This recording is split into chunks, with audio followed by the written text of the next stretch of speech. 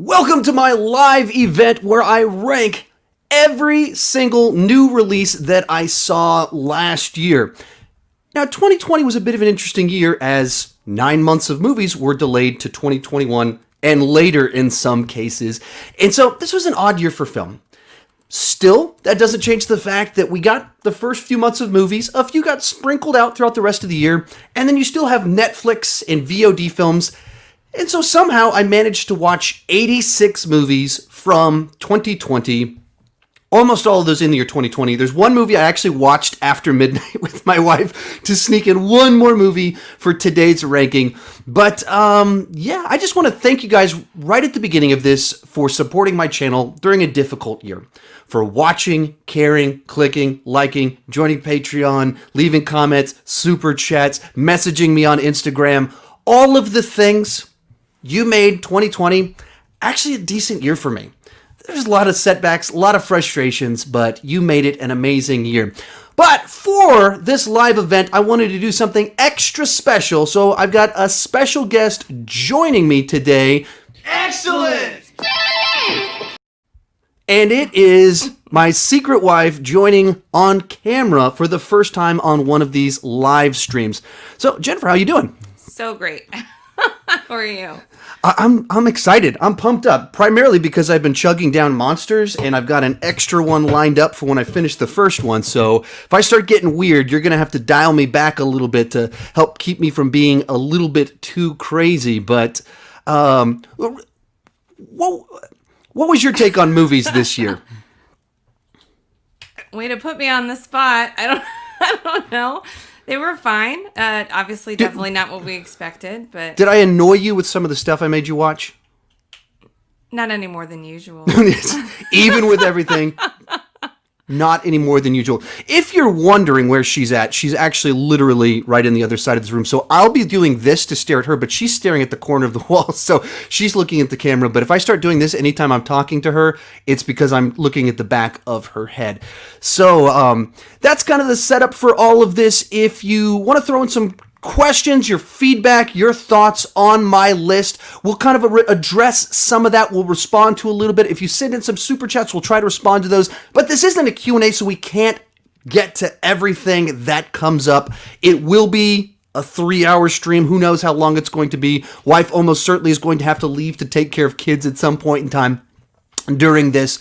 But, this is intended to be like a big look back at last year, a celebration of film, trashing some of these first films that we talk about. And, hopefully we can just have a lot of fun. And hopefully I won't pass out or lose my voice. But with all of that said, it is time to get started with my bottom 10 films of the year. Because we're going worst to best. And so we're going to kick things off with what for me was the worst movie that I saw in the year 2020. And that was Desperados. This was a Netflix original film starring the girl that played Dahlia in Aladdin 2019.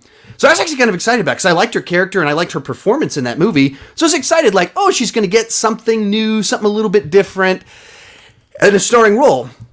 No, man, this movie was unbelievably bad. It was the script of a leftover episode of a sitcom from the 90s with the jokes from a bad movie from the 80s while trying to have like empowering messages for females while also having the most stereotypical, degrading stereotypes for a single woman in her 30s as she's emotional, irrational, makes horrible decisions. She's obsessed with men and marriage.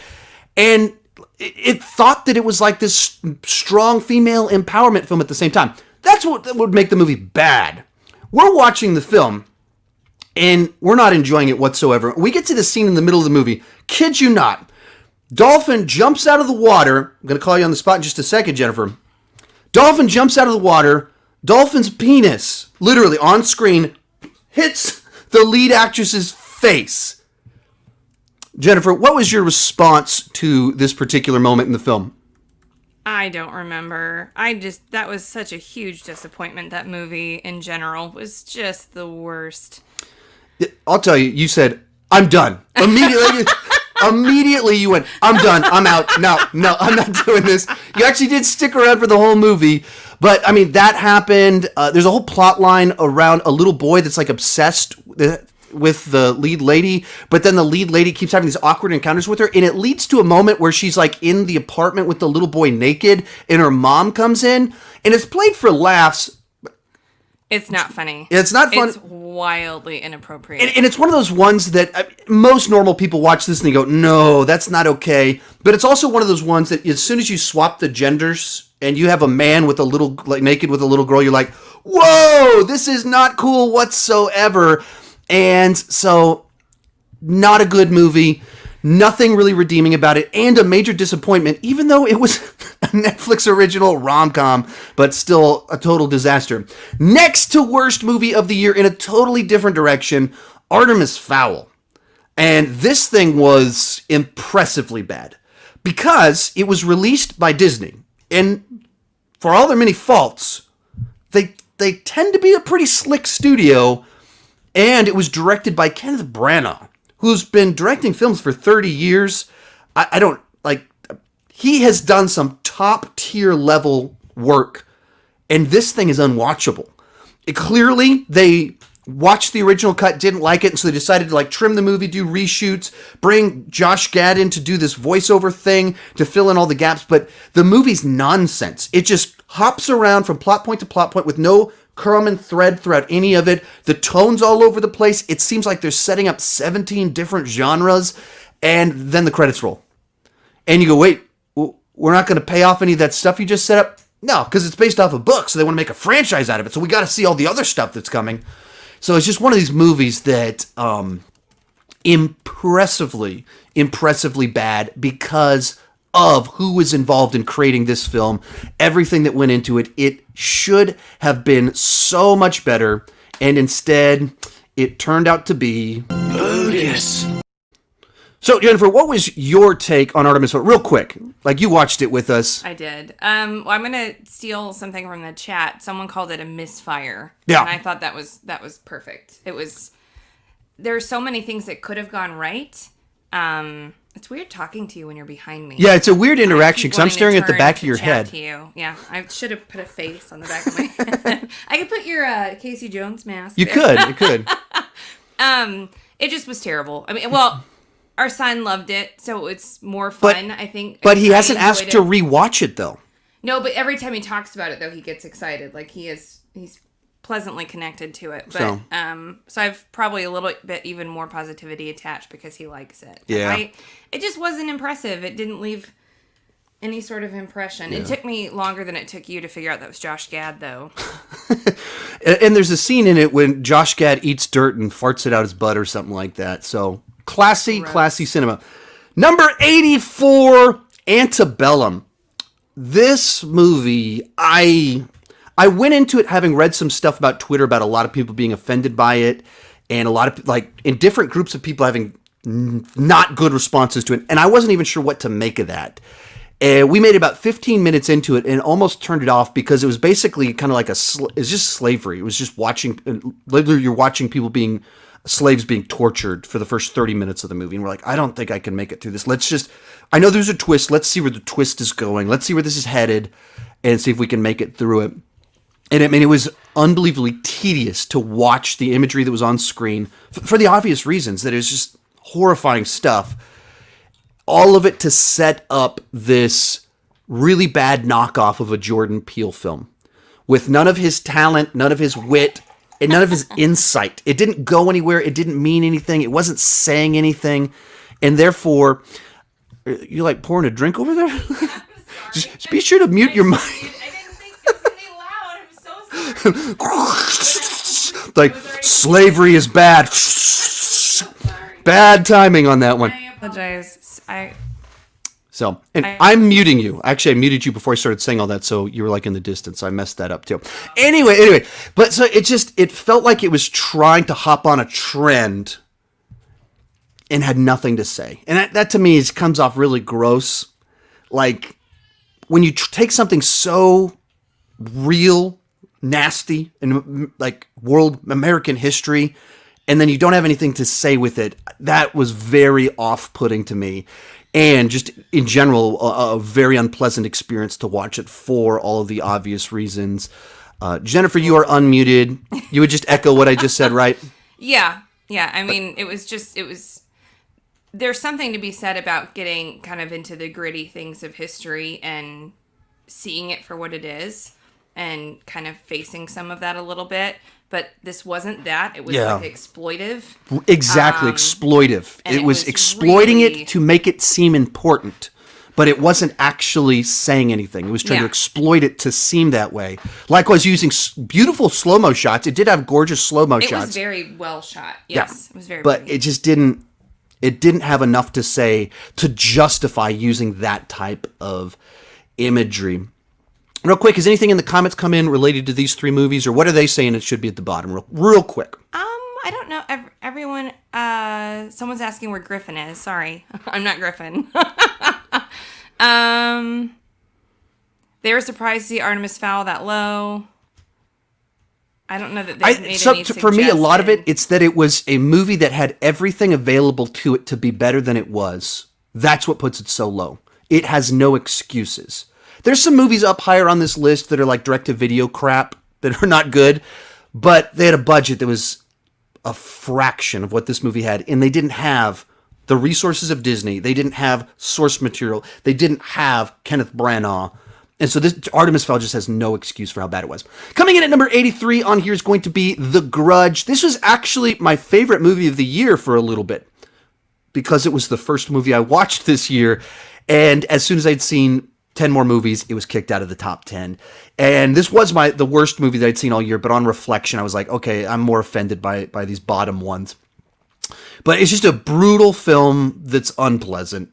3 unconnected storylines all surrounding around this house, and it doesn't build towards anything. There's no big twist reveal that makes you go, oh, what? There's nothing like that. You just go through the movie, watching these people with these depressing backstories, and then they're brutally murdered. It doesn't go anywhere. It's like this whole thing about wanting to have kids or grandparents, all this stuff that like you feel passionate, like care about the character, and then they die. Horrible deaths. Doesn't pay off, doesn't go anywhere. No life lesson, no character arc. They just die. They put all that in there to make you care a little bit and then kill them. So, charming stuff. Next up is going to be Capone. On paper, this one sounded like it could be really good because it stars Tom Hardy. I almost said Tom Holland. That would be a very different film. Tom still be bad. Hardy as Al Capone, which that could be a very cool movie. Until you like look into it and you go, wait a minute, what's going on here? It's about the last year of his life where he's dying of syphilis. Bogus. And then it's directed by the guy that directed Fantastic, the Fantastic Four from 5 years ago. Why? And then, not once, not twice, but I believe 3 times in the movie, Tom Hardy poops his pants. What a story, Mark. That's what this movie is. And I appreciate the fact if you kind of look at the interviews and stuff, Josh Trank, the director, made it as a way to kind of have his own processing of his own public humiliation of making Fantastic Four and his frustrations with it and the everything that went along with that. So he made this movie that's basically this formerly powerful man now dying of syphilis as his brain rots and humiliating himself for 90 minutes. If it was healthy, a good experience for Josh Trank to make the movie to help him being a healthier person, cool. I found it to be an unbelievably unpleasant experience to watch the movie. So, I won't be rewatching this one, and I can't say I recommend you check it out either. Number 81 is going to be Fantasy Island. Blumhouse Productions is an interesting one because they've got a movie in my top 10. They got a movie in my top 5 this year. A lot of years they have a movie in my top 10, top 15, and then they also always have something in my bottom 10. This is something I talked about multiple times with my buddy Cody Leach, and that's the spectrum of this studio. The best and the worst every single year, and Fantasy Island to me is one of those worst films. They take a concept that there's so much potential for. People go to an island and they get to live out a fantasy. And of all the potential options of what you could do with that concept, what do they go with? All of the things that you can do with this. Two guys want to go to a party, and one guy wants to be a soldier. Not a great plan. Totally wasting all of the storytelling potential, all the creative options to do something goofy. And then as you watch it, you move into the third act, and they start trying to do their clever twists. Makes absolutely no sense. It doesn't work. It doesn't tie anything together. You're like, wait a minute. That doesn't make sense. That doesn't follow the rules. So when this was happening, this person was thinking this. It was just total nonsense. And so I did not like this movie. Moving into our top 80, The Wrong Missy. I'll bring my wife back in on this one. So we kicked this one off. I started it thinking, hey, I'll put on a fun rom-com that my wife will enjoy. How long did you make it in this movie? I don't know. I intentionally went to sleep. It's like I put it on, I think 8 minutes. 8 minutes, and she's like, I'm out of here. I am not watching this movie. So she just checks out, and I decided to suffer through this film. So basically, at its core, the whole premise is this guy invites the wrong Missy to go on this work vacation, and the girl he does invite is a girl that was unbelievably annoying on some date that he went on months before. And so she shows up, and she's just really annoying for a long time. And then he discovers what makes her appealing after all. I mean, it's the cliche formula, except you hate Missy. Like, she's the worst. She's just so unbelievably annoying and has no redeeming qualities. And even adding to that, I think the thing that was weirdest about this movie to me is that like David Spade is in his like mid-late 50s. So this feels like a script that was written for him in the year 2000. And it just sat on a shelf, and Happy Madison was just like, hey, David, want to do another movie? Sure. Remember that script we had just sitting there? Because all these girls that are coming after him are 20 years younger than him. And David Spade, I'm not trying to pick on the guy, but he's not the guy that immediately, he's not Tom Cruise that looks like he hasn't aged in 30 years. He's not Tom Cruise. He's not Brad Pitt. I'm not trying to be mean. I'm not picking on him. He doesn't look horrible or anything like that. But he's not the guy that makes sense to keep doing this with at the age that he's at without acknowledging his age. It's just like a bad movie that there's a sequence in the movie where Missy is running, falls off a cliff, hits a tree, and falls on the ground.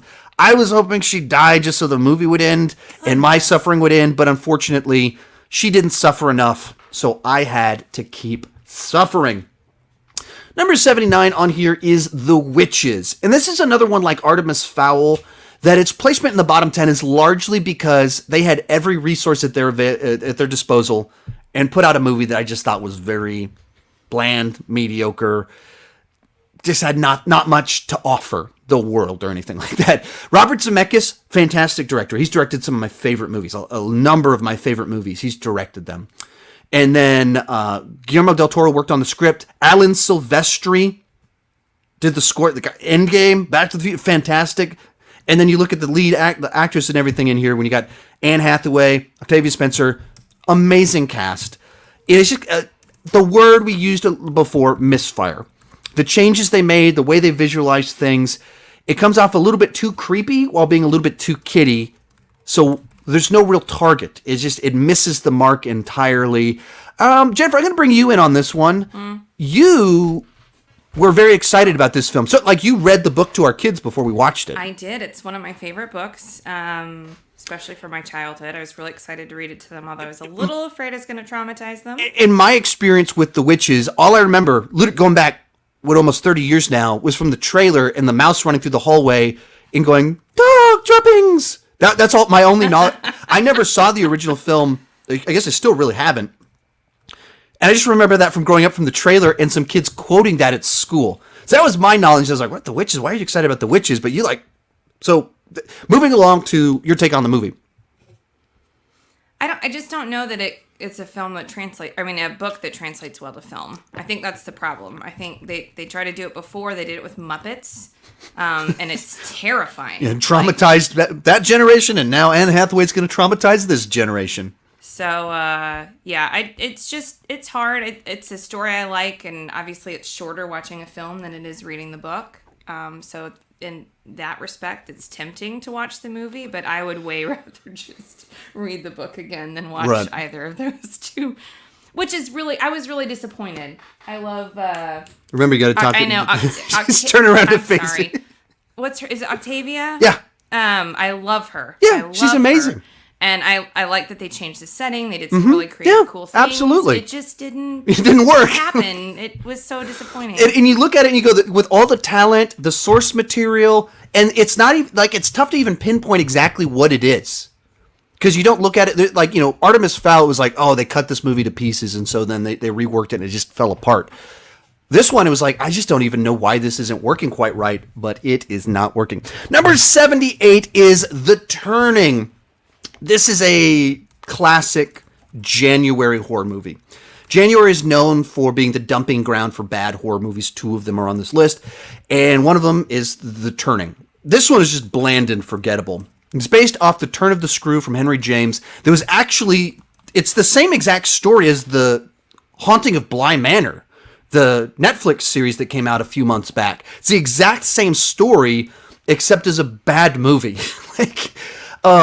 You just go into it, and it's every generic jump scare, every empty, hollow, creepy moment, all of the cliches of the haunted, creepy house genre crammed into one movie that has no ending. The credits start rolling, but there's no resolution to any of the plot lines. You're like, okay, where are they going with these kids, and what's going to happen with this lady? And then they just introduce this new plot point, like right before the end, and then the credits roll. And you're like, what? Like,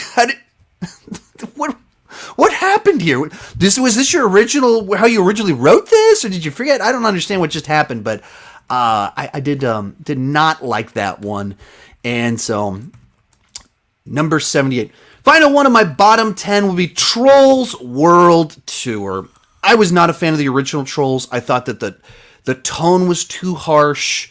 It would go between super kiddie stuff like trolls farting cupcakes, followed immediately by the plot line is that these ogre things eat trolls alive to be happy. It's just weird. It's such a dark plot line for a movie that has trolls farting cupcakes. So I didn't like it. Wasn't excited for this one, but at least the music was really good on the first one. The second one didn't even have that going for it. First off, Universal charged $20 to get people to try and watch this movie. Why? And so it was the first movie that came out after everything shut down. So apparently a lot of people did, and they made a bunch of money off of this. I refused to pay that much, so I actually waited like 2 or 3 months until the price dropped before I watched it. And it lived up to my negative expectations of just being really unpleasant. It's like a hero's journey story with like chosen ones and all these tribes and this fantasy adventure. But then it's also like super preachy while totally getting its message wrong. I mean, the movie is all about like celebrating our differences, accepting people who are different. And the very first thing that happens once they kick off their adventure is we discover that people who are different are dangerous. Probably shouldn't do that on a live stream because that's going to have ramifications for this very long extended stream. But so, and then at the end of the movie, everybody unites. We're all supposed to be friends. And then what happens? Like, unity. Don't separate based off differences. The next thing that happens, Barb and Poppy form a girl group. And that's the whole movie. Just stupid stuff like that, where they didn't think through it. I didn't find it funny. I just found it obnoxious. And not even the movie or music on this one was any good. I have spoken. Wifin. Right, bringing you in, Jennifer, real quick. You'd echo all of that. Anything to add? No, I mean, I didn't like the first one. I do like the music, but I do not. And our kids have a karaoke machine for it. It's like a Poppy karaoke machine that they use all the time. Both of our girls love to sing, so it gets a lot of use. So not that the Trolls movie hasn't brought joy into our life, but wow, it's an unpleasant film. All right, real quick, we're going to take a few minute break here to answer some questions, and then we'll get back to the 70s. Did we have any good questions come in? Super chats? We Anything had like? several super chats. Someone asked where you get your stuff in the background. They're specifically your Birds of Prey poster, but you have a link somewhere, right? So there's a bunch of different things to address on this one. Where stuff comes from. So, for example, this right here, you can't see it. For example, this thing you can't see. This right here is a Tony Stark arc reactor that was sent to me by a fan, actually a supporter over on Patreon. Just make sure I get his name right. Joey Jansen, who's probably in the chat right now, and supporter over on Patreon. And he sent this to me as a Christmas present. That's amazing. This right here is a Sean Chandler Talks About Funko, sent to me by another supporter over on Patreon as a gift. It's amazing. It's me as a Funko. That is truly amazing. My posters come from all over the place. I have a link in the description of most of my videos. Probably not this one because it's a live stream, so the details are a little bit different as how I do it. But I have a link that'll show where you can get my posters. Where do I get them? I got all of these at press screenings. That's as part of where I watch movies when theaters are open. They're press screenings, and so they're trying to promote the film, and so like they gave me a Bloodshot poster and t-shirt. They gave everybody a t-shirt at the press screening. These posters came from the press screenings for these movies, so it's a lot of different places. But Funkos, I buy them Walgreens, Amazon, and then a lot of my posters are available on Amazon to purchase, so you can find them. Super chat come in from Belief. Been here since Civil War videos in 2015. Your enthusiasm gets me to watch videos that I shouldn't even care about. That's awesome. I love that. That you would, people tell me that all the time. Like, I don't care about this subject at all, but I love your videos so much. And so that's amazing to me that you do that. Are there a couple more questions for me before we head off back into our next section? I'm trying to answer them. So if you can come up with a question, I'll tackle one that I've been getting on my worst video list. So one thing that people were asking me about quite a bit on my 10 worst of the year was, where was Cuties? So many comments. Where's Cuties? Why wasn't Cuties number one? The simple answer, I didn't watch Cuties. I had no interest to watch Cuties. There's no reason I would watch Cuties. And then everything around it, I was like, I don't want to watch that. So I have no clue where punching my lights next to me. I have no clue where it would have ended up on my list. My understanding from reading a number of reviews, analysis from people that were even critical of its existence, the director was well-intentioned, had actually the same mindset as the people criticizing it, but it's just one of these really bad ideas that it's like, you created the thing that you were criticizing. In order to criticize this certain sexualization of children, you had to sexualize children. And especially with the marketing, there's no way I was going to watch this. No interest in watching it. So, yeah. Is your nose starting to itch already? Not too bad. There's a little bit, actually. There's a little bit of something, but I'm not going over the edge on it. If you know what she's talking about, my nose itches quite a bit. My nose will very quickly start to itch when I start talking, especially when I'm hopped up on stimulants. So we'll see what happens with that. But did you have another question for me? Stephen Jenkins asked earlier, I'm so sorry, are any of the bottom 10 movies worth watching ironically? Okay, so Stephen Jenkins, great question. Asking the question, in my bottom 10, are any of these movies so bad they're good that they kind of loop back around? Desperados, no. Artemis Fowl, if you watch it with a group of obnoxious friends, that would probably be fun, because there's just a lot to tear apart. Antebellum, absolutely not. The Grudge, absolutely not. Capone, once again, if you watch that with a group of obnoxious friends, you're seeing this scene that's playing totally straight, and there's like guys talking, Capone sitting there with guys from the FBI, and then you hear...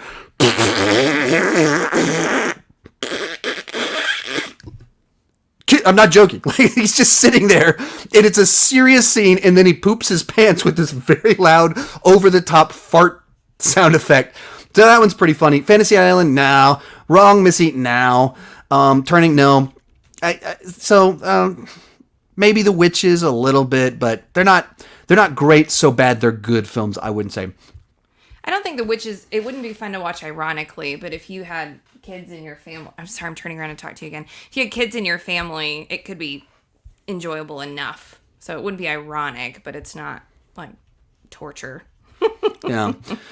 So here's a question I keep getting from people. What movies are you most excited for 2021? That's literally my next video that I'm doing. I post my schedule on my community tab and social media every weekend. My next video coming out is what am I looking forward to? Got a whole video of it, so I don't want to tackle that too much in here.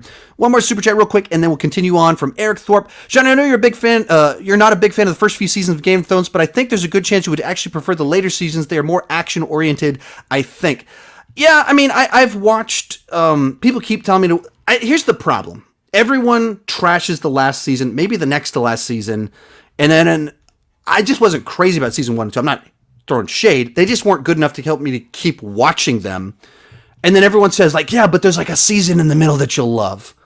And that's to me like, okay, so I need to rewatch a couple seasons. I didn't get it entirely into like everyone else. I'll be mad once the show ends because of bad final season, but there'll be a little bit that I'll like in the middle. That's what kind of people keep saying to me. And at some point in time, maybe I'll watch through it just because it's such a culturally important thing. But there's just a big side to it that it's just not appealing to me really to do something like that when I just didn't care for it the way that other people did. All right, moving into the last little bit of the 70s. Coming at number 76, this will be maybe, I don't know if this is surprising for the wifey, Iron Mask. Iron Mask. So we watched this one last night after midnight. This was the final movie that was watched for this video. If you watched the title of this video, it was 85 movies ranked yesterday, and it turned to 86 because we watched Iron Mask. And if you don't know what this is, basically it was marketed as finally Jackie Chan and Arnold Schwarzenegger team up for a movie. I mean, I got to pull the images up on this too. To get the full effect of appreciating. I don't know that you can. You can't. I don't know that you can even convey levels of appreciation. But so it's marketed as that. And here, pull this up real quick for you. This is the image right here. That's Arnold with Jackie Chan in this prison cell. And there's a guy in an iron mask, as you can imagine, that they're like trying to free. Arnold is the prison guard guy. But here's the deal on this one. That's not what the movie's about. They're in 15% of the movie, barely ties into the main plot line, and this movie doesn't know what it is. Like, it's made by a Russian production company. It's set primarily in China and has a Chinese aesthetic. The lead character is British, and then it has Arnold Schwarzenegger in it as this prison warden, prison guard guy. And then there's a dragon at the end of the film, and there's this cute creature, but it's a martial arts movie that's corny. I mean, this movie is all over the place. And the only reason anyone would pay attention to it, I imagine, is because of the stunt casting of Jackie Chan and Arnold Schwarzenegger for 15 minutes of screen time in this deal. Jennifer, did you love it? I had fun with it. I wouldn't say I loved it. It's better. I can't remember the one we watched. I think it had Arnold in it, and he was literally in like 5 seconds. And do you know what I'm talking about? If you keep talking, I will. Well, but I can't remember anymore. He was on the cover. It was advertised as he was in it. I think it was Arnold. I don't think it's Arnold. Shoot. Do you know who it is? Tell me what you got to say a plot point.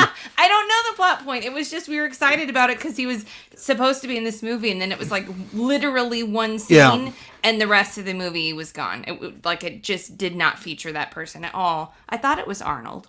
It could be. I don't think he's done as much of those kind of real tedious or over the top. There was the one that was it the sheriff? He showed up at the end. No, it wasn't the sheriff. I think it was like a murder. I don't know what I'm talking about? I don't know what you're talking about. I'll look on IMDb. Anyway, if you can look it up, see if you can find it. Number 75 on here is going to be Welcome to Sudden Death. If you don't know what this is, it's actually a remake of a Jean-Claude Van Damme film from 25 years ago. JCVD. It's basically a Die Hard knockoff is what it is. I think it's a really enjoyable Die Hard knockoff. It's one of Van Damme's better films, but its plot line, it's a Die Hard knockoff. Yes, Killing Gunther. Thank you. Oh, Killing Gunther. Sorry. Okay, gotcha. Thank you. Okay, that's okay. Fair enough. But that was from 4 years ago, so there's sorry. Okay. So the movie she was talking about, you just have to be able to read my mind. the movie she was just talking about was called Killing Gunther, and it's like a movie about these guys trying to kill Gunther. Arnold is Gunther, and so he's in the last third of it, but he's not really in the first hour of it. So it's not. I know what she's talking about, but they saved me. Thank you, comments. So, but Welcome to Sudden Death. It's a Die Hard knockoff remade. And with Michael Jai White, who I checked it out because sometimes he does really good ones, or like really good, fun direct-to-video movies, and sometimes he does ones like this that are just, it's rated R, but it's super corny. Everything's overlit. It looks like a Disney Channel show, except it's an R-rated action movie. So the tone was wrong. Everything about it seemed wrong. So, and why would you remake a knockoff of Die Hard? That's such a weird thing to do. Number 74, Legacy of Lies. This is a Scott Adkins direct-to-video action movie that just forgettable. Just not, I didn't even remember much to say about it. I like went, yeah, okay. I don't remember hardly anything about that movie. And if it made absolutely no mark, I can't put it bottom 10 because I didn't hate it. But certainly can't have it very high because it's totally forgettable. You watched that one with me, didn't you? Which one? I'm sorry. Legacy of Lies. Scott Adkins. I think you did watch it. Yeah, I did. But we can't remember anything about it. No. That tells you everything you need to know about this movie if we can't remember anything more whatsoever about our about it. conversation before the movie than I do the movie itself. Next one on here, number 73, Doolittle. Doolittle. They've been asking about that So one. I imagine tons of people asking about Doolittle. And, I didn't fully hate it the way some people did. And had I not seen 86 movies, like you can look at a bunch of this stuff in here. You guys didn't watch that stuff. You guys didn't watch Welcome to Sudden Death. And you skipped most of those ones. So otherwise, this might have cracked the bottom 10. There's some fun adventure elements to it. It's a little bit more professionally made than some of these other ones, but just like, I guess that's our word for the day, misfire. Like that, this accent that Tony Stark decided to go with, not a great plan. It just doesn't work. Is it like it's distracting to hear him talk with this bizarre accent. And then from there, it goes into this narrative that the pieces just feel off. The mix feels off. And the thing that really kills it is the sense of humor. That goes for the lowest common denominator whatsoever. There's like a fight scene between two animals, and one of the animals kicks the other one in the balls. And then in the big climax of the movie, there's a dragon that is suffering, and going to spoil the end of this movie for you. Turns out the dragon ate some knights, and their armor got stuck in his colon, I guess is how that works. And so then Dr. Doolittle's got to clear out the blockage of the armor. So Dr. Doolittle goes into the dragon's butt to pull armor out of his butt. And then as soon as he removes the blockage, it releases an epic dragon fart for laughs. I thought my jokes were bad. And that's basically where the movie ends. And you just kind of go, what were you thinking? Why would you do that? Like, it's baffling to me sometimes how certain things happen, how they get greenlit, and how nobody went, you can't end a movie with a fart to the face. Like, nobody wants to see that. This is not a good idea, but still, that's what they went with anyway. Number 72, for those of you that are looking for a so bad it's good or watch it ironically kind of movie, Jiu-Jitsu. So it stars Nicolas Cage and is a Predator knockoff with bits of the Bourne identity while being a martial arts film. You got Tony Jaa, who's a fantastic martial artist, thrown into the mix, and the guy that starred in the remake of the Kickboxer films. There's no way to defend it as good. The martial arts are wildly uneven in the way they're choreographed. Some of the special effects, bad. But if you're looking for a movie to watch with your obnoxious buddies, Nicolas Cage and his really bad stunt double, or clear stunt double, bad stunt doubling, maybe that's the better way to phrase it. This is a fun, bad movie. Jennifer, you watched Jiu-Jitsu with me. What was your take on this classic? I'm occupied. You're going to have to keep going. Sorry. Oh, she's occupied. Don't know what that means. Don't want to know because it'll distract me from my amazing insight. But so, movie Jiu-Jitsu, bad movie, clearly derivative of 1,000 things.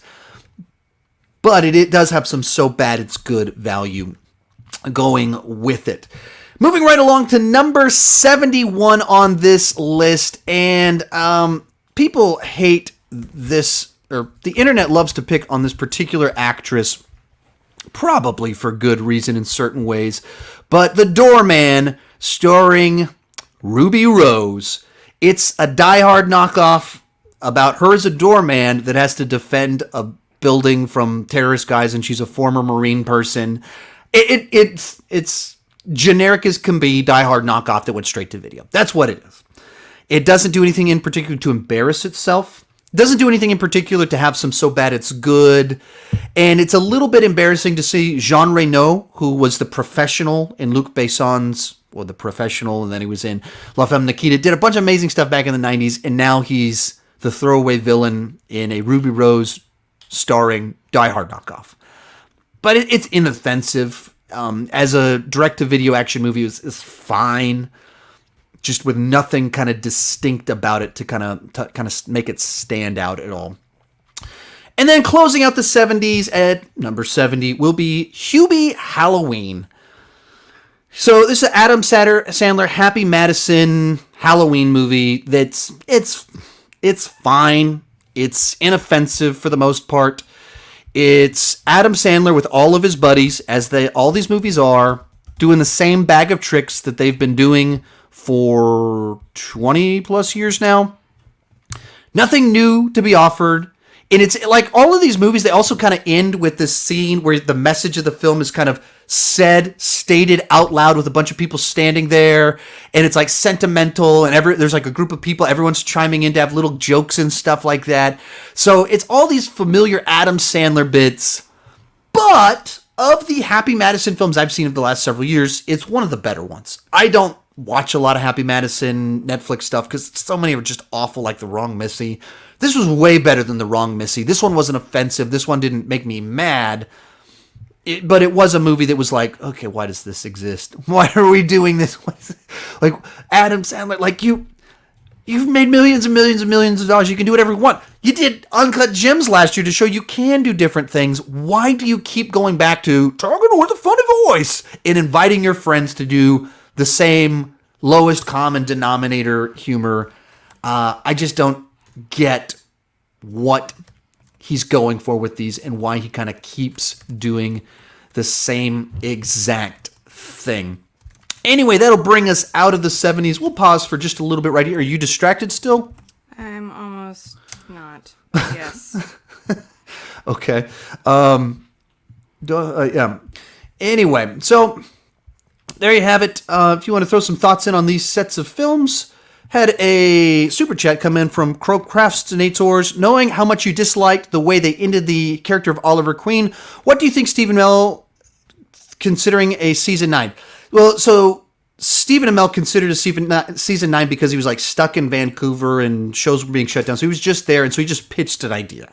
It couldn't go anywhere. It couldn't happen because they didn't write it. They didn't plan for it. So you can't just greenlight $30 million, $20 million for a season of television.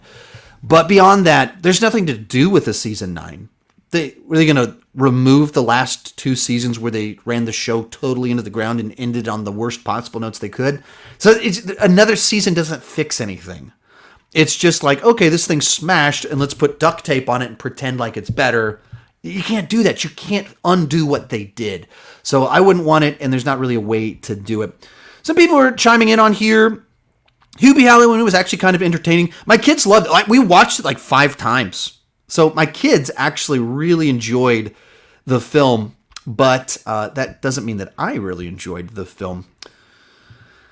Shishang with the super chat. Thanks so much. Appreciate all the dedication, Sean, towards putting together such a great ranking. Thank you much. All right, Jennifer, you got anything for me? We've got trolls. They're driving me crazy. Just block them, can you? I am, but they've got multiple accounts. I'm sorry. I'm trying as fast as I can, but as soon as I block one, another one's popping up, and Yeah, just block away. So I'm sorry for a bit. I'm going to be not able to comment. All if right. y'all can report them, great. I'm blocking them as quickly as I can, but we don't need to give them any more attention than that. Eric had a question: GoldenEye or Skyfall? I'd have to rewatch them closer together to have a stronger opinion. But the quick take is GoldenEye is a much more nostalgic film for me. By default, is GoldenEye means a lot more to me, but I don't know which one I would say is better. Jinboy, this was actually to my wife. Have either of you watched The Queen's Gambit? I actually reviewed it over on my Instagram account and then over on Patreon. I just watched it too late to review it on my main channel. But yeah, we got sucked in. She put it on. I don't think I was planning on watching it. I was begging you to watch it. I was like, can we please watch this? I really want to watch it. Everyone's talking about it. I'm assuming you should watch it because everyone's talking about it. So watch it with me. But, yeah, if you Finally you did. Yeah, and I mean, we binged it in 2 days. It's one of those shows. It's weird how like addictive it is. It just doesn't make any sense. No, it really doesn't. I still can't tell you why it's interesting. Yeah. So I don't know, like we're old and we have kids. So staying up late is tough for us. And the fact that we were able to binge it as much as we were, as quick as we did, was pretty impressive. But you can have more articulate thoughts. My 1 minute review over on Instagram back a month or two. Vinny. And Vinny sent us a super chat compensation for dealing with the trolls. Unnecessary, but appreciated. yeah, it's part of the game. Yeah. Man, they're impressive. I'm sitting here right here blocking a group of them too. It's kind of fun. Here's the funny thing about this. Imagine being such a loser that you're sitting there creating accounts to tell me to get a life. Like what? Like they don't see the irony in that. They don't see the irony in they're doing the most pathetic thing that you could do at the moment. Your fans have your back. They've been all over them. Yeah, that's the 99% just fantastic, and then you always have that 1% that kind of drives you mad. That are not one. They're not whatever those people are. Whatever you would call them, they kind of drive you mad a little bit. So take a couple more questions, and we'll dive into where are we at the 60s? And we're already 50 minutes into this deal. Whew! Zachary asks, do you want to see a Back to the Future reboot with Tom Holland and Robert Downey Jr.? So I have a video on my channel where I make an argument for doing excuse me, that's a problem with drinking soda. Doing a reboot of Back to the Future. I am for it. I'm not saying take the script of the original one. What I'm saying is the central concept of a present-day teenager going back in time to when their parents were in high school is a timeless concept that's interesting and new every new generation. A 1985 high schooler going back to 1955 is interesting in a totally different way from a modern-day generation, whatever you would call it, like the woke generation, politically correct generation of now, where Donald Trump has been president for 4 years, going back to 1990. Like that, it would before internet, before cell phones were before smartphones. That's interesting. Do I want Tom Holland, Robert Downey Jr.? No, Tom Holland is 25. He can't play in high school. You got to stop playing in high school at some point in time. So that would have been fun 4 years ago, but he's too old now. That could have been cool. That might have been nice at some point in time, but I am for the idea of doing it. And you get like snappy talent. You don't just do a beat by beat. You get like you bring in Lord and Miller or something like that. Do something different. But that central concept, I think it changes over time. Take one more of these super chats and then kind of move on. I've never seen any James Bond films, but I want to watch some before the new one. Should I watch all of them in order or only certain ones? Just watch the Daniel Craig films. You don't need to watch any before that. You don't need to. Need is the key word. If you like them, then kind of go back and watch the Brosnan films and watch a few of watch like Goldfinger. A couple from Connery, a couple from Pierce Brosnan, or just watch GoldenEye and Goldfinger. And you'll see they're very different because it's a franchise that goes back almost 60 years now. So the pacing, nature of them are very different. Each actor, his stuff normally has a continuity, but like the Daniel Craig ones aren't building off of the previous ones. You can just start with Casino Royale and that works. And then you can watch GoldenEye without having watched the ones before that. Any final comments real quick before I go back to it? No, I just want to say Daniel Craig is the best. Yeah, we're big Daniel Craig fans in the Chandler household. All right, bringing us into the 60s at number 69, and this is unfortunate. It's You Should Have Left. You Should Have Left. And this is a movie starring Kevin Bacon. That's a kind of a haunted house thriller, kind of family drama type film. And it's frustrating because Kevin Bacon's really good in it. Like I almost like the movie just based off Kevin Bacon, but it's just kind of nonsense. It's a spooky movie where it's like they started with the spooky and didn't come up with a coherent logic for any of it. So it's just spooky that kind of goes nowhere. A twist that doesn't make a lot of sense, that doesn't work all that well, just so that you can have these images that happen. And it's from a guy that I haven't seen the previous spooky stuff that he's done, but highly praised things from the past. And so this one was just a real letdown, unfortunately. What was you watched this one with me, I did. The wife? Yeah, it was disappointing. I don't like horror films anyway. And so I was kind of excited / terrified that I was watching it. But it just didn't go anywhere. It just didn't pay off. I was disappointed. Yeah, so it's a movie that you could see how it could have been much better with just some small changes, a little bit more logic. I suspect that maybe there was some big work that went on in the editing room. It used to be longer or something, because it was only like 90 minutes, but disappointing. Number 68 will be Rogue. Rogue. This as a Megan Fox led action movie. Yeah.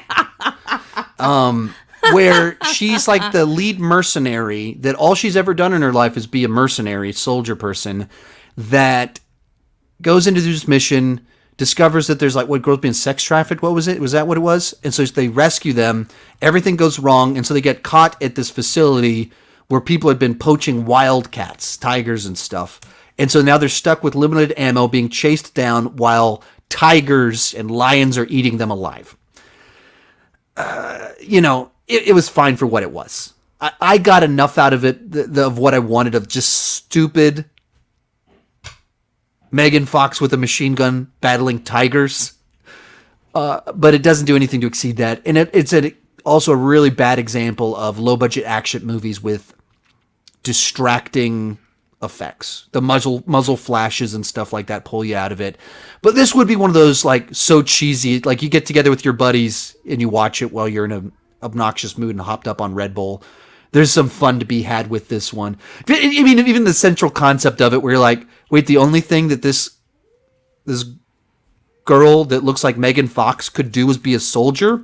Has she thought about being a model? Like, has she thought be on the cover of Maxim magazine? I'm pretty sure she could have done that because she has been on the cover of Maxim magazine. It's stuff like that just she does her best with it.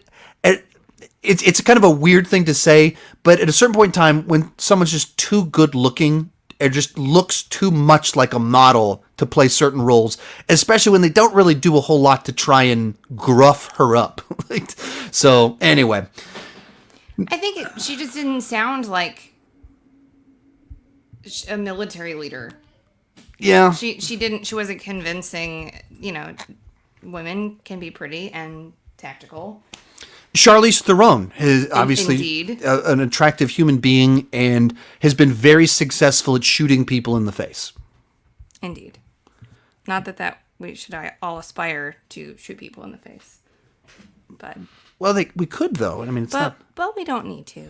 All right, moving right along. Next up on here is going to be Scoob. This one was a huge, huge, huge disappointment for me. Unfortunately, our kids love it. Yeah, our kids love it, so we've seen it a lot. I dug the trailers. I thought the trailers touched on the nostalgia just right, kind of got the dynamic while kind of hinting it was going to be an origin story with and then the mystery and everything. And there was a little bit of like the wacky stuff was going to, and you knew it was going to tie into the broader Hanna-Barbera universe. But then when you watch the movie, it's like the Avengers for Hanna-Barbera. Like it's a superhero film with the chosen one, a heroic sacrifice, team up from all the different franchises, except it's Scoob. It's Scooby-Doo, and we haven't established the characters or anything like that. So it was just, of all the things to do, why wouldn't we, like, can we get some setup? Like, why are we not setting anybody up? And why are we going immediately to a superhero epic? Not a great plan. I just don't get it. I don't know what they were going for. And when it, like every single cliche of superhero movies, I mean, there was even a sky beam. Why? And that's kind of just pulls me out of it a little bit. Like, it just distracts me. It disappointed me. If this had been like the fourth movie in a shared universe of where everyone was set up, maybe I'd be more okay with it. But even then, it just felt so generic and relied on like even outdated cultural references, like Simon Cowell. Has the script been sitting on a shelf for 12 years? Like, why, of all the references, Simon Cowell? So another one that should have been so much better, could have been so much better, and instead was just kind of another generic film. Now, here's where these lists get a little bit interesting. So the next one on this list actually surprised me, and I enjoyed it way more than I was expecting, and had a great time with it. But it's still really low on the list, and when I show you the movie, you'll know why it's very low on the list. But I actually only have positive things to say about this movie. Next film on the list is actually Deep Blue Sea 3. And so this is a direct-to-video shark movie, third movie in the Deep Blue Sea franchise. I actually had a fun time with it. It's a bad shark movie. It's a dumb shark movie. But it knows it's a dumb shark movie and sets everything up just enough right to have fun with it. To where, like, Scoob should have been way higher on the list. Deep Blue Sea 3 should have been lower on the list. In fact, 2-3 years ago, Deep Blue Sea 2 came out. Wife and I checked it out. It was in my bottom 10 of the year. This one is a lot better than Deep Blue Sea 2. This one delivered the fun that I wanted and the experience that I was looking for. Are you able to chime in on this one? Yeah. All right, Deep Blue Sea 3. What did you love about this film? It's been a minute since we've watched it. I'm disappointed I haven't watched it a second time, but it was... Even that you said that. You just said, I'm disappointed we haven't rewatched Deep Blue Sea 3 yet. I don't know what to say about it because I haven't seen it recently, but it was way better than 2. 2 was the worst. Yep. Wasn't obviously as good as the first. Of course. But of course. it was fun. It was a good time. It knew what it was. I'm a huge shark movie fan, so... It's a B movie that knows it's a B movie. Yes, it's a low budget. It knows what it is. It knows what it is. It's low budget, and therefore it puts all of its budget into the things that you want to see. And it's a lot of people getting eaten, some rescues. It's all the stuff it's supposed to have. It actually has. And so it's low on the list because it's a B movie. It's not a great movie. But if you like these types of movies, it's actually quite good. That's where these rankings get difficult because between like the movie next lower on this one, Scoob, that we just talked about, that's this big budget film that's from a franchise and a bunch of money behind it. The next one on this list, like a moderately budgeted Netflix film. So you're comparing films that I had very different expectations for each of them, and they're all in the same little window on this ranking that makes all of this stuff interesting the way that it plays out. So next up is going to be The Babysitter Killer Queen. The Babysitter Killer Queen is a sequel to the original from, I think, 3 years ago. I think it was 2017 when the original one came out. And I was a big fan of that film. I really dug the first one. It's directed by Mick G. and stars Samara Weaving as the babysitter. And they got the formula right of... It's a story about this kid that's a little bit too old to have a babysitter. His babysitter is the coolest girl on the planet. Very attractive, and so it's just an interesting dynamic that he's too old but has the super cool babysitter, and then it turns out that she's in a death cult and wants to kill him. And so perfect babysitter turns into killer babysitter, so it's a coming-of-age story. Mick G's immaturity fit the film perfectly. So it's just a lot of fun, a lot of gnarly horror stuff. Robbie Amell's character is a blast in it. And then the sequel, because of what happens at the end of the first film, kind of has to change the formula up, and they didn't find a way to capture that magic again. So it has all the energy, it also all the attempts at jokes. They just don't quite land right. And in order to bring back our title babysitter, they have to like rewrite some stuff in the plot a little bit and give some backstory that I think undermined the continuity a bit that I didn't care for. So that one disappointed me. Next up is going to be Valley Girl. Valley Girl. This is a remake of the 80s film Valley Girl. The original one starred Nicolas Cage. This one has the girl from Happy Death Day. And it's a musical, but they're singing old 80s songs. Isn't it a remake? Yeah, that's what I just said. It's a remake of the 80s film from the Nicolas Cage. So we checked this one out because, you know, wife, she picks a different actress every couple years to like get obsessed with. And the latest addition to the craze is this actress. And so she's in a couple movies this year, but after Happy Death Day, my wife, Jennifer, does not do horror movies, but she really dug those movies, probably because they're time loop films. Yes. And so she's been the new obsession. And you like musicals, rom-coms, everything about this sounds like it's a movie that should have made a bigger impact. Agreed. But yeah, it just didn't make an impact. I assumed it was one that you'd maybe rewatch. It hasn't happened. Hasn't happened. You haven't talked about it, and I can't even give specifics. It's just a movie that didn't do anything to cut through. Nothing to annoy me. Nothing to drive me crazy. Nothing that stuck in my mind, except for perhaps the inclusion of this shady gentleman right here from YouTube. But besides that, nothing about it was all that memorable. It just kind of happened and then disappeared. So I can't put it much higher up on the list. Moving right along to number 62. This is another one that was super disappointing for me. Irresistible. This is a film directed by Jon Stewart of The Daily Show. So I'm a big fan of The Daily Show. And it stars Steve Carell, and it's kind of like this political film about election stuff. And so it's timely, but it wasn't just jumping on any of the obvious paths. It wasn't, it wasn't doing the Orange Man bad. It wasn't it wasn't anything like that. It wasn't the obvious path.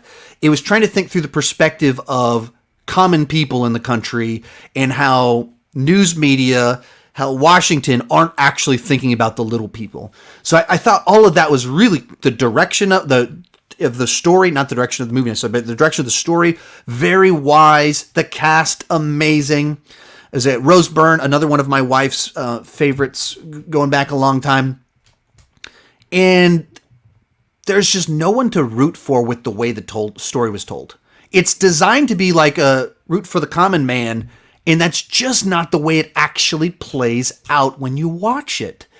And so a movie that I was pretty excited to check out, thought could have something to say, because Jon Stewart has had so much to say about these things and has a good take. He doesn't normally take the cheap, easy path. He's not just he certainly has his leanings in the way that he goes with things, but he's not just a team player. And I thought it didn't capture the magic as it should have. Do you have any thoughts on that one? Do you even remember it? Yes, I remember it. I just, hold on. Sorry. The way this is about to play out is interesting. I didn't even mean to do this, but the base what the next movie on this list is kind of funny in light of the last couple. Any thoughts on it? No, it just wasn't what I was expecting with those people in it. I was expecting more and hoping for more. So, along these same lines, at number 61, The Rhythm Section. So I like revenge action movies. That's my thing. And speaking of actresses that my wife really likes, I feel like I'm getting picked on. I skipped one on here, actually. We got to go back to number 63 in just a second. Okay, well, why are you going back, or are you continuing to talk? I'm continuing, because I already have it pulled up. Okay, I just need to say something real quick. Yeah. If anybody is even remotely rude, I'm just kicking you off the channel. Like, I can't put people in timeout and then kick them off. So don't say anything rude. Don't do politics, because you're going to be booted. And I don't want to do that. if you actually want to engage about movies. Yeah. We're not looking to be mean, nasty. Nope. Some jokes just don't carry over, and there's too many people that are actually trolling for us to be able to tell who's what's joking he, and who's and so trolling. there's just too much actual trolling going on. So we're pretty loose with our booting of people. So back to the rhythm section. Channel. Bye. Back to the rhythm section. It's a revenge action film starring Blake Lively, another one of wife's people's that she loves whenever Lively. she's in Who stuff. doesn't love Blake Lively? I think Ryan Reynolds agrees with you too. Oh, so of that's course he does. Of course he does. And so actually I proposed it like, hey, wife, want to go see this violent action movie? No, I don't think I want to do that. It stars Blake Lively. Oh yeah, absolutely. So is we went that to a this, true story? probably not how I proposed it. But normally she doesn't go see these ones with me at the press screenings. She did go to this one because of Blake Lively. It's fine. It just doesn't. It's just, there's some cool ways some action sequences are shot because they're designed to be like in the room. So there's a fight scene with Jude Law, and it's like there's a guy just holding the camera, like following them around as they're doing this vicious choreography and slamming into tables and stuff. And there's a car chase where you're like in the car with them with the camera, and so that was cool. But in general, the movie doesn't leave a mark. It's not particularly memorable. Okay, so I missed number 63.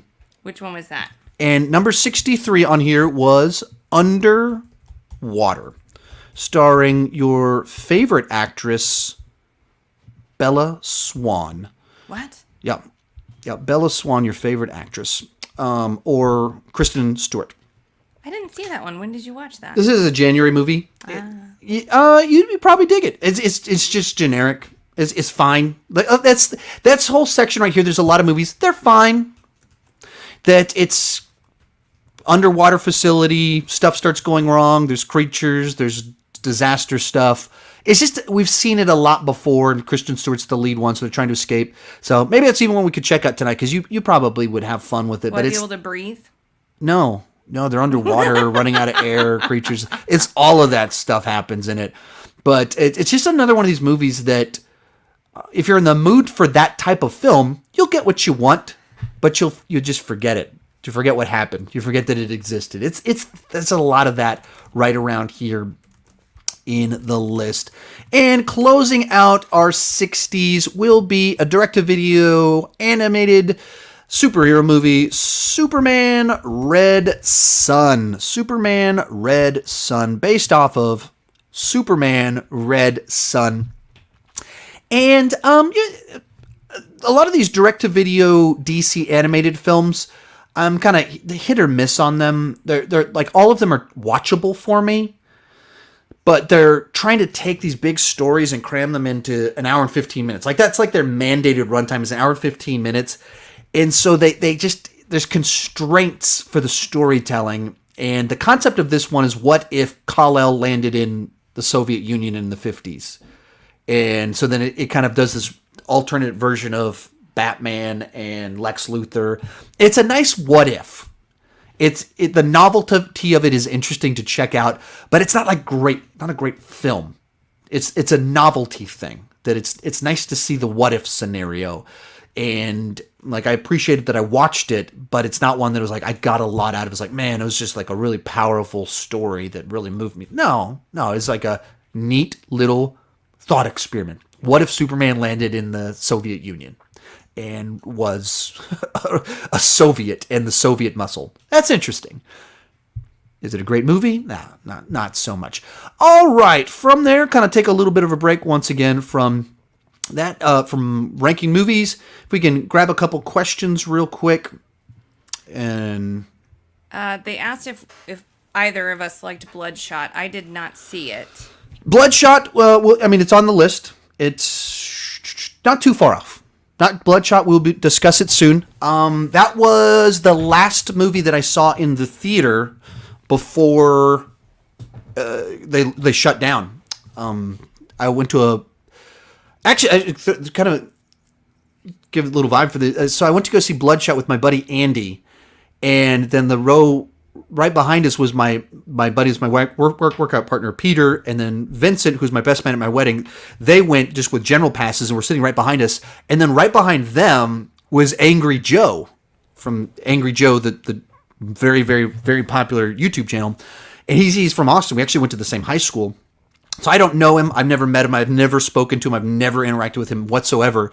But like sometimes he'll just be at these press screenings. So like every time I turned around to look at my buddies and talk to them before the movie started, I'd be like always caught off guard and be like, or do kind of one of those because like that's Angry Joe. He's got like 3 million subscribers.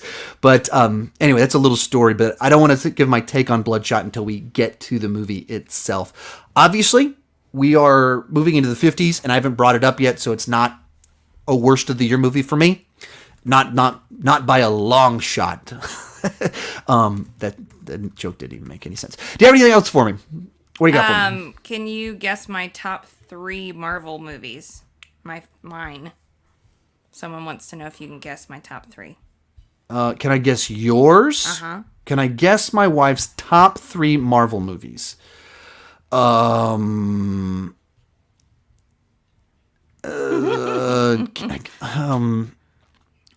all of them? I guess so. No, I don't. I don't even have a guess. Really, I don't think I have a guess. No, I don't. I honestly don't know. I don't know where you would go on it. Okay. Can you tell us? I'm interested now. I think I'd have to go with Endgame. Endgame. Really? Interesting. And then What about I mean, I also know what to you is like what makes Endgame awesome. I think I like the way it ties all the stories together. I mean, it just everything, of course. And a time travel. Of course, time travel, like my favorite thing. I don't know. I just feel like I haven't gotten to see it.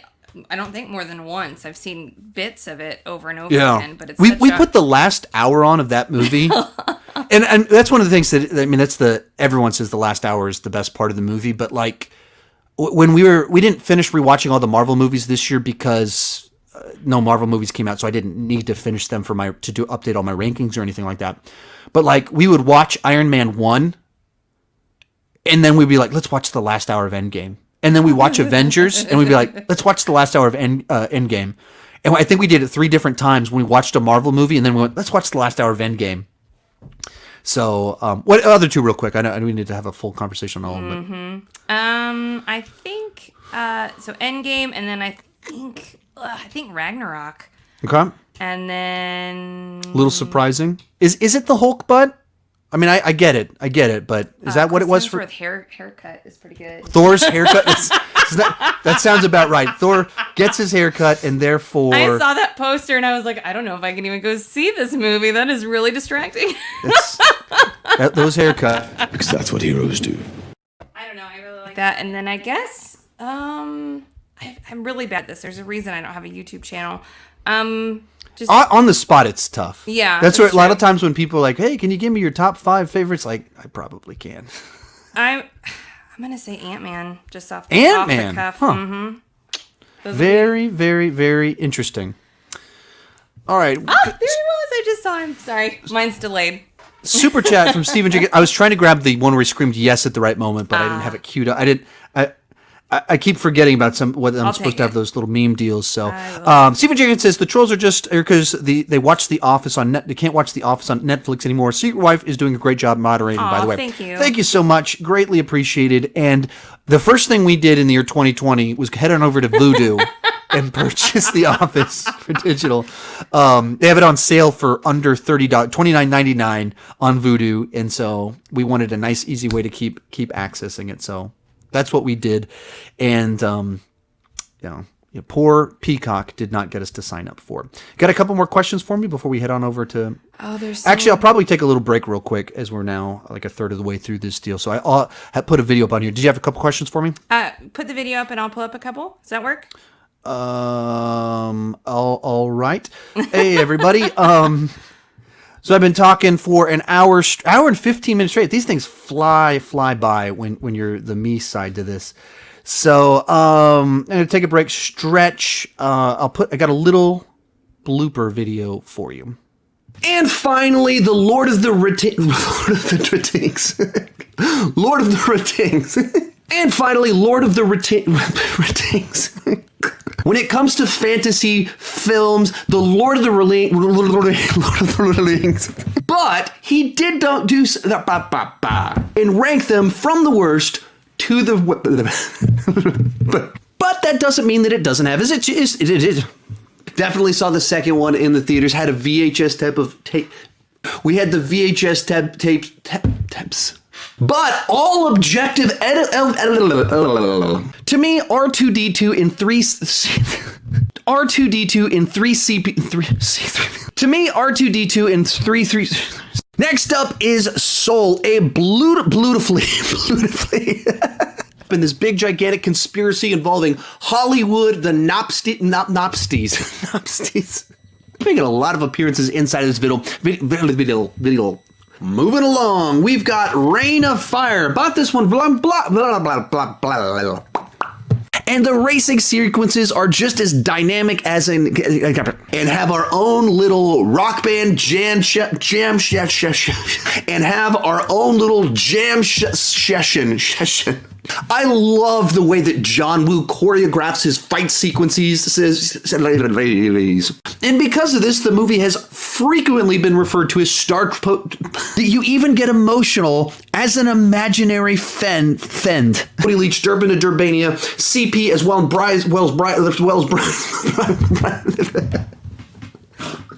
Sorry. You just started malfunctioning. It's like a total. Alrighty, so I think as we were watching that, our daughter walked in, so they're having a whole conversation over there. But I think the best thing about the blooper video is watching my facial hair and hair just go with the 20 2020, where I had multiple times where I went 2 months without shaving. And there you have the different phases of the length. And at the first part, when it grows longer, I'm like trying to groom it and I'm like combing it down. I'm literally like putting hair wax to like get it nice and look right. And then by the end of it, it's just like a crazy man beard with a bunch of gray in it. Like, I'm just going to go wild for the year 2020. You got a question for me real quick before we head on into the 50s? If you had to choose between Birds of Prey and Wonder Woman 84, which one would you say surprised you the most? Surprised me the most? Birds of Prey Wonder Woman 84 disappointed me. So it's surprising in a certain sense, but it's a negative surprise. Birds of Prey surprised me in a positive sense. And that's, if you watch my video, my DCU ranking or my reviews of any of these, that's all the language I use. Like I was disappointed by Wonder Woman 84 and I was very pleasantly surprised by Birds of Prey. Do you think Martin Campbell will be brought back to usher in the next Bond actor as he did for both Brosnan and Craig? Martin Campbell come back? Yes. I don't think so. He seemed like it's possible that they would do something like that, but they seem to be going for much more prestige directors that are kind of with what they're trying to do, and he just hasn't really been in that category for a while. He hasn't. His last 15 years haven't been great, so I don't think they're going to bring back the guy that did GoldenEye and Casino Royale. Richard Price had a super chat real quick. He says, "What's your least favorite droid in Star Wars world?" C-3PO. He's just annoying and whiny. Like he's not a good character. He's not all that interesting. So I don't like him all that much. Real quick, how old are you? I'm 39. I turned 40 this year. So dun dun dun. So yeah, turned 40 this year. So I'm gonna do my best to have my best year yet and be like. Have a nice midlife crisis, look really good, dye my hair jet black. Please. So all of us, I'll grow out my beard, be perfectly trimmed, but there won't be any of the gray here. There won't be any of the gray here, and I'm gonna midlife crisis right. No thanks. You got another question for me? Yeah. Richard Price did a super chat. What is your least favorite droid in the Star Wars world? That's what I just answered. I'm so sorry. I thought you were talking about your midlife crisis. That's totally my bad. I answered Richard's and then I moved on to the next one. I apologize. Have you played Battlefront? There's a lot of questions about that. Oh, have I played Battlefront? Yeah, I have both Battlefront 1 and 2, and I played a lot. I haven't played much Battlefront 1. I played a ton of Battlefront 2, especially with my son. Yes. And so he plays 1. He goes back and forth between both of them because he likes all the characters. And but I haven't played the first one much. But And I haven't finished the campaign on 2. I've just played along a lot of it. IRI Beast, how long did it take you to make this list? I mean, I started it whenever I watched the first movie, The Grudge, which was like the second or third. So it took me 364 days to make it. Because every movie I saw, I just keep a running list in my reviews, and then I keep updating it. I keep processing it. If I rewatch a movie, I move it around. I do my monthly rankings, and I reprocess them when I do that. And then I pay attention to what you guys say, and when you make convincing arguments, maybe sometimes you make me like a movie less. Sometimes you make me like a movie more. And so they kind of shuffle around a little bit. I've never been one to be hardline about my opinions. They shift and shuffle quite a bit. I don't think I can take this whole question. Zachary says, Sean, you aren't crazy about Endgame and The Dark Knight as some people are. I don't know that I would say I agree with that, but can you call them masterpieces? Like I think my only thing is I wouldn't call them masterpieces. Like that's what I would not do. Like I wouldn't call them a masterpiece, but I would give them extremely glowing reviews. I would praise them like crazy. I just don't think they're full masterpieces. That's the one thing I don't do. They're not this. They're this. Each of them have like little issues that I have problems with, but they are fantastic films. Did you have one more for me? Someone said you're really old. It's true. I am quite old. Extreme in age. Yeah. You guys keep asking What about is Game your of Thrones. profession? I haven't That's watched what I was Game of looking Thrones. for. You guys keep asking about Game of Thrones. I've watched 2 seasons of Game of Thrones. It's the question that comes up every single time we do. So, what is your profession? Yes. You're watching me in my profession right now. This is what I do full time. This is what I've done full time for about 2 years now. And finally, you should get a Letterboxd account. I have a Letterboxd account. The link is in my description. Moving along into, and I don't use it. That's why I don't promote it at all. But I've had a Letterboxd for a long time, and should have been in my description for a long time. Moving into the 50s, Unhinged. This was like, I don't know, this to me actually kind of felt like a slasher movie, except with cars. It's like the template of a slasher, but it's a road rage movie where Russell Crowe has snapped and he's chasing this lady down. It's got some nice thrills in it. I kind of had some fun with some of the chaos of it. I didn't think it was very good. I had some issues with the suspension of disbelief, but it delivered enough of kind of the excitement that you're supposed to get from a movie like that without over-delivering on anything, under-delivering on a few things. But it was a lot of fun to watch an unhinged Russell Crowe going bananas on people. Next one on here is going to be a movie called Vanguard starring Jackie Chan. And it's another one that's fun enough, goofy enough, provides enough action that I wasn't bored. I went to go see it with my buddy Andy. It was pretty cool. I actually got invited by the press company directly. They said, hey man, want to review our movie? We'll buy you a ticket for whatever screening or showing you want in your town. So I went to go see it with my buddy Andy. That was pretty cool. But Jackie Chan can't do what he used to do, so it relies more heavily on the side cast. There's a lot of CGI. Even like the car chases have CGI inside of them. And so the stuff that was the distinctive of Jackie Chan is mostly gone. So I enjoyed it enough, but certainly far from where Jackie Chan used to be with his stuff. Number 57, the one and only Ivan. I think most people I've heard from seem to have liked this one more than I did. That's not surprising. It just wasn't something I cared for all that much. It's like a gorilla in captivity movie based off of a book. It's like a family movie. It's a family movie. Not your preferred genre. Yeah, it's not my type of family movie. I want a little bit more adventure. Like, if you're gonna do a caged animal, I want Rise of the Planet of the Apes. And if That you're gonna is do not a family movie. why not? But so like we're in this range right now. They're all movies. I'm like, it's fine. They're all like that. So it's kind of a weird deal because I'm trying to explain why they're at this point in time, but I also don't have like a bunch of things I'm angry about with them. We will get to one that I was disappointed with in this list that I have a lot to say about, or already have said a lot about. But as for this one, it's just kind of okay. That happened. Cool. My kids want to. Good. It wasn't like we haven't rewatched it. I don't know that it's going to become a family favorite, but it was well done. Yeah, It was missing a little bit of oomph. Yeah, it didn't have that spark. It didn't have that Yeah. thing that popped, like to make you be like to distinctly remember why is it better than other movies like this. Then at number 55 we have Christmas Oh, excuse me, I actually skipped the next one. This is tough. I'm trying to like put up graphics while not miss anything. Vast of Night, actually. Vast of Night. This one is interesting. I seem to have liked this one less than a lot of people as well. I saw this at Fantastic Fest actually in 2019. So I saw this one before 2020. It's like I'm a time traveler or something. And basically, they take the formula of a radio serial from 30s, 40s, 50s and make it kind of as a movie. And it's in that time period and like what if you did it as a film. So that's a great aesthetic to it. And it's an interesting concept. I just felt it was a little bit too slow. So I didn't connect with it. Wifey's been wanting to watch it, wanting to check this one out. People keep talking about And it. people keep talking about it. So like I'm in the minority of having it this low.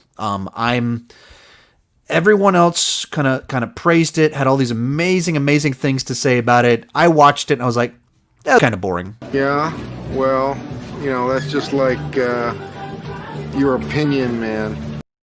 But if you're, I'm playing clips, is what. Sorry, I was like, did you just I have stopped. a stroke?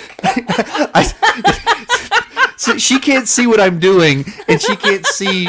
She sees what you guys see with a delay, and so then every time I pause and I play something, she either talks over it or looks at me like I've lost my mind. I can check your other thing, but I'm just trying to talk to Right. them. But so anyway, Vast of Night. If you're interested in kind of like alien invasion, character based, very different types of films, check this one out. Especially like indie stuff. To me, a little bit too slow, and there's the way they did some stuff where kind of like fades to black for a little bit too long, and does some things that other people might have responded better to than I did. Moving right along, we have The Christmas Chronicles 2. Christmas Chronicles 2. I'm fine with these movies. They're like fine Christmas adventures to me that aren't maybe nearly as good as they should be, given they got Kurt Russell as Santa Claus, but they're fine. And that's what this one was to me, of like a wacky adventure at the North Pole. Last one, they were stuck in a city. This time, the adventure's at the North Pole. It's fun to see Goldie Hawn in it with Kurt Russell because they've been a Hollywood couple for like 40 years now. So it's nice to see them together on screen as Mr. and Mrs. Claus.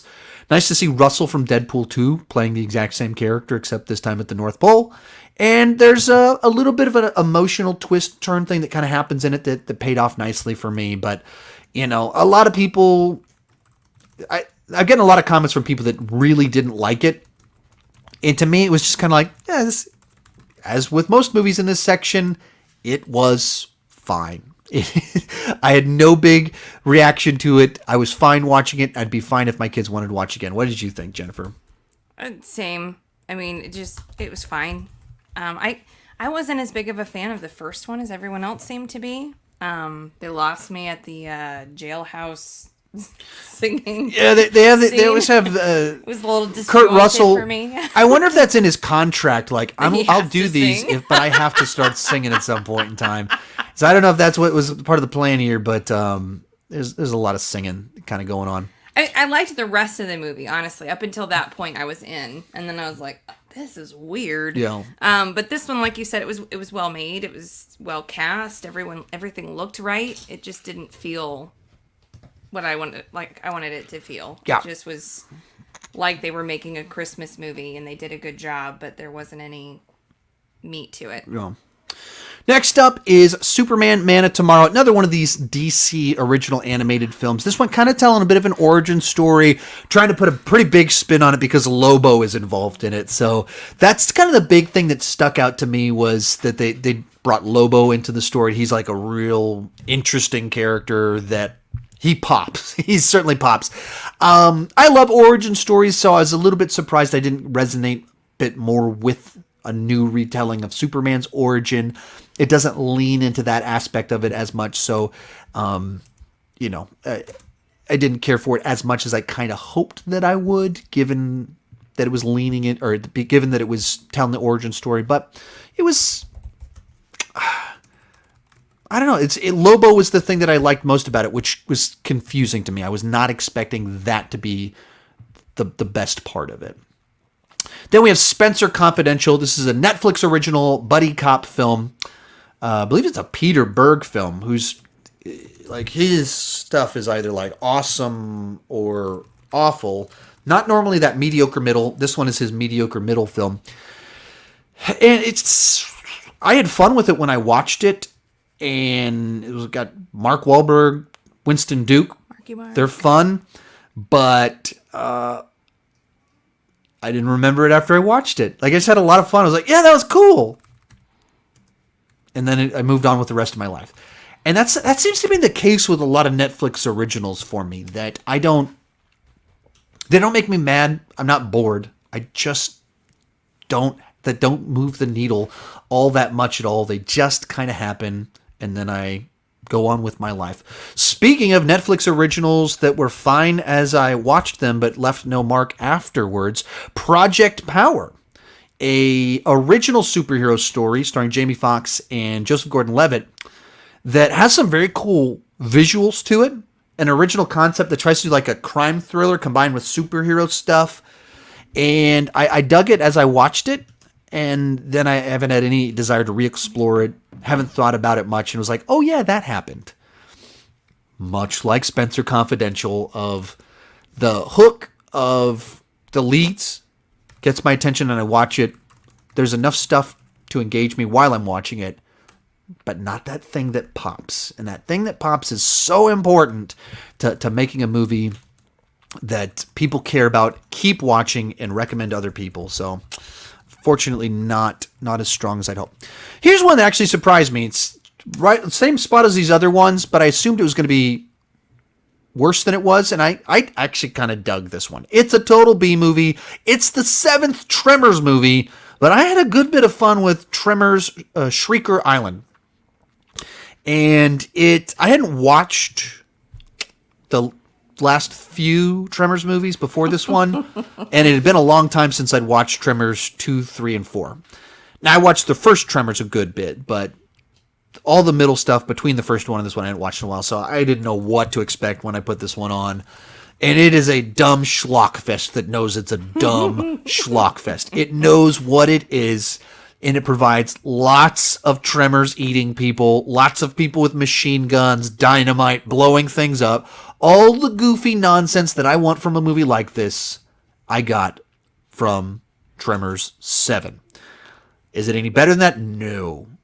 But did it provide a lot of schlocky fun? Absolutely.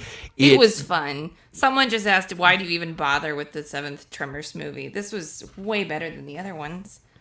It's better than a lot of them. I don't say that it's better than all of them. I didn't say all of them. I said a lot of them. I mean, I think that's where, like, why do you watch the 7th Tremors movie? Because I like creature features. Because I like schlocky fun from time to time. There's not a grand reason. It's not fine cinema. I'm not fun. Right. There's movies you watch because it's like, oh, that was a great exploration of the human experience. And then there's movies that you watch because you want to watch monsters eat people. This is a movie that I wanted to watch to have monsters eating people. And so that's the frustration of it. Actually, I've realized a movie that I didn't have on my list before. So this is actually jumping up to 87 movies in the middle of it. Now I have to figure out where to rank it on the list. Silly me. That's going to get me in a lot of trouble, too. Oh, no. Which movie is it? Mank. Oh, that's the reason it's not ranked, because I don't know where I want to put it. Like, That's so perfect that it's yeah. Of all the ones that I need to spend a lot of time thinking about that one, and it's the one I have no time to stop to think about. But man, yeah. Mank. Whew. Yes, it's a Taco Bell movie. Yes. Mank is a Taco Bell movie. No. Mank. Tremors. No, Tremors is a Taco Bell movie. So on my channel, I talk about Taco Bell movies. They're movies that you know aren't great cinema, but they deliver on the experience you want. They're bad, but entertaining. That's what Tremors is. It's just a ton of that. So I'm trying to think where to throw Mank onto my list. Mank gets a Taco Bell. That is not what I meant. Okay, Mank is now thrown on the list. It will extend my 50s. So, I don't know how to rank Mank on this list. So, moving right along to our next one on here, which is hilarious that it's right next to Tremors 7. This is a movie that a lot of people were anticipating. A lot of people were excited for, and the internet has been debating viciously for the last week. Wonder Woman 1984. So it's number 51 on my list at the moment. Number 51 on my list, Wonder Woman 1984. And after my first viewing, it probably would have been 10 or 20 slots higher on the list. On second viewing and hearing the conversation about it, having done 2 spoiler reviews, one of them was a discussion that I did yesterday, I just have a lot of problems with this movie. It does so many things so good. There's sequences that Patty Jenkins just directs them like crazy, that they stir emotions and do amazing things. And then just the central logic to it, the goofiness of the main plot line, the way that it simply is not compatible with the rest of this universe just pulled me out of the movie way too much. I think I would still go with like a B- on it. I'm still positive on it. That's to give you an idea of like where we're at. Like I would go positive on these movies. It's like this sort of positive. It's not this, and it's certainly not this. But it's like right there, mixed positive. But I was just so frustrated by the details of the movie. It's too long. Every sequence is too long. It's like every idea was thrown in. They didn't cut anything back. And so it just feels like it takes forever to get going. There's too many moving parts. So while sequences are amazing in it, moments are amazing, there's so many things that just pull me right out of it. Jennifer, did you have some thoughts on Wonder Woman 84? I just still love Gal Gadot. She's amazing. She's great in it. I remember being so nervous about her being cast because all I'd seen her in was Fast and the Furious. She was hired to be super underwear quiet. girl. She's awesome. So she was obviously the best part of it. I don't have anything super insightful. There were lots of moments in the film that I was like, they just did that? What? Right. Kind of took me out of it. And they were going for this 1980s vibe for it. And I appreciate that. I love those Richard Donner movies. I put them on all the time. You can affirm that. Yes. But the problem is that audiences' expectations on central logic and things like that have just become a lot more sophisticated. And this movie is part of a continuity that already exists. And so when you change so much stuff and suddenly you're playing a little bit more loose with the logic and how things work, and it's like, even I after I watched it the first time, had a pretty long discussion with my sister trying to figure out exactly some plot points because we disagreed on it. And then yesterday I was on this panel discussing it. It was like 5-6 people, and half of us had one conclusion as to what happened. The other half had a different conclusion. And there was not, like, so many plot points lacked clarity. And that's frustrating. And it's interesting to me that I have this movie like dead center on my list or something, 50s. Actually, I need to speed up because I'll be here all day. But yes, we'll fly through 40s is what we'll do. But there's people that have it in their top 10. And after I did my worst of the year list, I had so many comments. Where's Wonder Woman? I guess you didn't see Wonder Woman. Why isn't Wonder Woman on here? People are like, it's best and worst and everything in between. I'm just shocked at how there's no consensus on this film. Any final thoughts? It's really weird. I don't feel like there's a lot of movies where I kind of just sit on the fence and don't really know what I think about it. Yeah. I think it's very odd in that way and unique in that way because I don't hate it. I don't love it, but I can't really pinpoint all the things. Like, I feel like I need to watch it again just to figure out what I think about it. And having watched it a couple of times and discussed it way too much, You still as I don't do know. on this channel. I still have no idea where I land on this one. And it feels like no matter what I say, someone will feel that it's a personal attack. Is that like a personal attack or something? Moving right along to our next one on here, Bloodshot. I think I like Bloodshot more than Wonder Woman 1984.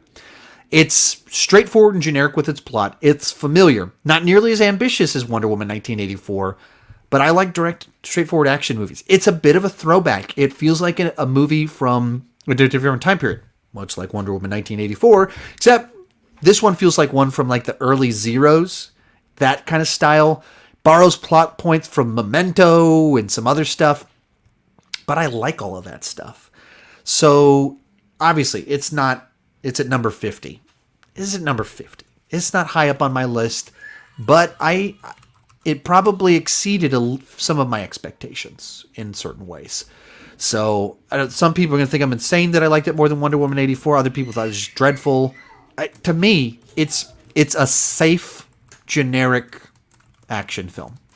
And I like safe, generic action films. So it was a pretty easy one for me to enjoy. Alrighty, we'll take a little bit of a break to answer some questions from the secret wife. Did you have a question for me? From me personally? If you had a question for me, you can. But if you had one from the chat or... Did you like the cameo from Linda Carter? Oh, good question. So I guess we're going a little bit into spoilers here.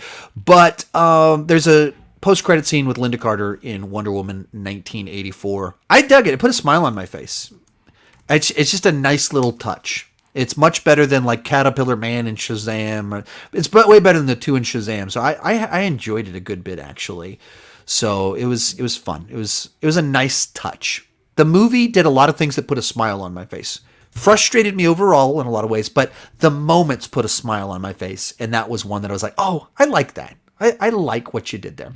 Daniel Skinner had a super chat. One 2020 movie I would not recommend unless the Chandler family starts watching the great TV show it's targeted for is Phineas and Ferb, Candace Against the Universe. Both are on Disney+. So I've never seen any Phineas and Ferb, so that movie was just not on my radar whatsoever. And some people are like, oh, you should check it out. You'd love it. I was like, maybe so, but I just have not seen any of it. So you have to pick and choose what to do. Well, Sean, only 2020 would make Wonder Woman 84 worse than Bloodshot. It's a weird year. It's a weird year. Someone asked, did you see The Sound of Metal? I did not. I've only heard amazing things about it. I've only heard amazing things, but I didn't see it. It came out in a window of time where there started being big movie news, and that just had to be my focus, so I wouldn't be able to cover it anyway. So that's what happened. Here's where Bloodshot is. Bloodshot was fine. Very cheesy. A movie like this, and love movies like this. Next person. Bloodshot was my least favorite movie this year. So bad. That's what's interesting to me. That, like, to me, Bloodshot, yeah, mediocre middle, shouldn't be all that polarizing. And then people are like, it's the worst. And for me, I'm like, yeah, I had fun with it. I had a good time. Do you have a super chat from Slice? Did it just drop? I don't know. I can only scroll back so far. Okay, I'll see if I can get his question. He said he dropped one and I can't find it. So yeah, it's I can only scroll back so far to find things, and so I can look it up real quick. I have a way to do that. okay. No, that didn't work. Whew. Where are we at on this deal? An hour and 43 minutes. We're gonna have to fly through some of these. We're gonna be here forever. Yeah, it's gonna be a long day. So Slice asks, Sean, will you ever rank Smallville? I know it's a lot of time invested, but I think it's a ranking all your fans would appreciate. Well, I think that's the problem, is that it's not a ranking all of my fans would appreciate. All of my fans that like Smallville would appreciate it. And to do it, I have to watch 220 episodes of television, and it's pretty impossible for me to justify that for a TV show that went off the air 10 years ago. I mean, 220 episodes, that's months and months and months of watching one show to do one video, maybe two videos, not a lot of videos. It's just really difficult because all of that time, that's 150 hours to do one video, and I don't know how well it will do. I spent months watching all of Community, hoping it would get like 20, 30,000 views. It got 10,000 views. It's tough to justify doing that, especially when you look at like some of the stuff that I'm dropping like right now and some of the stuff related to the Marvel news. It's just easy. My Mandalorian reviews. I would watch the episode, walk upstairs, no prep, and immediately go in and start talking about it. All of them got 10,000 views. I don't know if a Smallville ranking would get 10,000 views. 1 hour of prep for Mandalorian review, and it exists. 150 hours for Small. That's what it like. That's a huge chunk of my life, and that's a bunch of other things I'm not watching. That's a bunch of rankings I'm not doing to do it. That's what makes it so difficult. That's what makes it something that I can't justify easily doing. So there's the answer to the question. Do you have another one for me, Jennifer? Did we see Hamilton and Sonic? Yeah, they're on the list. I mean, I have reviews of both of those on my channel, so it's not really a secret as to whether I've seen them. There's reviews on my channel for them. Got another question for me?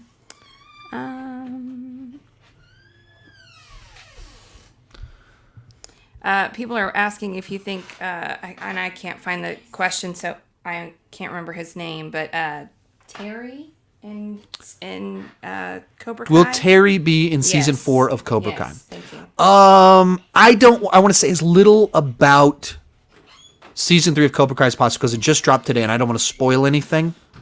Oh, I thought they were asking for season 4. Yeah, they're asking for season 4. Oh, okay. They're asking for season 4. But to go into specifics about that would require going into season 3. I see Do what I you're think saying. that we will see Terry Sneaky. Do I think we'll see Terry in season 4? Yes, I do. I think that will happen. Without wanting to say any more than that, the only tease for season 3 that you will get is I definitely think that there's potential that something like that could happen without wanting to elaborate at all on that. Question, am I a fan of Doctor Who? No. I've seen series 1 of the current run and didn't really like it all that much. I watched series 3 of Torchwood, and I liked that a good bit more, but I haven't seen a lot of it. Some of you guys are asking me to like rank seasons of TV shows. That's really tough. If they're not like on running right now that I'm not keeping up with, they're tough to do. Like Cobra Kai is pretty easy because it's 3 seasons, 10 episodes, 30-minute episodes. So you can watch through the show in a week pretty easily. Clone Wars is 120 episodes. It's 4 times as many episodes. So it's just tough to do that. And so TV show rankings are not something that I'm likely to cover a lot. Some of you guys are asking questions like about movies that I reviewed this year, as well as ones that were in my asking me about things that I'm going to cover in this video and that I have reviews for, and that like some of them are like in my top 10 video that I posted yesterday. So I'm just not going to even touch on some of those ones. So you got another question for me? What would you do if an actor knocked on our door, like Tom Hanks or Chris Evans? What would I do? Yeah. I mean, it's tough to, without knowing which actor. I had a very different response to each one of those different people. You, as much as I've started to have a little bit of touches with kind of famous people from what I do, it's still like, whoa, the person that you've been seeing on a screen is suddenly in front of you. It's still kind of blows your mind a little bit. So it would throw me off a little bit. They didn't ask me, but I would completely freak out, make a fool of myself, and probably just die. I'm terrible with famous people. It's humiliating. Doesn't. It's awful. It's awful. Yeah, it's kind of funny when she does that. So bad. Some of you keep asking my thoughts on movies that came out this year. This video will answer this live stream will answer that, or I've reviewed them, or they're in my monthly ranking. So I'm just not going to tackle some of that stuff. Daniel Skinner asks, Clone Wars, Rebels, Mando. Mando is easily my favorite of the bunch. And then between Clone Wars and Rebels, I have watched every episode. I watched Clone Wars a little bit casually before I had my channel mostly, and then Rebels a little bit more intently, largely before I had my channel. But I think Clone Wars had higher highs and lower lows. Like Clone Wars season 7 is really good. Season 1 is not very. interesting to me. And Rebels was a little bit more consistent. So, did you have one more good one for me? No pressure. Like an amazing question? If you could star in any movie, what would you star in? I want to be in an action movie, like one of these. Anything they get, like they trained me in guns and martial arts and stuff like that for 6 months. Like I watched the special features on The Matrix back like 20 years ago, and they're like, Keanu Reeves trained in this martial arts and all these machine guns for 6 months doing wire work so that he could do. I hear that and like that's what I want to do. Like I don't want to act. I don't want to be like sitting like crying and like think of the most traumatic thing you have ever gone through and draw on that. Draw on your dead father and your dead dogs. Like Oh my I don't word. like that. Doesn't interest me at all. Some comedy could be fun, but I think the thing that would be interesting to me would be an action movie. Someone suggested that you do a top 10 TV shows that you will not rank list. I think that's I need to. hilarious. Like it's people are like you should rank this TV show. You should rank this TV show. It's like I don't. It's tough. Like rank all 10 seasons of Friends. I don't know how many people will watch that, and that's a lot of TV. episodes of Friends. 240 episodes of Friends. Like. That's months of my life that are not going to And something mine. else. And wives, like, right, and that's the thing. Like, we have kids and wifey. Like, why don't you rank the Martin Scorsese movies? Well, I can't watch them during the day. Can't watch them early night. And so then I have to watch them after everyone else goes to bed, or after the kids go to bed, and they're long. And so that's literally a month straight where every night all I watch after everyone goes to bed is a Martin Scorsese film. That's tough to do. All right, real quick, I got to take a little pause here. I'm going to actually run to the bathroom. I'm going to play you a shameless plug for my Patreon page. So if you need to run to the bathroom, this is your chance. I'll be back in 2 minutes. Hey, Sean Chandler in the past here to give Sean Chandler in the present a break from talking nonstop. And I'm here to talk about Patreon. Patreon is my membership site where, if you like Sean Chandler Talks About, there's just more of it. More videos, more live streams, kind of more interaction. If you like my channel, consider joining. And if you join at the annual level for just $21, you can get all of the exclusive videos for the entire year of 2021. Almost every single week I do a live stream. I do about 3 or 4 of them every single month. There's Saturdays. They're about an hour in length. 10, 15 people in there so I can answer everyone's questions. I try to put out 1 or 2 exclusive videos every single week. Sometimes it's even more than that. So whether it's extended top 10s or reviews of new movies that I didn't quite get to on the main channel or even some retro reviews, try and do some exclusives every single week. Then I have a Facebook group where post things, interact with people a little bit, and because it's a much smaller community, I can respond to a lot more of the comments there. But the big idea is if you like what I do here, or if you want to support the channel just in general, please consider joining over on Patreon. It's 3 different tiers. The bottom tier is $2 per month or $21 per year, and you get all the exclusive videos, all the live streams if you join at that level. Second tier is $5, and you can get your name on my end card on virtually all of my videos. And the last one on there is you can actually have a video chat with me if you join at that top tier. So no pressure. All the main stuff's still going to be on the main channel. But if you're interested in even more Sean Chandler Talks About, please consider joining on Patreon for $21. You can get all the exclusives during 2021. Link is down below in the description. Let's get back to it. All right. We're back. Got a super chat. Real quick question is, what editing software do you use for your videos? I use the Adobe suite. So I use a lot of Adobe Premiere to edit my videos, and I use Photoshop for my thumbnails. It does cost a good bit of money, but it's industry standard, and it's what I've been using for about 17 years now. One real quick question, and then we'll get into the 40s. Wyatt Hensley asks, since you like the U.S. Office a whole lot, do you like the Office UK any? So we watched it when it first got into the office. Was that 10 years ago? Actually, probably over 10 years ago. Oh, baby's in here. Baby's sad. Baby misses us. So we have watched it. It's not one that we rewatch. It was like a nice novelty to see something different, but it wasn't something that we stuck with, if that makes sense. So, I don't have deep insights. I need to rewatch it. Probably should maybe do a video on it or something like that, but it's not one that has been a big deal for us. Moving along at number 49, and I'm going to try and go through the 40s pretty quickly. If you need to leave to handle the baby, fair enough. But bringing us at number 49 is The Devil All the Time. This is a tricky one for me, along with Mank, whenever we get to Mank, of a movie that the acting was great. There was a bunch of things about it that fully respected what they did with it. But as for me, I can't say I really enjoyed the film. At a certain point in time to me, the film felt predictably bleak, where in every scene, every situation, the most depressing version of that scene would take place. And so that's not the thing I normally gravitate towards. And I can enjoy some films that are very dark and depressing. I didn't feel like this one communicated something that resonated with me.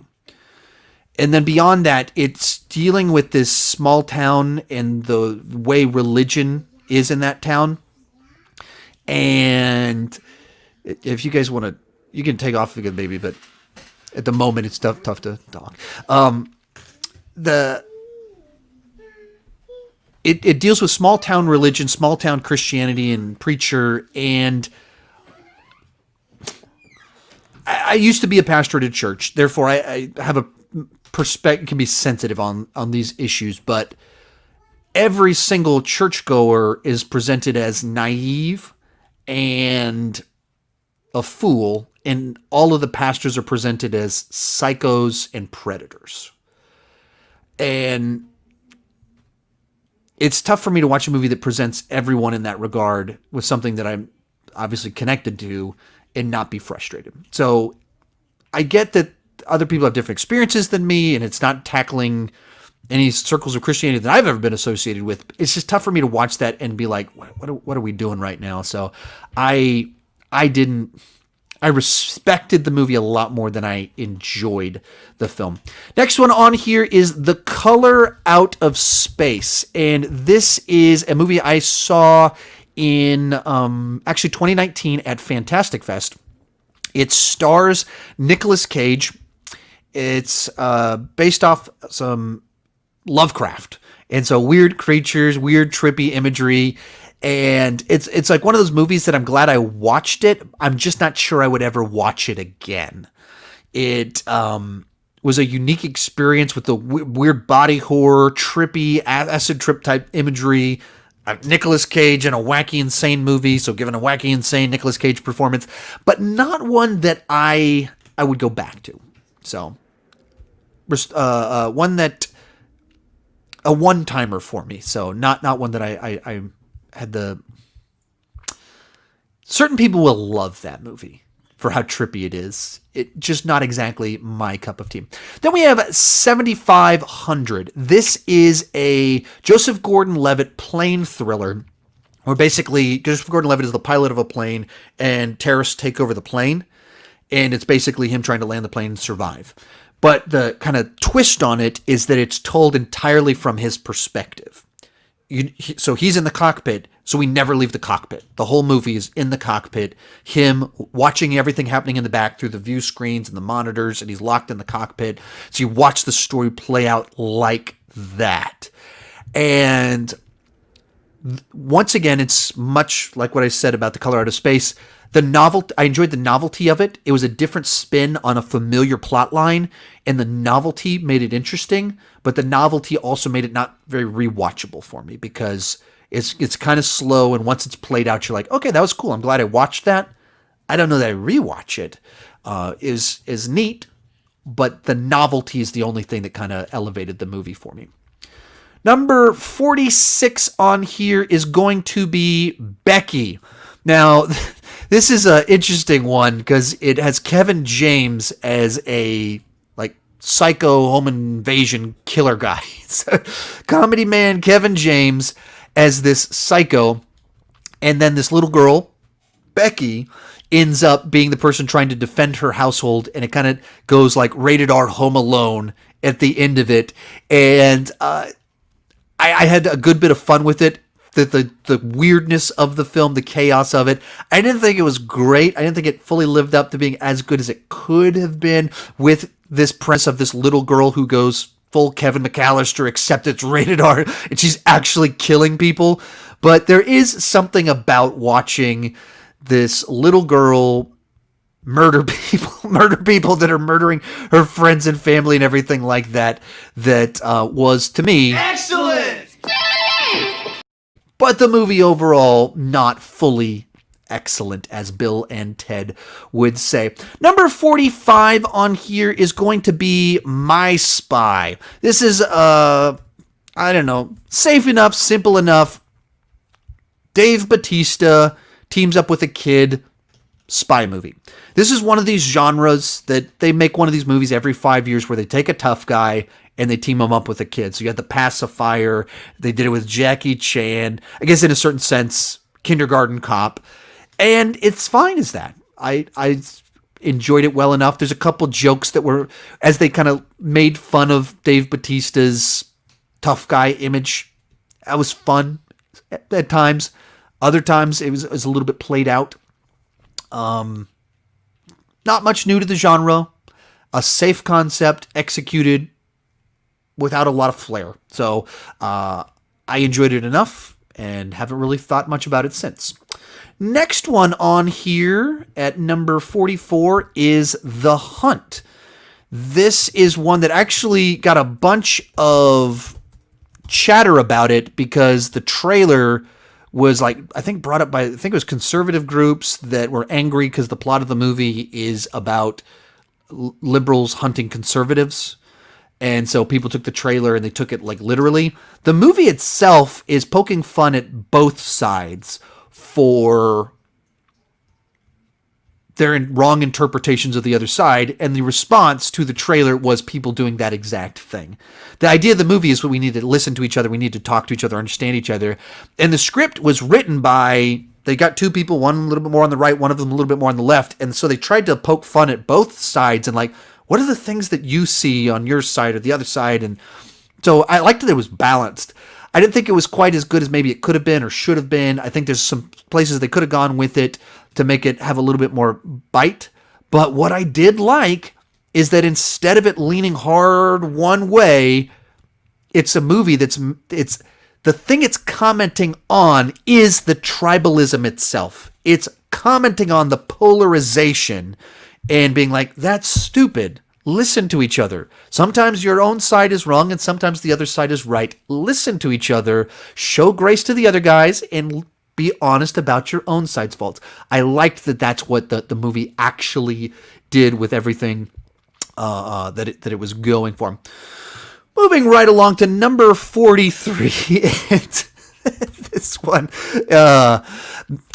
Mortal Kombat Scorpion's Revenge. An animated Mortal Kombat movie that certainly is not great cinema. It is not trying to be great cinema, but it is a movie that knows exactly the schlocky, nasty, gnarly violence that the audience wanted. And when it gets going and people start tearing people up, it is awesome. I mean, it is unbelievably graphically violent at times when limbs are people are getting torched. Not great cinema. I wish it focused a little bit more on the tournament itself, but I got the exact schlock value chaos that I wanted out of this movie. Did you want something? Oh, Give you a kiss on camera. she wanted to give me a kiss on camera. I'll tackle that one once we get to more of a question time. But, once again, this is where it's weird to do these rankings. Because you look at the list, Wonder Woman 84 is lower on the list, The Devil All the Time lower on the list. Those are obviously movies made with much more finesse, sophistication, ambition than Mortal Kombat Scorpion's Revenge. So on the one hand, it's so silly to have this one above those films. But which one did a better job of delivering the experience that I wanted from the film? Which one better captured its ambitions on the level that with what it's trying to do? Which one did a better job? Which one did I enjoy more? Which one frustrated me less? Which one exceeded my expectations more? That's what some of this is. And you have to think about that with a lot of effort went into Wonder Woman 84. Hundreds of millions of dollars went into it too. And they couldn't figure out that a better way to get Steve and Diana across the country or across the world than a jet at a museum is filled up with fuel and a World War I pilot can fly it. And they had $200 million and years and years and years to make this movie. That's kind of where some of this stuff comes from. It seems goofy to me to have Mortal Kombat Scorpion's Revenge ahead of that. But I only have positive thoughts about that movie, and it puts a big grin on my face. Whereas Wonder Woman 84, I was like frustrated by so many things associated with it. Number 42 is going to be Honest Thief, the latest Liam Neeson thriller that it's cliche. It's exactly what you think it is, especially from the trailer. The trailer gave way too much away on this one. But I dig Liam Neeson thrillers. I like his thing that he does. I like him in these movies. They're all kind of the same in a certain sense, but they're all a little bit different in another way. And his character is actually much more likable in this movie than in most of the other ones.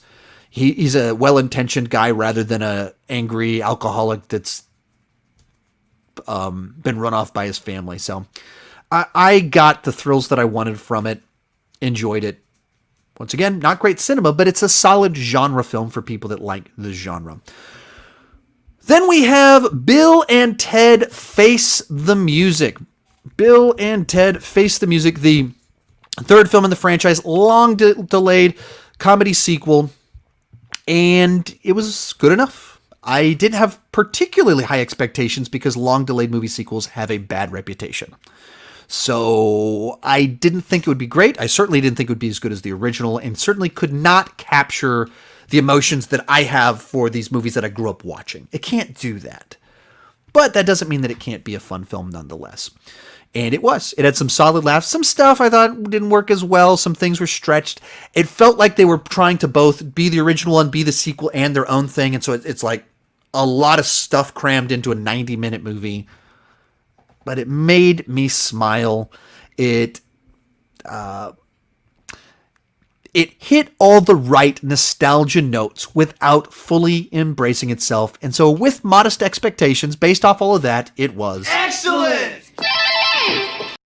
Which brings us to number 40 on our list. And this is one where some of you are going to think I'm crazy, but this is where I'm going to throw Mank.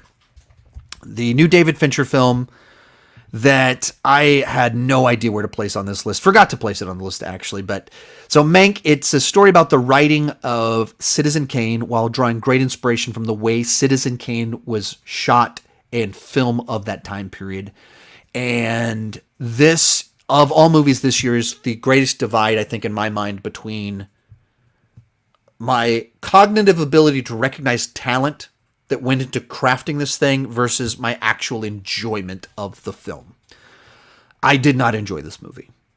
And I sat down and watched it as much as I could, focused in on it, and could not connect with it. Could not get on this wavelength of this movie.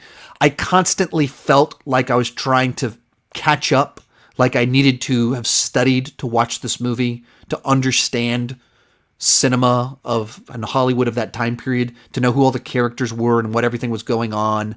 I don't resonate well with that style of dialogue and acting. Like, I don't think it's funny or witty or clever, even though I can see a lot of time went into crafting the verbiage and everything. I just don't connect with it. I don't care about it.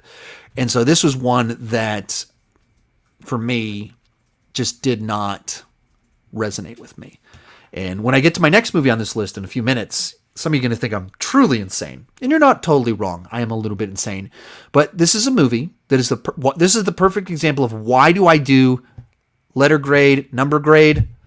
Because there's movies you watch them and you go, I see the talent. I didn't enjoy it. And I did not connect with Mank. I did not enjoy Mank. I couldn't follow a lot of it. And I don't know if that's just the way they talk just is not the way my brain is wired or what, but I was not tracking along with most of this movie, so I just can't put it higher up on the list. All right, that brings us out of the 40s. And Jennifer, you've rejoined us. She's muted. She's unmuted I'm now. unmuted now. I'm sorry. You're back. I'm back from outer space. All right. Can you tell us a story real quick? A story? Yeah, a amusing anecdote. Oh, I don't know that I'm not. Fine, just ask a question. Well, I mean, do you love? Oh, I don't know. Is this for me or for you? Do you love Friends or The Office more? I think our Office answer by is a the landslide, yeah. same. The Office. I'm in no way a critic of Friends. I watched it when it first debuted. I think we own all the seasons. I've always been annoyed by how popular it is. I have just enough of while being the guy that, loves Star Wars and the MCU, I have a contrarian side to me to specific things, and one of them I choose is Friends. Even though I like Friends. And so I always push back on people liking it. But I like Seinfeld more than Friends. I like The Office a lot more than Friends. So it's not the one that I've connected with.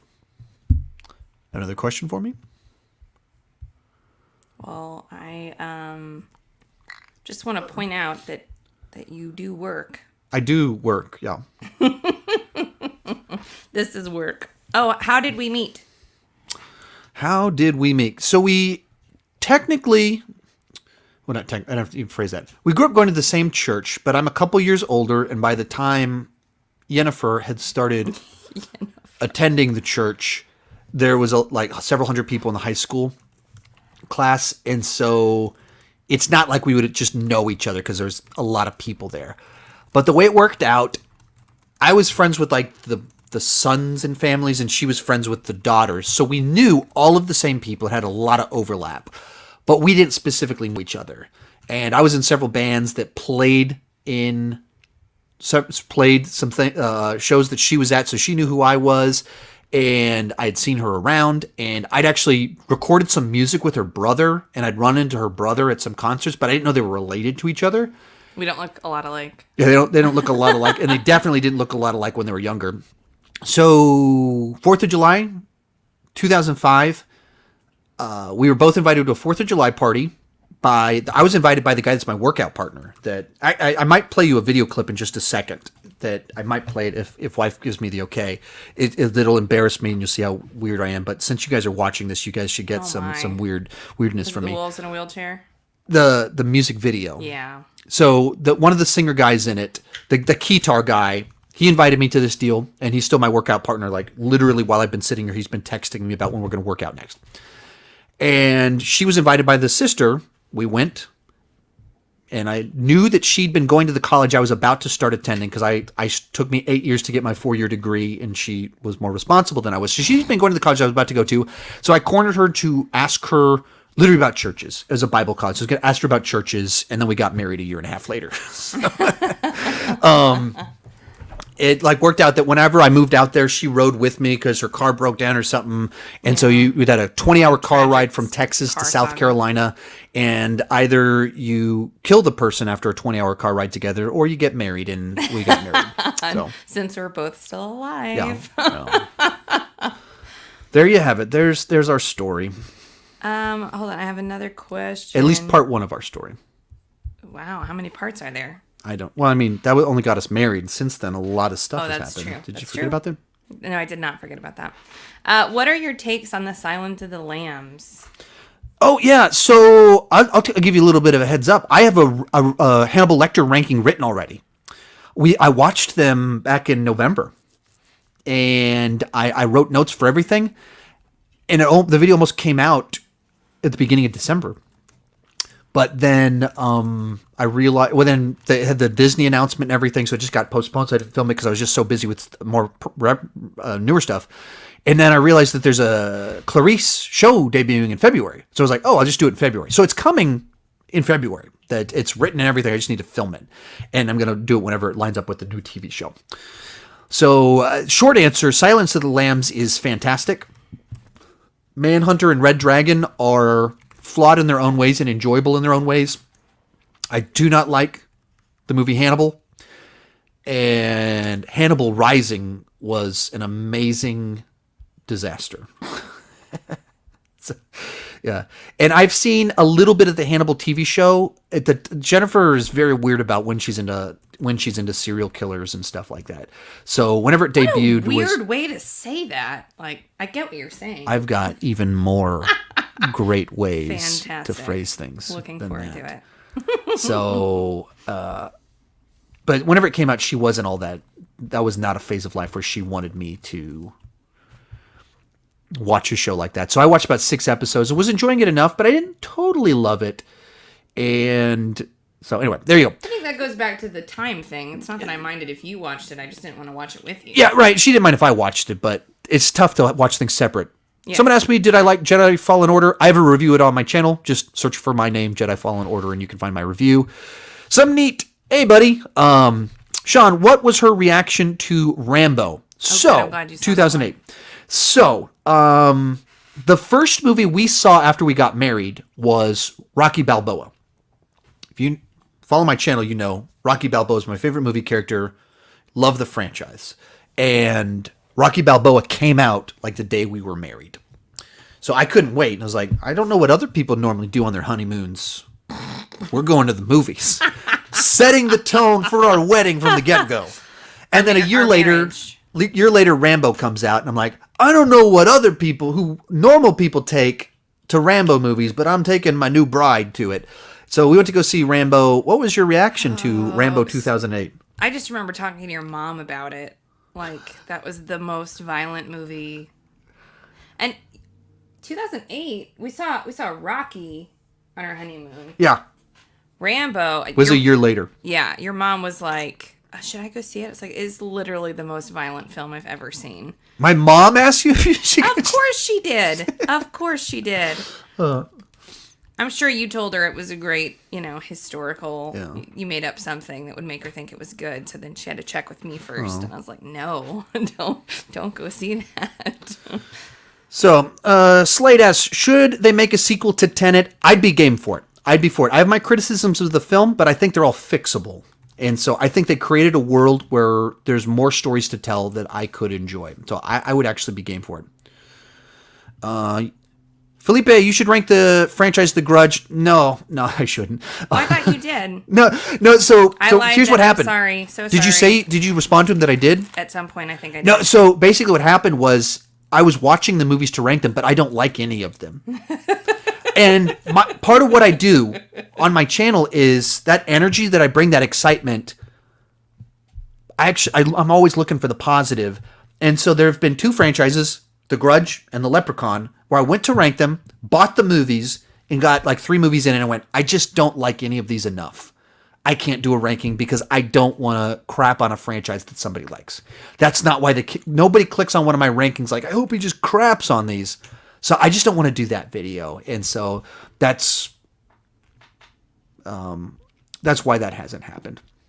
So here's another one. The house that Arden built, is Black Panther overrated? I'd mostly say, it's overrated, underrated, or tricky questions because it's always a matter of perspective. Do I think it should have been nominated for Best Picture? No, I don't think it should have been nominated for Best Picture. Do I think it's a really well-made film besides the CGI? Absolutely. So, overrated's a tough term. The only sense in which I would really declare it overrated is that it was nominated for Best Picture. That seemed off to me. But in general, I would spend a lot of time praising it. So someone asked me to rank the Die Hard franchise. I have ranked the Die Hard franchise. So, but always be sure to hey, you should rank this. Just search for it. I've done, I think, 300 franchise rankings. That's a lot of franchises. I've done 1,500 videos. I've covered a lot of stuff. So just always be sure to do a search for it before you ask. You have a question for me? What's your favorite film series, trilogy, or saga? Do you have? I have a ranking of my top 10 favorite franchises. What's I've won. mine? Is that what a question for you? Well, it's for both of us, but So I have a ranking on those deals. So what would be your favorite franchise? yeah, I don't know. You're probably a lot more critical on weird stuff. So Yeah. it's tough to say. I mean, you love Jurassic Park and Jurassic That's World, true. but That's you don't true. love Fallen Kingdom, I do Lost not. World, or Jurassic Park 3. I like Lost World okay. Love, though. No. That's no, where it should not say love. that the gap between where you would put Jurassic Park, Jurassic World is a big gap before you get to Lost World. Oh, yeah. And that's the problem, is that whatever we would talk about for you of what would be a favorite, you have these movies that you're like, Jaws. Jaws might be it, actually. So Jaws is our answer. What is my wife's favorite franchise? I think Jaws. Yeah. Because I like 2 and 3 and 4. Mm-hmm. We'll go with Jaws. So there you have it. Real quick, I'm going to put up one more video promoting my Patreon page. This one's only about 30 seconds long, and I'm going to stretch while you learn about all the value possible. If you join on Patreon, for $21, you can get all the exclusives in 2021. Hey, Sean Chandler from the past here to give Sean Chandler the present a little bit of a break from talking nonstop. And I'm going to tell you about Patreon. Patreon is my membership site where I put a bunch of exclusive videos and live streams. If you like what I do here, please consider joining over there. Almost every single weekend, we've got a live stream. They're an hour long. I answer everybody's questions. Then I put out some exclusives every single week, 1, 2, 3, bonus rankings, extended top 10s, or exclusive movie reviews. And we got a Facebook community. It's a smaller group, so I can answer more people. Here's the deal. For just $21, you can get all the exclusives in 2021. If you're interested in more content, link is down below in the description. Let's get back to it.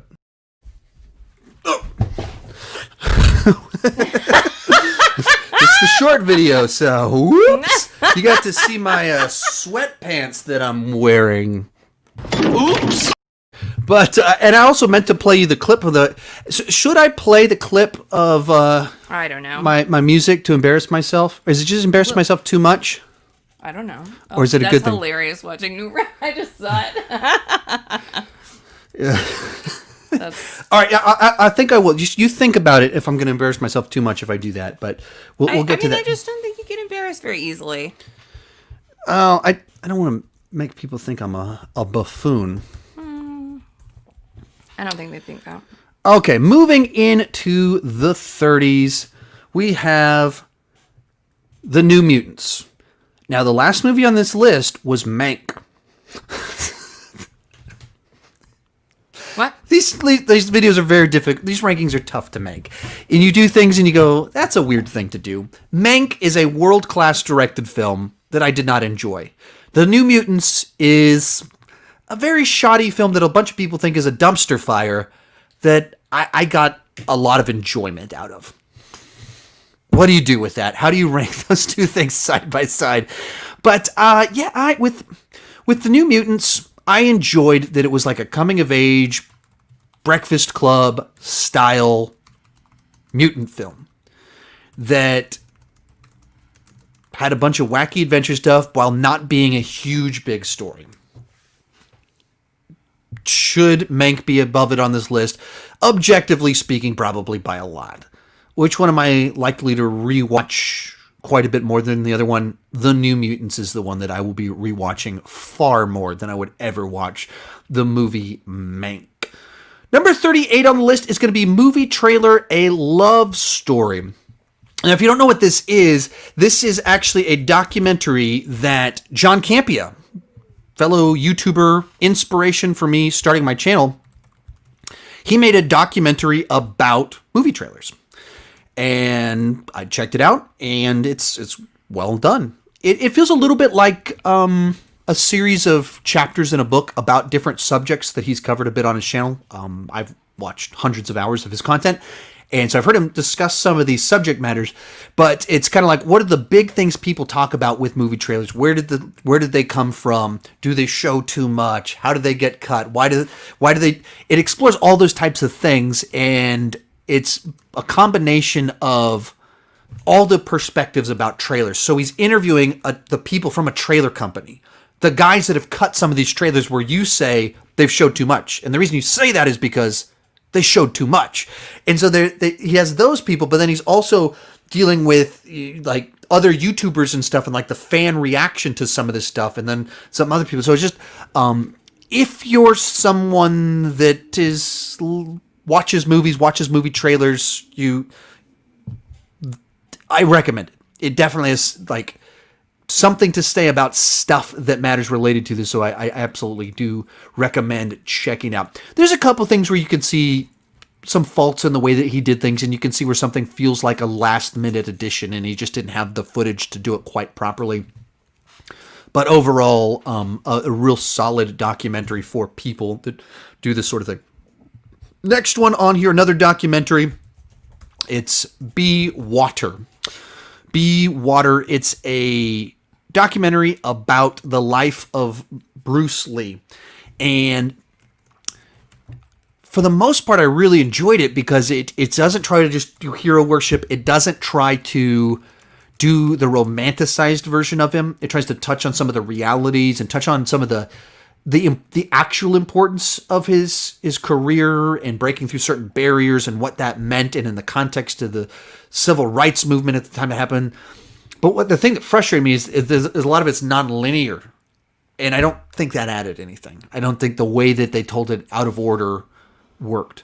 And maybe it's because I read one of his biographies a couple years back. I guess it was 2 years ago now. It was really good.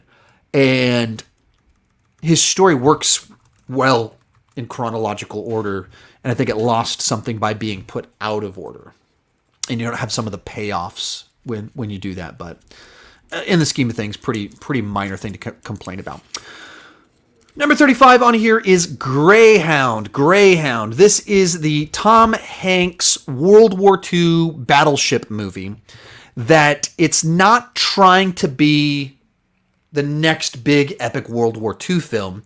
It's designed to be the story about this one crew, this one captain, and very visceral. You watched this one with me, right? Which one? I'm sorry. Greyhound. Tom Hanks battleship movie. Oh yeah. Mm-hmm. It what's the word for it? It's very present. Like you're experiencing a weekend with them. Real time. It's not in real time, but that sort of vibe. That it's not covering 3 months of time. It's this one encounter, and you're playing it out like you're on that ship and the tensions that he's going through as he's trying to keep as many people alive as is possible. I just thought it was a really nice, different take on it. Normally, war movies are all trying, like, swinging for the fences, trying to be the best war movie ever made and trying to win Oscars. And this isn't doing that. It's trying to be that middle of the road, like B level, not B movie, not in that sense, but just like a solid, get on base war movie, present experience. And that's what it was. It wasn't trying to be the best. It's just trying to be enjoyable. And that's what this movie was for me. So I had a good time with it. Moving along, we will have The Croods 2, A New Age. And I hadn't seen the Croods franchise until the day before I watched, or Croods 1, until the day before I watched Croods 2. And maybe it's just because it was a fun experience with my kids to take them back to the movies, but I enjoyed Croods 2. I actually enjoyed both of them. They were wittier than I was expecting. They're dumb caveman movies, obviously. But they found that right kind of angle, I felt, to actually have some wit to them and a little bit something to say. And they're over the top and wacky, but in a way that worked. Like I said, they're not best of all time or anything like that, but enjoyable, solid films. Number 33 on here is going to be Borat 2, Borat subsequent movie film. And I hadn't seen the first Borat prior to this one. I actually watched the second one, and then I went back and watched the first one afterwards. And that's maybe the best thing I can say about this movie is that I laughed enough at it that I was like, I'll just go watch the first one. So on the positive side, it's one of the funniest movies of the year. It did get a bunch of laughs out of me. On the negative side, I felt like it was trying way too hard to make its political point instead of earning its political point. In which case, it felt way more manipulative, way more contrived than the first movie. And in particular, with the timing of when it came out and some of the stuff that they were doing, it just felt like a dishonest effort. Funny? Yes. Some of its messaging, if you have to force it, if you have to contrive it, then your message probably isn't quite as strong as you think it is. And maybe even some of it's the headlines about the Rudy Giuliani were like, Rudy Giuliani did this. And it was like, that's not what happened. It's pretty obvious what's really going on in the thing. And they tried to present it as something else. And that probably soured me a little bit on the film because, like I said, maybe the funniest movie of the year, but I don't know. I don't think it handled its message all that well. Moving right along, I guess this is the section of documentaries, but documentaries to me, most of them aren't ones that are like top tier for me, but if I check out a documentary, I'm probably going to enjoy it. So this section seems, I guess, to make sense for where I put them. Next documentary we're going to cover here, Console Wars. Console Wars. This is based off of a book from, I don't know, about 6 years ago. It's about the console wars from the early 90s where Sega Genesis was trying to pass Nintendo, and they brought in this guy named Tom Kalinske, and he just ran this awesome marketing campaign to try and defeat the enemy that was Nintendo. Because that's what heroes do. And I loved the book. I loved it, and the movie was a nice summary. It's not as powerful. It doesn't touch on as many details, and there's so many details of Tom Kalinsky's strategy. And it probably, as someone that's trying to be successful running this YouTube channel and make a career out of this, and I have ambitions, there's a bunch of stuff about it that it works really well as a leadership marketing book. But then also as a kid, that I had a Super Nintendo, but my wife had a Sega Genesis. And then as I've grown up, I like Sega Genesis a little bit more in certain ways. That I remember all the ads talked about inside of this. I remember Sega, all this stuff that if you're young, you don't remember any of it. But it was like a nostalgia fest for me while also being enjoyable. The documentary itself captures it. It's a nice summary. If you really love that stuff, read the book. As is usually the case with these things, the book is better, and that's the case here too. But the documentary covers it really well too. Number 31 on here is Timmy Failure, and the long title that I didn't write in my notes. Let's see, what is our full title on this deal? Timmy Failure. Timmy Failure, Mistakes Were Made. I really don't like that subtitle for the movie. Timmy Failure, Mistakes Were Made. It doesn't flow off the tongue very well, but I'm imagining it's the title of one of the books. This is actually a really nicely directed family film. This is not one that's really my thing, but it's done really well. And there's some creativity in the way there's a bear that's following him around, and the way that you see what's kind of going on in his mind. It's one that I wish my kids had been more into. Of some of the stuff they did get into that I've had to rewatch 1,000 times this year, I wish this had been one of the things that they'd chosen instead. But that's the way life plays out sometimes. That you get stuck watching. I don't know what are some of the ones that are bad that they've been rewatching all year. What's the most annoying thing they've been rewatching? I don't know. Me neither. I've been talking for 2.5 hours. My brain is fried. Scoob is the first thing that comes to mind. But... Yeah. So Scoob. They've watched Scoob 1,000 times, but Timmy Failure only once. I wish that Timmy Failure could have taken Scoob's place. That's a good one right there. Let's go with that one. So there you have it. And then next one on here to close out our 30s, The Lovebirds. Do you remember this one, Jennifer? I do. Yeah. So solid little rom-com. It was supposed to come out in theaters. Actually, it was supposed to be at the world premiere of this one. It was supposed to premiere at South by Southwest. And I was going to be there. I would have been at the world premiere of this movie. And then 2020... had its own plans and kind of messed up everything that I was working towards. Which meant I had to watch it on Netflix when everyone else did. And I really dug it. I had fun with it. It's not breaking any new grounds. It's not one that we've re-explored. I thought maybe we'd rewatch it more, which we haven't. But I really enjoyed watching. Part of that, I'm still kind of on my Kumail Nanjiani kick. And therefore, seeing him in something like this, that it's all about him doing his thing, I had fun with it. I'm blanking on the lead actress's name. I haven't seen her. I think she has a show on HBO that I haven't watched it, but she was in the movie Tiny. Was it Tiny from last year? That I didn't like the movie really at all, but she stood out as like the interesting piece to that movie. I was like, oh, she's Issa really Rae. good. Issa Rae. Oh yeah, is it Issa or Issa? I'm trying to repeat what you said. I said Issa, but I could be saying it wrong. Issa Rae is her name. So she was in this movie Tiny from last year, Yeah. and I thought she was the standout. Agreed. And so then when I saw that she was going to be in this with Kumail Nanjiani, Little is the name of the Little, it's like Tiny. It's a synonym. Close. I was excited to see that, and then it didn't disappoint me at all. It's a solid rom-com little adventure with these two people about some lovebirds. That did you have anything else to say about that one? I liked how kind of realistic it was. I mean, obviously not all of it was realistic, but as far as the relationship goes, I thought that The part part was- where he got kicked in the chest by a No. horse, and then it didn't crack his sternum, and then he was like, "Get the grease!" And he's like telling his lady friend to take grease to the face. You thought that was realistic, really, Jennifer? No, their relationship was realistic. Oh, liked the that. relationship. Yeah.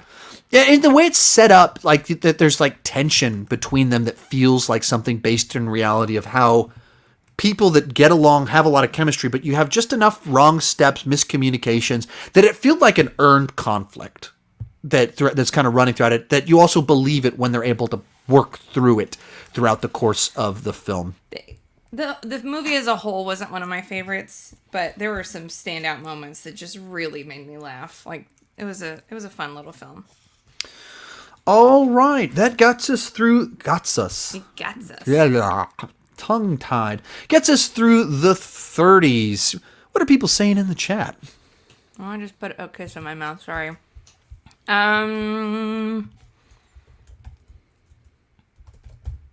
Sorry. I'm going backwards now. What? You didn't have an know. amazing question? I lined know. up for I'm us? sorry. I'm so sorry. Oh, we are Disney fans' favorite couple in America. Oh, YouTube couple in America. Nice. Yeah, that's pretty cool. What is our favorite season of Cobra Kai? I have a ranking coming out, so I won't say my opinion on that whatsoever. What's yours? 2. Season 2 is your favorite? I think so. No. 1. That's a big fat lie. I'm sorry. This is why I can't read and talk at the same time. I was like, what are you talking about? I don't No, think I that's didn't like reality. to. I mean, I didn't hate it, but wasn't a fan. But yeah, my ranking will come out, I think. I don't know what day is this? Is this Saturday? No, today's Friday. Today's Friday? Yep. It's New Year's Day. Yeah, Friday. I think it'll come out Monday is my Cobra Kai seasons ranking. I think tomorrow. I don't think I'm gonna just edit this. So edit this down. So How many Anyway, movies on average a week do you watch? this year, or excuse me, not this year. This year I've watched one movie. Last year I watched right around 500 movies. No, so how many a week? No, right. Oh, I'm sorry. You're doing math. My bad. To get to that number, I have to do the math because I don't have I'm sorry. I don't keep a tally of averaging the bit. So I saw about 500 movies, 52 weeks in a year, 10 movies per week would be the way that would work out. So like 1.2, 1.3 movies per day. And I think last year was the most movies I ever watched in a year. To my knowledge, that's probably the most. Which is funny because I said I didn't know how many you watched on average, but that this year felt like more movies. I know it's not true, but I think it's because you watched them all here. I watched them all here, and because the kids' situation and everything with them being here, I watched them with you. Yes. So even like in the 2019, I would watch movies in my office. I would watch them up here sometimes during the day while you would be downstairs working. Or you'd go every Thursday, you'd go to the movies. Every Thursday I'd go to the movies, and then every Tuesday I'd go to a press screening. And then all of that was just here. And so then you were present for everything that I watched. But I also do think I watched more this I year. didn't than watch before. all the ones you watched, but yeah, it just felt like I watched so many. And there's still so many we haven't seen. Someone asked if I disliked Alien 3 as much as you. And I didn't like it, but I'm trying to remember several of the movies we watched recently. I was like, I would rather watch Alien 3 than this movie. Just because I was trying to convey how much I hate it. No.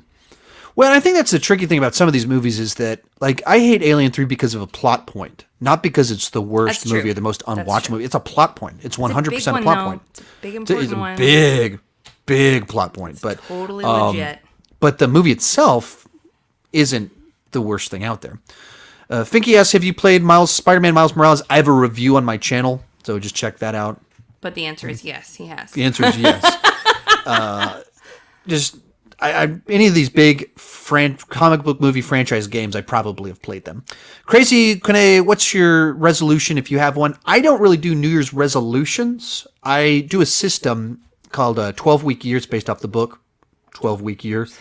And I have a Monday morning accountability group that I meet up with these guys via Zoom, and guys and girls, there's a lady in there too. And we just hold each other accountable, but it's based off 3-month blocks. And so, like, I developed a YouTube course, and that was my goal for July, August, and September. And that happened because I was in that group with them. And so I have these kind of different goals that I do every 3 months, but I don't have like an annual resolution. This year's a little bit different because I turned 40 this year. I'm 39 right now. November, I turn 40. And so for me, that seems like a deadline that gives me a goal for getting the best shape of my life. This is like, I'm going to fall apart starting at age 40. Age will just catch up with me. My hair will turn gray immediately. So this is kind of like, if this is my last little window to try and look my best and like peak at some moment, I want to do that. And like when I was younger, I was always too skinny. And now my metabolism slowed down enough that I have some size to me. I get like always was trying to gain more and more weight, and now like I'm in that weight range that I want. Just need to shed the extra fat and put on, I don't know, 5-10 more pounds of muscle, something like that. Those two things combined. Excuse me. Like I don't need the big shift and more muscle. I just need to trim the fat, a little bit more muscle, and peak at age 40, and then it's all downhill from there. Such a ray of sunshine. Yeah. Did we watch the reunion episode of Parks and Rec? No, we did not. I didn't think so. I'm just normally very interested in things like that. It's just not something that, because it's like a Zoom call for them doing stuff. Patricia Jacobs, a very frequent commenter, always has something witty to say in my comment section. Thank you so much for that. I do notice. I'm very well aware of that. Says Stranger Things versus Cobra Kai. I have more excitement for Cobra Kai. Stranger Things maybe in certain ways technically a more sophisticated show, but Cobra Kai, because I'm such a fan of Karate Kid, it is a lot more oomph for me. So, how about you, Jennifer? What? Stranger Things or Cobra Kai? Which one do you like more? Cobra Kai. Yeah, and who would have guessed that? I mean, it seemed like such a bad idea for a show. Me, I think Cobra Kai in general wouldn't be too surprising, especially Stranger Things. It's shocking to me that I like it as much as I do, that's just true. because it's more along That's the true, horror yeah. line Yeah. than I usually like to go. So Daniel Skinner, the super chat. If I may ask, may you please put Coming to America and Candyman 2021 in your honorable mentions for most anticipated video, please. I mean, I haven't started making the list. Candyman won't be one of my most anticipated. I don't know where Coming to America will land. I don't know that I have a bunch of. I mean, I'll have a second video that's on Patreon. I don't know that I'll have honorable mentions mentioned in the video itself. Coming to America potentially would. I don't think it'll be top 10 most, but it's possible it could be in the runner-up list. Like that one to me has the potential for that. Candyman 20 doesn't. That I haven't seen the other Candyman movies, so if I were to tell you it's one of my most anticipated, that wouldn't be an honest take. Coming to America, I've been watching the original one not my whole life, but for 30 years. So I have a lot more interest in that than Candyman, just because I haven't seen Candyman. Got anything else for me? An amazing one? an amazing one. Is the Batman versus Superman remastered rumors true? I don't know what that means. Me either. I mean, I don't think it's like a different version. I think it's just like they're adjusting it for streaming or something like that. It's not like a different thing. I don't think it's a change of anything. Michael Mark, have you watched any of the DC animated movie universe? I ranked them like 2 months ago. So you can see my take on, 13, 15 of them, something like that. There's different ways to count them because of the Constantine movie that wasn't really a movie but turned into a movie. But yeah, I have a ranking. You can find my take on all of them. Have you seen the show Designated Survivor on Netflix? Yeah, we're big fans. 24 is one of my favorite shows, and I'd never seen it until I met Jennifer. She introduced me to 24, and so that's... And Jaws. What would you do and Jaws, without me? Life. Good Who grief. would have thought all of that? So then I love 24, and Designated Survivor is like a spiritual sequel to it. So it's like every sort of stuff that I love. But we watched the first 2 seasons when it was on network television, and then I watched the later ones when it was on another one. Okay, I got to run to the bathroom. If I don't make it back in time after my video runs, then I'm going to need you to start saying clever, funny jokes to the people here. Okay, I'll watch the... So you can tell stories after this video. I'm gonna do it. You guys are tuning. There's 374 of you at this moment. You're in here for 2 hours and 44 minutes. You're committed. You've earned seeing a minute of the music video, It's All for Love. If you want to know the context of this, my buddies and I, we made a short film as part of a short film contest related to the release of the movie Snakes on a Plane. And the short film was only 5 minutes, but for it, I wanted to write a song for the end credits. The song I wrote is called It's All for Love. It's inspired by the song that plays over the credits of the movie Commando. The music video in its entirety is longer, or it's as long as the short film itself. So when it's attached as the credits for the short film's doubles in length, which is hilarious because there's like 5 of us that worked on it, so our names just keep repeating in the credits for 5 minutes straight. But to embarrass myself and to let you see what was I using my creative energy before YouTube, before I had kids, what did I do with my time? It's All for Love. I wrote the song. I recorded it with my buddies. Yeah, I play all the instruments, and then my buddies did the singing on it. And the guy on the guitar, he's the guy that I mentioned in here that is my workout partner that's been texting me while we've been sitting right here along with my buddy Andy. That's our workout group. And then the other guy that's singing is Vincent, who is the best man at my wedding. Even my story about Bloodshot, where there are 2 guys behind me, when the Angry Joe right behind them. This is the 2 guys singing in this that are the 2 guys. And so this is me back in, I believe, 2008. And Yeah, I guess. I shouldn't play this, but You're too tired. here you go.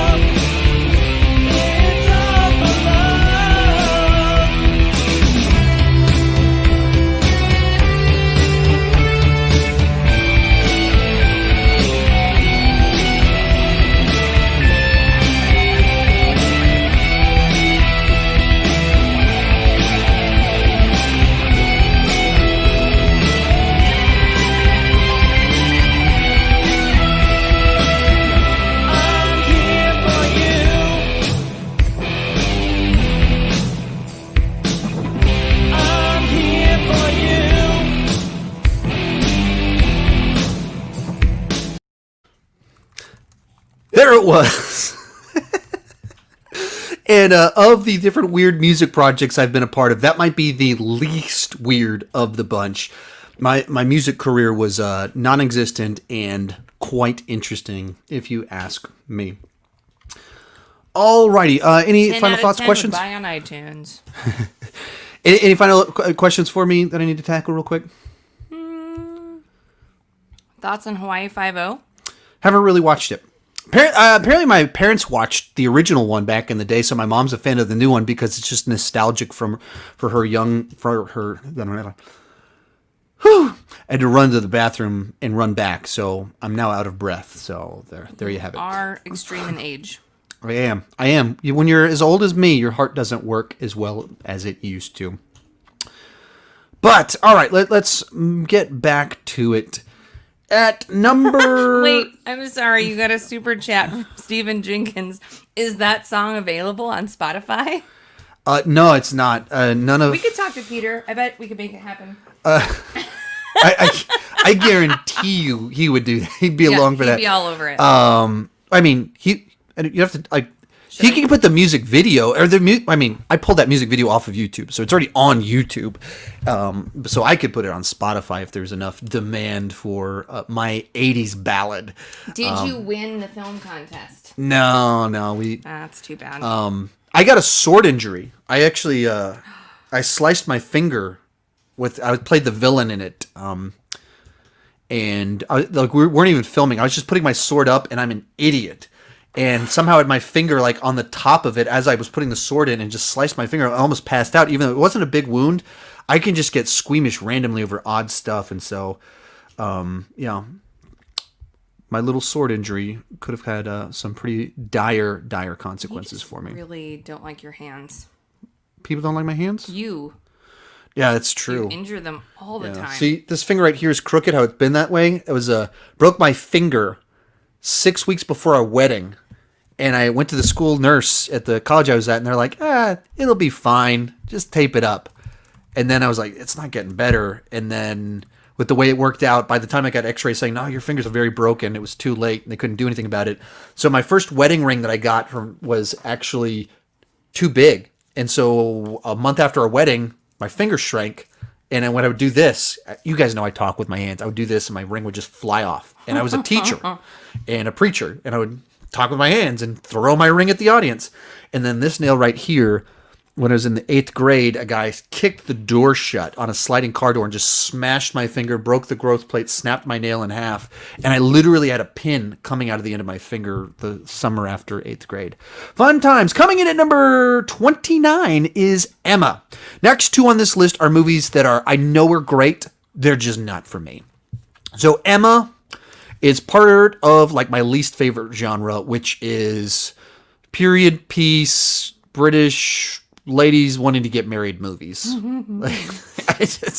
I can't do it. It's not my thing whatsoever. Was it Jane Austen, is it? Mm-hmm. Yeah, all of that stuff. I can't do it. The TV shows, any of it. I have absolutely no interest.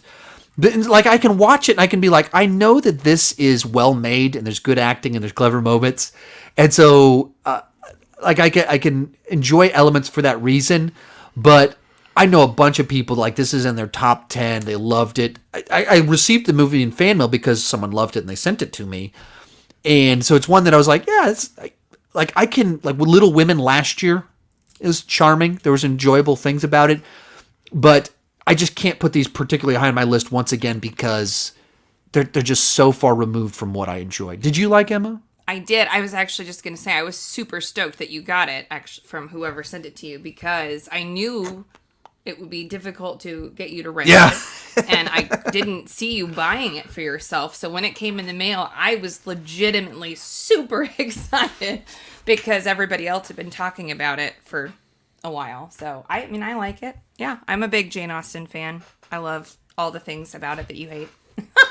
Yeah, and that's all the things you said that aren't your things are my things. Yeah, and she legitimately does, like, she loves these British period piece girl getting married shows and movies and puts them on all the time, and I'm like, but sure. Like, I can't do it. They're not my thing. And I mean, whatsoever. I would have liked it anyway, but I really did like watching it with you because it was so much fun to pause it and explain what was happening. Right, I don't. What is going on? Much like with the movie Mank, maybe it's like period piece movies that don't involve people with guns shooting each other, swords cutting each other's heads off. I just can't follow along. Like, whatever reason, I just, what is this? What is happening right now? And so not really my thing so much at all, unfortunately. And along those same lines, the next one on here, another one that no specific issues, not throwing any shade, well-made film, not really my cup of tea, Hamilton. A lot of people have been asking about that one. So I can watch it. We watched it, and I appreciated a bunch of things about it, the character arc and the way they set things up and his faults and his flaws and how it built up and led to the finale. And I can listen to the music and be like, that's a catchy, fun song. It's just not really my thing. So I can't claim it's a top 10, top 20 movie when it's just not. as something that's outside of my normal thing, did I have some fun with it? Yeah. Could I respect it, enjoy it? Yeah, I think we built shelves. I think we built these shelves. We did. We built these shelves right behind me, actually, while we were watching it. And when it came out, there were people like going bananas. Like, I can't stop listening to the soundtrack. I've watched the movie 7 times this weekend. I did not watch the movie 7 times that weekend. I didn't either. Yeah, she didn't either. It's Unusual. I was really surprised that the I can't think of the right word, but the excitement for it stayed. Like, honestly, I was expecting it to be available to everyone, and people go, "Oh, well, that's not as good as I was expecting," or "That's what everyone's been talking about for forever." Yeah. And it's great, don't get me wrong, but I was surprised that the excitement level stayed exactly the same, in my perspective, as it had when Hamilton first came out. Like, Yeah. everyone online was still just rabid for it, and I didn't expect that. So, that was interesting. moving right along. At number 27 will be Synchronic. This is a movie that I haven't heard a lot of people talking about. I actually saw it. Hype. Yes, sorry. I actually saw it in 2019 at Fantastic Fest, like a year before it came out. They'd finished the movie. They were just shopping for a distributor. And so I saw it at a film festival. Got to actually see it on the big screen and everything. So there's Anthony Mackie and was it Christian Grey is in it. And it's like a drug that involves time travel. It's like a weird concept. It's pretty dark, but it has some emotional punch to it. And if you kind of like time travel movies and like something a little bit dark, it's just interesting and different enough to pop. And I like Anthony Mackie, and I can't say that I like Christian Grey. I mean, I haven't seen the 50 Shades of Grey movie, so I can't comment too much on that actually. But this was one that touched on a genre I like with some actors I like, and just a nice different spin on the genre. Number 26 will be American Pickle. A very offbeat. You see it as I didn't even know what I was getting when I clicked or watched this movie and first clicked on it on HBO Max. I was like, what? I guess I need to watch more movies this month. Bizarre, quirky film about this guy that falls into a pickle bat, is in suspended animation for 100 years and comes out and he's like living with his last relative. And so it's like politically incorrect where you have this super woke New Yorker from present day with this guy from 100 years before that's all sorts of issues, biases and prejudice. And it's a weird movie that I laughed at a lot, that touched on some stuff that I appreciated in a lot of ways. I didn't think I would like it, but it... I'm pretty sure I pushed you into that one. Did that happen? I think so. Did you like it? Yeah. I mean, it's not my favorite, but it was fun. Right. It's just like it's such an offbeat. It's the kind of movie that I'm just glad it exists. Like, it's not my top 10. It's not amazing. I didn't want those hours of my life back. Right, yeah. It's like I didn't feel like I wasted 2 hours of my life or 90 minutes of my life. It was like, I'm glad that somebody made something this weird. And they made it like this. It's this commentary on a bunch of weird stuff about modern culture while being really funny and playing into the rant. Like, so the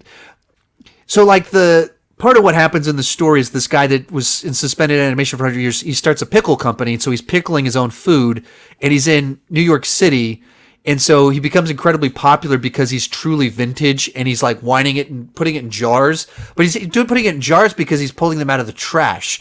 And it's vintage because he's using like rainwater out of gutters and stuff like that. And so it's like making fun of all these hipsters while like playing into all this. I don't know. It did things the right way. So I actually really liked it. I'm kind of surprised that some people didn't seem to like it apparently, but I enjoyed it. Then we have The Platform. This is another one I saw at Fantastic Fest. That seems to have been a recurring theme on here, is movies I saw at Fantastic Fest. So I saw it on a big screen back in 2019, and then it came out on Netflix this spring. And it's just a nice high concept film about these people on a platform where there's food, enough food for everyone to have one plate of food, but it goes to each level of this tower that's like 150 levels or something, and the people at the first level can eat as much as they want. So if you're on level 1, you eat all you want, but if you're on the bottom level, there's nothing left, and so you desperately try to survive. And so it kind of has like a pretty clear allegory for people over-consuming, but effective. No subtlety in what they're trying to communicate, but it was effective enough at what it was going for. Then at number 24 on here will be Justice League Apocalypse War. This is the final film in the continuity of the animated films that they've been doing since Flashpoint back... trying to pull up a graphic for you, and I wrote Justice instead of Justice League Apocalypse. I think my brain is starting to shut down a little bit here. I was like, I read what I wrote, and I was like, I just keep writing the word justice. It's like I'm in The Shining. Whoa, freaky. Anyway, that's what happens when you talk for 3 hours straight and you're running entirely on energy drinks. So Justice League Dark Apocalypse War. I don't even know if I said the movie title right. It's the last movie in the current continuity, or in this last continuity of movies. Book ended with Flashpoint and this one. And it's like this super dark version, DC's version of Endgame. Of like, what if the heroes lost and how would they come back from it? Except very rated R, and because it's kind of closing out a continuity and stuff, so dark. you see so many of your favorite heroes like ripped to shreds and failing, and I just appreciated all about the film. That it wasn't afraid to go where most of these movies don't go.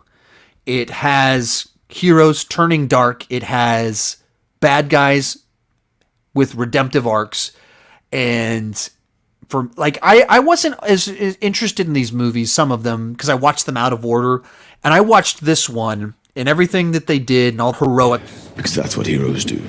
And my takeaway was I want to go back and rewatch all of these, and so I did. And so the reason I ranked actually this set of DC animated movies is because I watched this movie and liked it so much that I went back and rewatched all of them. So if you haven't watched the other ones, probably not a good starting point because it is the end of a continuity, but in another sense, it's the one that made me want to watch the other one. So make of that what you will.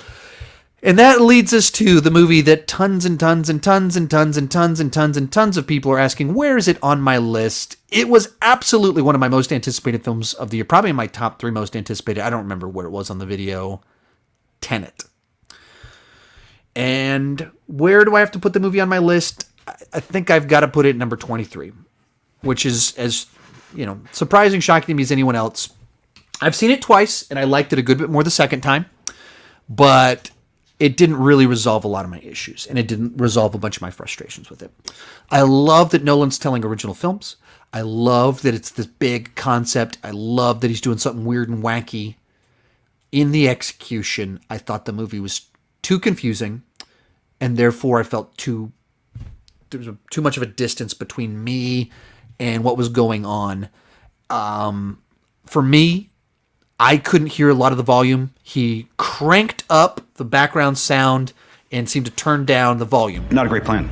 on the vocals, so I couldn't hear what people were saying. So I literally couldn't follow the plot at times. The guy sitting next to me, Peter, the guy who's actually playing the guitar in that video, he didn't have that problem. But I can't review a movie based off his experience, based off my experience. The sound mix was off. Even I think it was that the director of Shazam, I think he made a tweet after it came out on Blu-ray, and he said, watching Tenet is a different experience when you can turn on the captions. It's like the director of Shazam had the same issue with it. But even beyond that, I just felt like I was playing catch up too much on the wrong details. In the first half of the movie, before it starts doing backwards time, I wasn't following exactly what was going on and why they were doing things and why they were talking to people. And it was feeling a bit repetitive in the wrong ways, because it was like they go to this person to find out where they should go next and which person they need to talk to next. And they go to that place and they talk to that person to find out where they need to go next and who they need to talk to next. So they go to that place and they talk to the person to find out where they should go next. And you start kind of going, man, for everything brilliant about this film, there was something that was frustrating. And it makes it tough to rank a movie like that. But so when I first was working on my rankings, to give you a point of reference, when I first watched Wonder Woman 84, I had it above Tenet. I think I did. And when I watched it the second time, it dropped a lot. When I watched Tenet, I moved it up. So maybe when I watch it a few more times, it'll go up.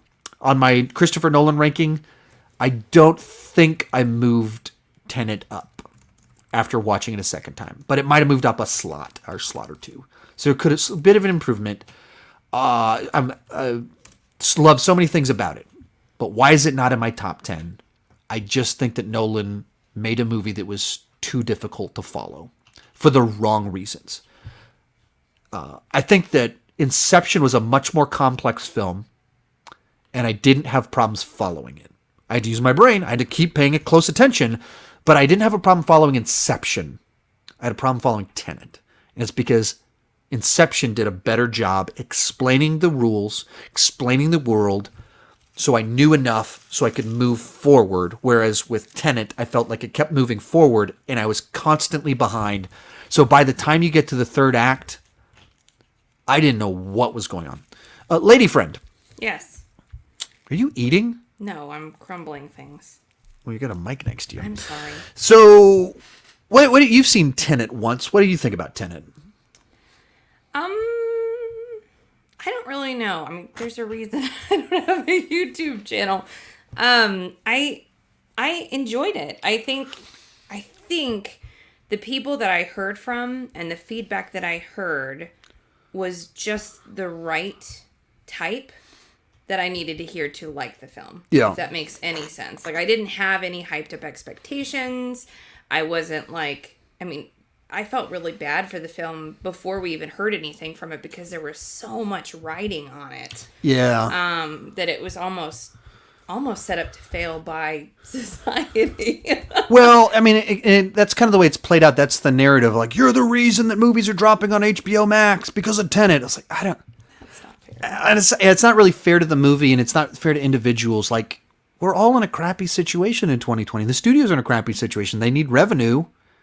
We don't know it's the right thing to do. It's unprecedented. And so you try things, some things work, some things don't. And that release seems to have not worked. I don't fault anyone for that. Give it a try. I think you should put effort into it. But, I think I liked it more than people that were really excited for it. Yeah. Because my expectations were tempered. Yeah, you saw it a couple weeks after it first came out, so you had enough people that were mixed on it, where some of us were like, finally, a movie we're excited about. It's a Christopher Nolan, and I'm seeing it in the theater. It's going to be amazing. Wait, what are people saying? I don't know what's going on here. Like, Chris, I appreciate what you were doing here. There's so many great things, but... We were on the verge of greatness. We were this close. And he was so close, yet so far, and you already knew that going in. So I think that's on these lists, you have to think about perspective and where things kind of fall, and even the way I talk about certain things. There's movies that I thought were going to be my top 5 for the year. Like Tenet, I thought it was going to be top 5. It's not. It's good, maybe very good, but it's not top 5. So there's a sense of disappointment in the movie, even though it's still good. And there's other movies on the list that I'll praise a little bit. Don't have anything bad to say about it, but they're much lower on the list because I thought they were going to be garbage, and they were a little bit better than that. So these are always, it's so tricky to do these deals. And sometimes you have very weird reactions to films, and this is going to be another example of where these lists just get bizarre. Next movie on the list, number 22. This is insane to me. Number 22, Eurovision. Eurovision. Now, here's where this gets weird. This is one of my most surprising movies of the year because the surprise came after we watched it. I watched it, and I didn't like it. I gave it a bad review, like one of my lower reviews of the year. Posted that over on Instagram and Patreon. I was in full agreement with you. And she was in full agreement with me. I did my monthly ranking very low. And if you extrapolate based off that monthly ranking, the review I gave, this should be like number 67 on the list, if based off what I said before. And that was my initial reaction to watching it one time.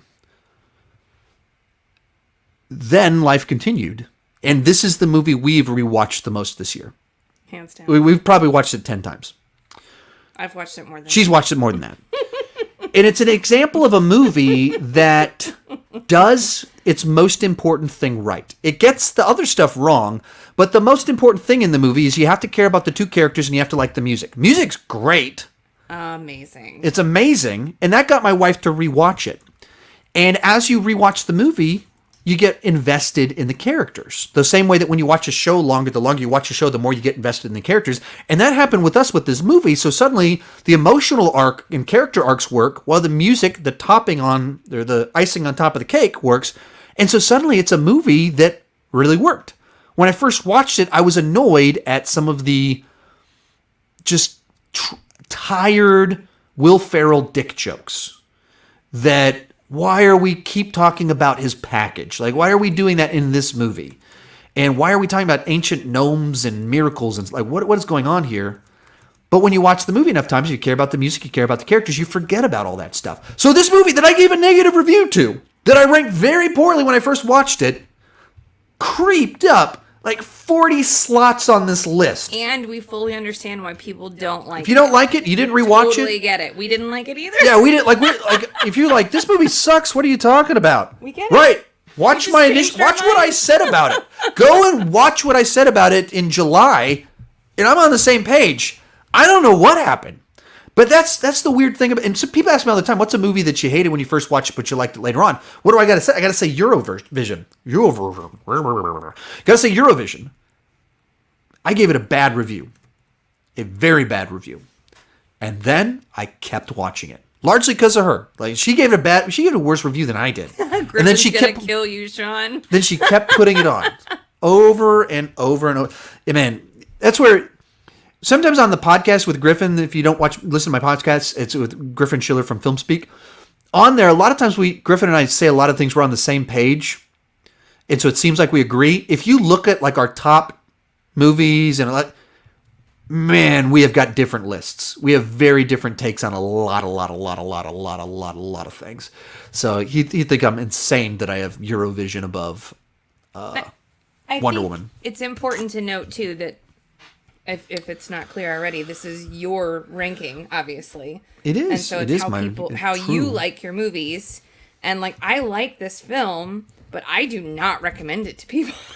It's not like A Warrior or Right. Edge of Tomorrow where, no, just watch it. You'll love it. It's not one of those. It's just something that for some bizarre reason that I completely Right. don't understand, I really like it. It's tough. It's so weird. So, in this weird world, somehow it works out that I have Vision before Tenet. before Tenet, before Wonder Woman 84, before way above Mank, and Yeah, well, that's just like your opinion, man. if you think I'm crazy, I'm tracking with you. I think I'm crazy as well. Moving right along on our list, another one that is not for everyone, Fat Man. I know a lot of people that watched this one that were like, that was too slow, too weird, too bad. And I know some other guys that are right around my age that grew up watching Mel Gibson movies and love this movie. You don't know what it is. It's a Santa Claus movie. Mel Gibson plays Kris Kringle, and he gave a kid a lump of coal, and the kid hires an assassin played by Walton Goggins to kill him. And so it's the movie about this assassin making his way to the North Pole to kill him while Santa's having like a bit of a crisis of identity, that business is down, Christmas cheer is down, people don't believe in him as much, and therefore he's had to take on a contract with the United States government to have his elves work on these new jets, and he's really depressed that it's come to this and that he's making his elves do this. It's such a weird concept, and it mostly plays it straight, but like you either have to buy into this tone of this movie or it's like bottom 10 for you. I totally bought into it. I love that this movie exists. Like, it's so weird. And Mel Gibson and Walton Goggins are so good at nailing the exact tone to make me love this movie. It, like my wife said about Eurovision, it's a tough one to recommend to people. There's movies on this list as we get higher that I'm just like, yeah, just check it out. It's great. And then there's movies like this that there's people that I would recommend it to but in general, it's a little bit tough. Like, I know why I loved it, but I know why a lot of other people wouldn't. Wife, was this your favorite movie of the year? It was not. What? How dare you? How do I remove you from this feed? I mean, I can leave the room. Oh, did you have any quick thoughts on it? I enjoyed it. I didn't really know what to expect. I didn't know which direction it was going to go, so it was within the realm of my enjoyment. Yeah, it wasn't too mean-spirited. That's what I was afraid, like Santa's like a jerk, that he's like a killer or something. Like it said in the trailer that he worked for the government. I was like, wait, Santa works for the CIA? Like, what's going on here? And that's not what it is at all. And that's what kind of makes it interesting, is that that even the posters, I think, misrepresented a little bit, in that it's like a Santa that he has lost his way, but it's not like he's like, he's disappointed in life and the cynical world. And so his wife helps him re-find the joy while this guy's trying to kill him at the same time. It's wild. Final one of the 20s, and we're making our way through this list. There's hope. There's a light at the end of the tunnel. Sonic the Hedgehog. Like everyone else, that first trailer had me terrified. Video game movies don't have a good reputation. And then they listened, they changed the design, and the movie's fun. It's a fun little movie. Great performance from Jim Carrey, kind of back doing what he does best. It's weird that they take Sonic the Hedgehog, the fastest creature alive, and make it a road trip movie where he's riding in shotgun in a car. Weird pick. Weird direction to take it. But does it deliver on fun, family fun? Absolutely it does. And so I really dug it. And whenever it first came out on video, my son, for his birthday, he said this is what he wanted to watch for his birthday, so we bought it on digital. And so that's a good sign that he's like, of all the things we can do, what do you want to do for your birthday? Let's watch Sonic the Hedgehog again. All right, buddy, we're stuck at home. You want to do that? Let's do that. And we just got a Sonic Monopoly game for Christmas. We did. Yeah, that's right. Maybe that's what we'll play tonight if I don't pass out. Right. I could pass out. We told him we'd build Legos too. Oh, well, maybe we will be playing Legos tonight, but in the end, we've made it past. We are in the top 20. Cowabunga. With that said, you got some questions for me? Take a little break. If anyone needs to run to the bathroom or anything like that, we'll take some questions for a few minutes and start the final charge here. I've got a super chat from Ulysses. Have you seen Cowboy Bebop on Hulu? It's perfect. So have I seen it? I have not, unfortunately. My roommates back 15 years ago, when they were students at UT, and they watched it a lot. They had I guess they would have had the DVD sets, or maybe it was on, I don't know. I didn't end up watching it with them. So people asked me about it, and everything they've said about it sounds like it's something that probably would connect with me, something that I would enjoy. I just did a quick Google search, and I think we should check it out. So wife seems to check it out. Like all the comparisons, they all made sense for me to check it out. But it was one that, for whatever reason, I literally, as soon as you say Cowboy Bebop, I think 2004, 2005, my roommates. That's what, that's my the immediate, that's the connection I have. And then I think everything they said about it was something interesting to me. I don't even remember watching a single episode with them. I don't remember catching an episode. So I haven't watched it on Netflix since. So wife says from her little search, she's interested. So perhaps we will be looking into that one a little bit. Super chat coming real quick from Daniel Skinner. Thank you so much for that. When you get to Mulan, I just want to say that I'm glad the Chandler family liked it. However, I disliked it. Like many other people, John Stuckman, Sassafras, however, I don't think you're crazy. So you're not wrong. I mean, you're a little bit wrong because I am Crazy. Do I seem like a balanced person to you? Oh, So yeah, I mean, I'll have my reasons for where it is. Obviously, our household enjoyed it more than seemingly most of the rest of the internet. Cody 10, I think you forgot about Onward. No, I haven't. Onward is coming up shortly. We will get there in just a few moments. You got a question for me? I'm going to butcher this name and then I'll get made fun of. I know I'll make fun of you. Is it... I don't even want to say it. Ryan Johnson? Ryan? Ryan Johnson, the director of Last Jedi. Spelled funny. Oh, no, then we're messing around then. He said he's working on a Knives Out 2. Do you want a big ensemble cast like the first movie or a smaller cast focusing around Daniel Craig? Are you excited for Knives Out 2? I really enjoyed Knives Out 2. I am all on board for Knives Out. Out 2. I do not want the cast returning other than Daniel Craig. I'm fine with the same size ensemble, just a different ensemble. I don't want, like, if they try and find an excuse to have another murder mystery with that family, that sounds terrible. But if just the idea of this detective having different murder mysteries with different people, that makes sense.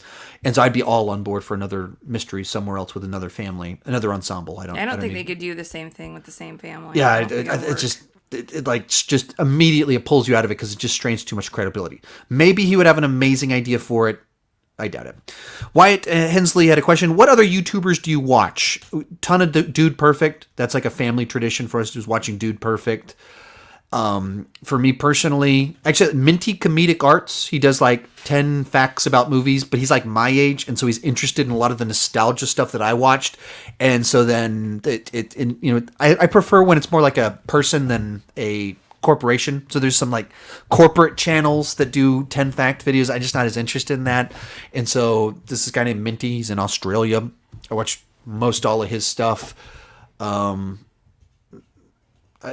through a lot of different things and have different. Viking Samurai is a guy that he talks about Van Damme and Stallone movies. Like he's really into like martial arts movies and action movies of the 80s and 90s, but in particular Van Damme and Stallone. And that's stuff I'm into, and he'll like do videos about like their workout routines and stuff. That's stuff that I'm interested in, and so it's like super niche, but niche in my direction. So Viking Samurai is another one. It's kind of like up and comer. Like he's like really grown this last year, so it's about 20,000 subscribers. So those are some that kind of come to mind. You got a question for me? Would you rather see Fincher or Tarantino direct a Batman movie? Fincher or Tarantino? Fincher. Tarantino, I don't think his bag of tricks would translate well to it. Fincher, I mean, just watch the Batman trailer. There's one we got. What did everyone say? Oh, it's like 7, except it's Batman. So immediately you can see the comparison that people used was David Fincher. So I think Fincher, there's a lot there. But Tarantino does Tarantino. And I just don't know that I want to see that with Batman. Like everyone's like talking pop culture and super witty dialogue. It just doesn't feel like Batman to me. So Fincher very easily. Have you seen Monster Hunter? No, I've not. My brother-in-law keeps asking me about it. Thanksgiving and then Christmas, he asked me about it, but just the timing on it. I didn't think if I went to go see it, my review would do better than all these rankings that I've been doing. I knew it wouldn't do nearly as well as those videos. And so the last 2 weeks has just been like me teeing off. It's been a lot of fun because it was so slow for 9 months. And then finally it's like just, oh yeah, this is what it was like in 2019 when there was stuff that people, and so that's literally what happened. If the movie had come out in November, October, I probably would have watched it and I would have reviewed it. But coming out when it came out, there's just too much other stuff that just drowned it out a little bit. If you had to pick a film to represent 2020, which one would you pick? A film? Like a movie that came out this year? Yeah, to represent the year. Oh, man, I don't know. I know what I'd pick. Oh, what would you pick? I'd pick Tenet. Tenet? Yeah. How so? Well, I mean, if you're not talking about just the movie, you're talking about the movie that had all this expectation, and then had a release date, then it didn't have a release date. It was pushed back.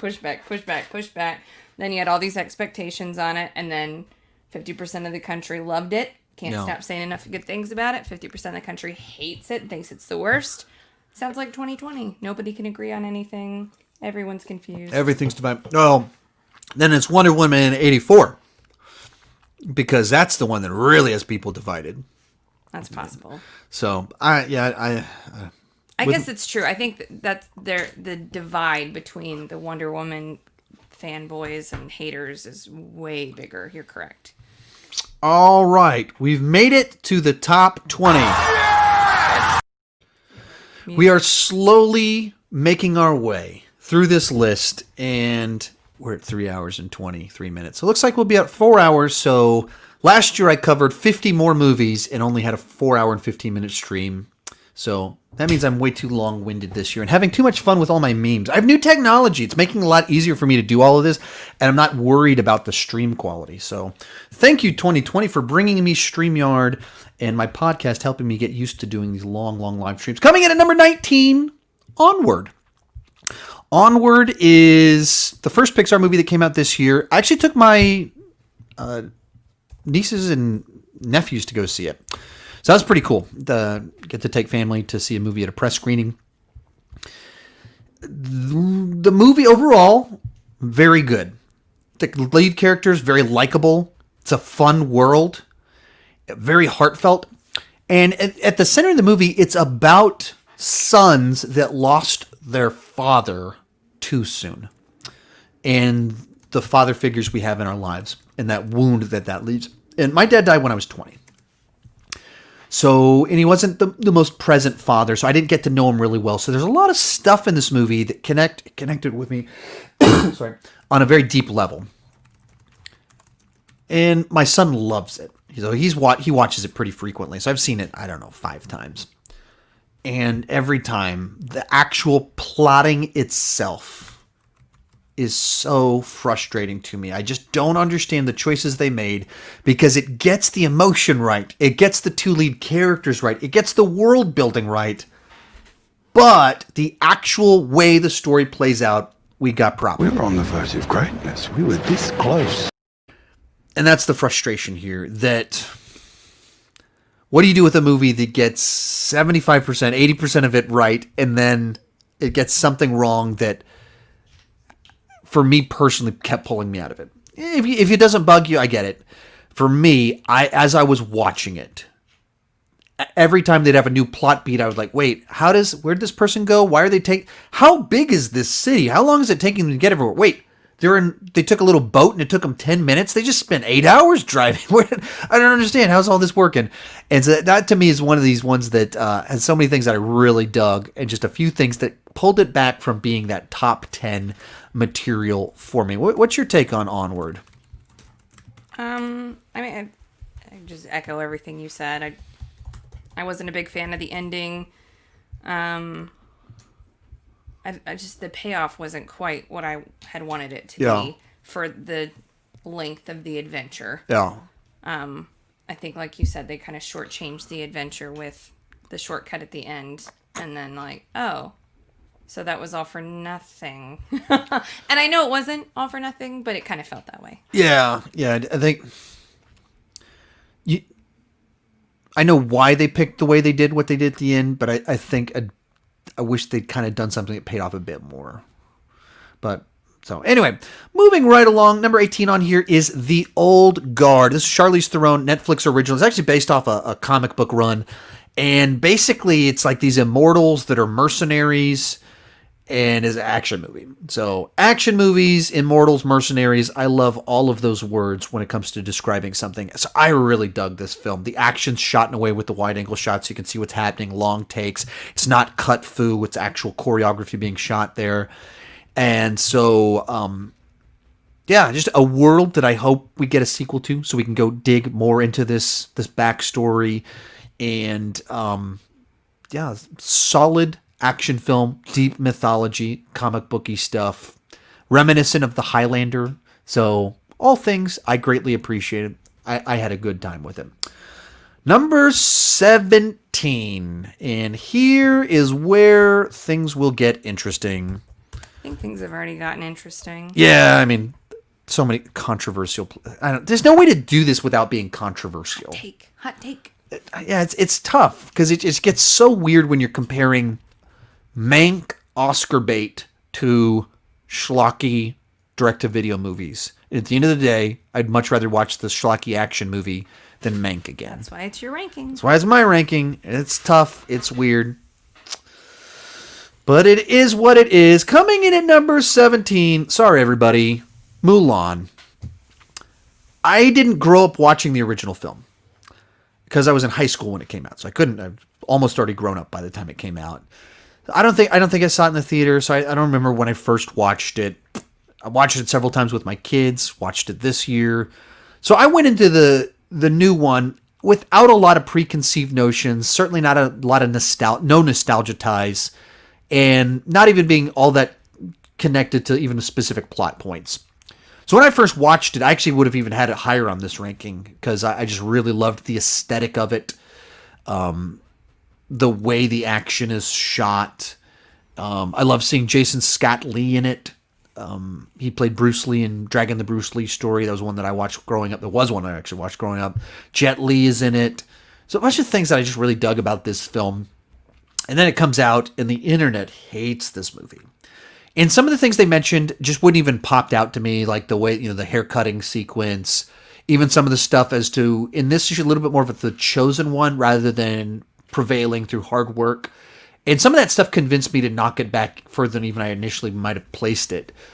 But we watched it 2 weeks ago, and I still really dug it. There's a lot of things about it that kind of confuse me as to why the internet hates it so much. It just because I don't have the connection to the original animated film or even knowledge of the original animated film that a bunch of you have, I just can't get angry with it at certain plot points. You can reason with me and be like, this is more powerful in the original one because she earned it rather than being the chosen one. Oh, that's okay, gotcha. I knock it back a little bit.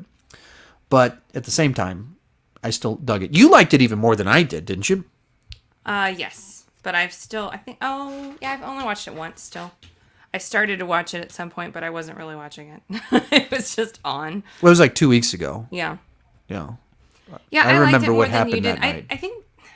I could talk for a long time specifically about live action remakes and problems and opinions and all that, but I think among many of its problems, I think their main issue was they weren't very clear about it being a retelling. Right. The fans that love Mulan, the cartoon, or in the animated version, would have been more prepared for this version if Disney had done a better job explaining that it was a different take. Yeah, I mean, Because Aladdin. a lot of their live actions have been almost direct. Shot for shot. Like Lion King is shot for shot, different format with one scene added and one song added. So one scene, one little sequence with a song, shot for shot. Yeah. Aladdin is the same movie, expanded a little bit, done really well. Mulan is its own thing. It's the same story, but it's a not trying to go back to. It's not using the animated film as its source material. In which case, a lot of people left very frustrated. So I didn't have any of that. I just didn't have any of that watching it. So I think if you just go from experience and enjoyment watching it, I really did enjoy it. I think there's things on the back end that I just never would have known if someone hadn't pointed them out to me. Right, me too. Then gives me reason to go, right, they made a bunch of mistakes with this movie. But if I didn't have that knowledge, I would be able now in this moment to say that I liked it a lot more. That's the same thing that happened with me. I just didn't, whether plot points comparisons to the original one, or I had people messaging me angry like, how could you like this movie? They shot it near concentration camps. It's like, I don't know anything about that. Like, I just watched a movie and I reviewed the movie, and then after it came out and I reviewed it, you read an article about concentration. I just don't. I can't review a movie based off of an article that you read after I reviewed it. And so there's just a lot of stuff like that is like, maybe that would change my impression, change the way I would review it, change, like, absolutely that stuff can factor in. But what was my experience with the movie? We had a really fun time watching it that morning. We like really enjoyed it. Like a fun time with the kids as a family watching it that day. I think we liked it more than they did. Yeah, they haven't asked to rewatch, but we really dug it. A bunch of you guys did not. Yeah, well, that's just like your opinion, man. I have spoken.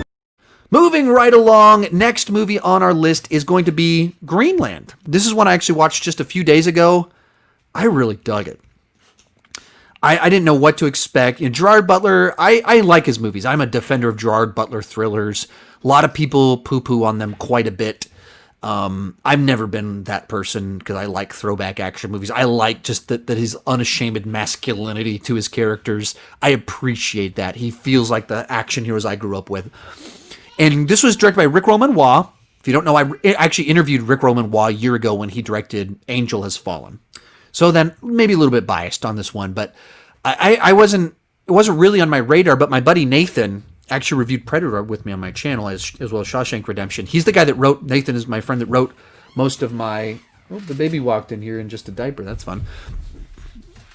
He wrote a lot of the puns that are in my MCU rankings. He wrote that stuff. All the ant puns, Nathan wrote them. He came over, we were looking for something to watch, and this was on Vudu, so I watched it.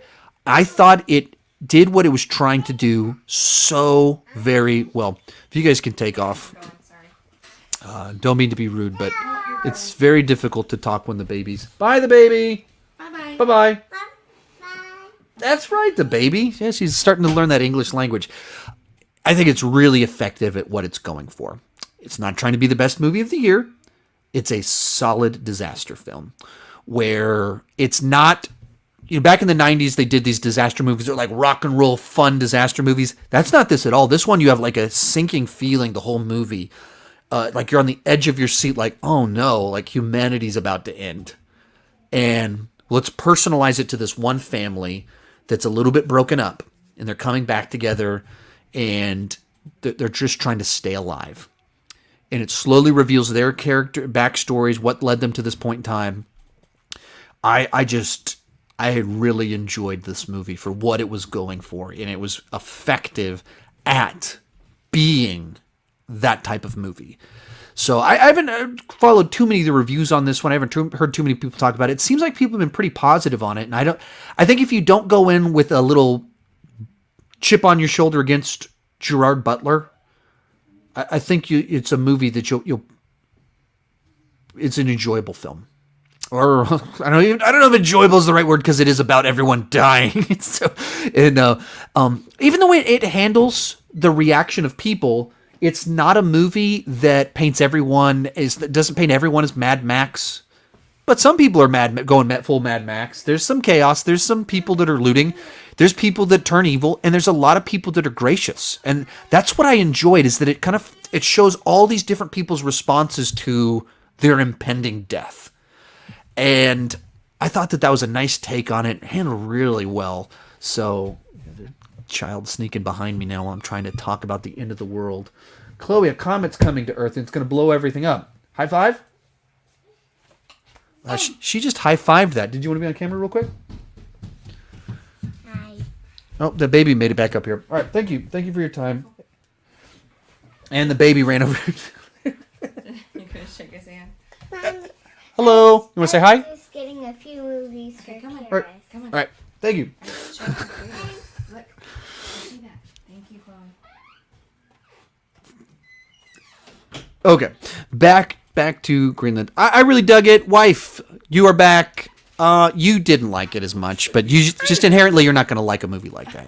Yeah, I don't like disaster. You don't like the flicks. end of the world. I don't like the end of the world. No. Guys. Okay, no, you got it. What are you doing? Guys. Okay, I'm gonna take her downstairs. I didn't like it. No offense to Gerard Butler. She didn't like it, but she didn't like it because it did what it was going for. Well, moving along, next movie on our list. This is a cool one. This is a cool story right here. VFW. This is a small film. I saw it at Fantastic Fest. And it's like the Expendables movie you didn't know you wanted. It has like Kreese from Cobra Kai. It's got William Sadler. It's got Quaritch. And there are these veterans at this bar, and these freaked out mutants show up, and it's all done in the style of like John Carpenter. It's a John Carpenter throwback movie style film. And just like hard hitting, brutal action, effective, efficient, straight to the point, nothing extra. It's like my kind of movie. And so I just thoroughly enjoyed it. Got to see it, like I said, at Fantastic Fest. But the other fun thing about this particular movie is that, here we go. I went to go, oops, wrong frame. show you. That's just a second. Walked into the theater to watch it, and I look over, and theater's mostly empty, and sitting right in the middle is one Chris Stuckman. He's just sitting there by himself. So I walked up and like, hey man, can I watch the movie with you? He's like, sure. Sit next to him, and got to talk with him for like 20 minutes before the movie started, and which was pretty cool. And then watched the movie. I thoroughly enjoyed it. He seemed to enjoy it. And then, snapped a little picture with him. So got to meet him at this movie, which was cool. I've been watching his reviews for like 8-9 years, long time. Certainly would say one of the people that was an inspiration of sorts for me starting doing what I'm doing, as is the case for most people in this space that have started in the last 5 years. So while watching the movie VFW, that's where I got to meet him, which is pretty cool. I actually did these a little bit out of order. That was number 14. Right around the same ballpark right here is Da 5 Bloods. This is a Spike Lee movie that's about some Vietnam veterans that go back to Vietnam in present day to try and find treasure that they left behind. So it does some flashbacks to Vietnam. It's a little bit about them getting together, and it's a little bit heist movies. It's kind of like 3 movies in one. And I would say I really enjoyed 2 of the 3 movies. That I wasn't as crazy about kind of the road trip of the first half of these guys traveling through Vietnam, hanging out. I thought that was a little bit slow. And I loved like the actual Vietnam War sequences and the heist section to it are so good. Edge of your seat. Fantastic performance from Delroy Lindo. Amazing stuff of just watching this guy that's acting so bad, but you understand why, like what snapped, what had made him that way, and the way it's the acting and everything, the scenarios, so good. The first hour and 15 minutes while they're on their way to the stuff, it just taken a little bit too long to get there. I don't think it worked as well for me. Certainly didn't work as well for me. It's an interesting movie because it was written years ago by the guys that actually wrote The Rocketeer 30 years ago and were the showrunners for The Flash back in 1990. And then they were working on it, and then Spike Lee took over like 5 years ago. And I wonder if even that's kind of my issue with it, is that you kind of had this heist story that they'd set up, and then Spike Lee had his own ideas about Vietnam veterans it was trying to be a few too many movies all at the same time. And it would have been more effective if Spike Lee had tackled some of the things he wanted in a separate movie. I don't know. I don't know what was what. But that was a little bit of what I felt like they were trying to do a couple too many things with one movie. And I really dug a lot of it. I watched it late at night after Jennifer had gone to bed. It was like 3 a.m. by the time I was done, and I was still like edge of my seat, like, man, this is so good, because that last hour was so good. First hour, I thought it meandered a bit too much for my taste. Number 13 on here is Freaky. This is the movie that combines... Oh, what did I type in there? Justice, justice, justice. Justice.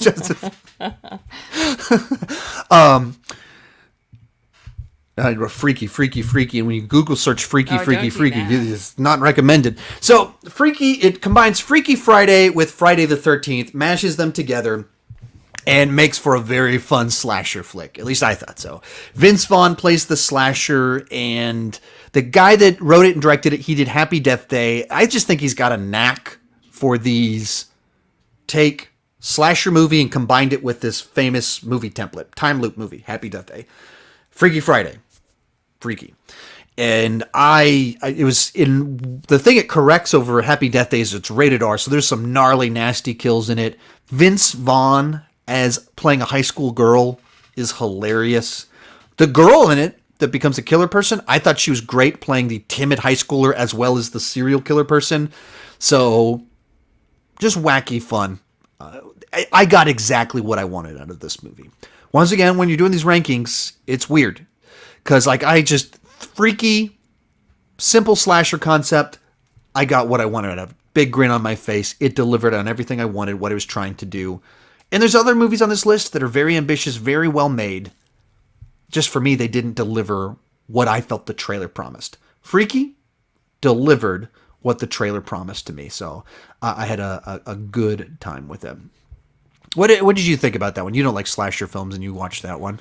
No, that was, I think, the opposite experience that I had with Happy Death Day. Like, I went into it, I was real scared at Happy Death Day, expecting a slasher film and not really knowing, how much horror it was going to have, if any. And then I was pleasantly surprised, and I love that film.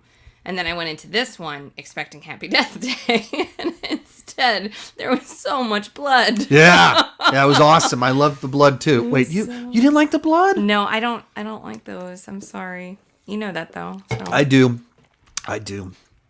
I understand why you think it was fun. It was just too much for me personally. It's interesting because that's the comparison that's the divide there. That's like Happy Death Day resonated with more people like you. Like me. Because it didn't have all the nasty blood. And then a bunch of the horror community were like, oh, this is really cool, but come on, where's all the blood? Right. So they throw the blood in, and someone like you is less excited about that. Next up on our list was The King of Staten Island. This is one I wasn't really on my radar too much. Not a big Judd Apatow fan, or I didn't like what he did in most of this last decade. And so I kind of lost interest a little bit. So I wasn't paying too much about it. Not a big Pete Davidson fan. I haven't found him funny on Saturday Night Live, or at least what I've seen thus far. So wasn't going to check it out. And then people kept messaging me about it. So on a whim, checked it out. And it kind of seemed to do a lot of the things that some stronger stuff from Judd Apatow than I've seen in a while of, where he's able to tell these stories that are funny, but they're personal. And he captured it really well and made me take this actor or comedian that I don't care for all that much and make him relatable while doing all these sorts of things that are not remotely relatable to me. They told a story of being a lost 20-something. And most people, there's people that know what they want to do when they're in the third grade and they've got their life figured out. And then there's a lot of us other people that wandered around lost, trying to figure out how to stop moping up, whining about our past and playing the victim and discover what we're good at. And I had a lot of that in my life of wandering around kind of confused. There's a reason it took me 8 years to graduate from college, and why even currently I'm not doing anything with, nothing I do right now on this YouTube channel has anything to do with anything I studied in college. So I've had all sorts of soul searching, and that's what this movie kind of tackles, is some of that. And so it touched on a bunch of things that, while I have nothing relatable in these specifics of his life, the themes, the journey very much was something that I appreciated.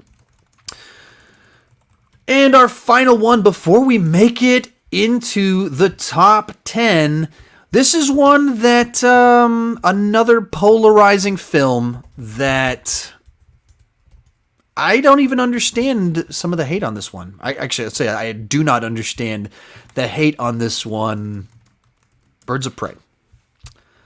A lot of you have it in your bottom 10. A lot of you hate this movie. A lot of you thought it was garbage, a disaster. And honestly, after 9 months now, 10 months of reflection, conversation, I'm still asking why. I don't quite get it. Normally, I get a better vibe for why people don't like something.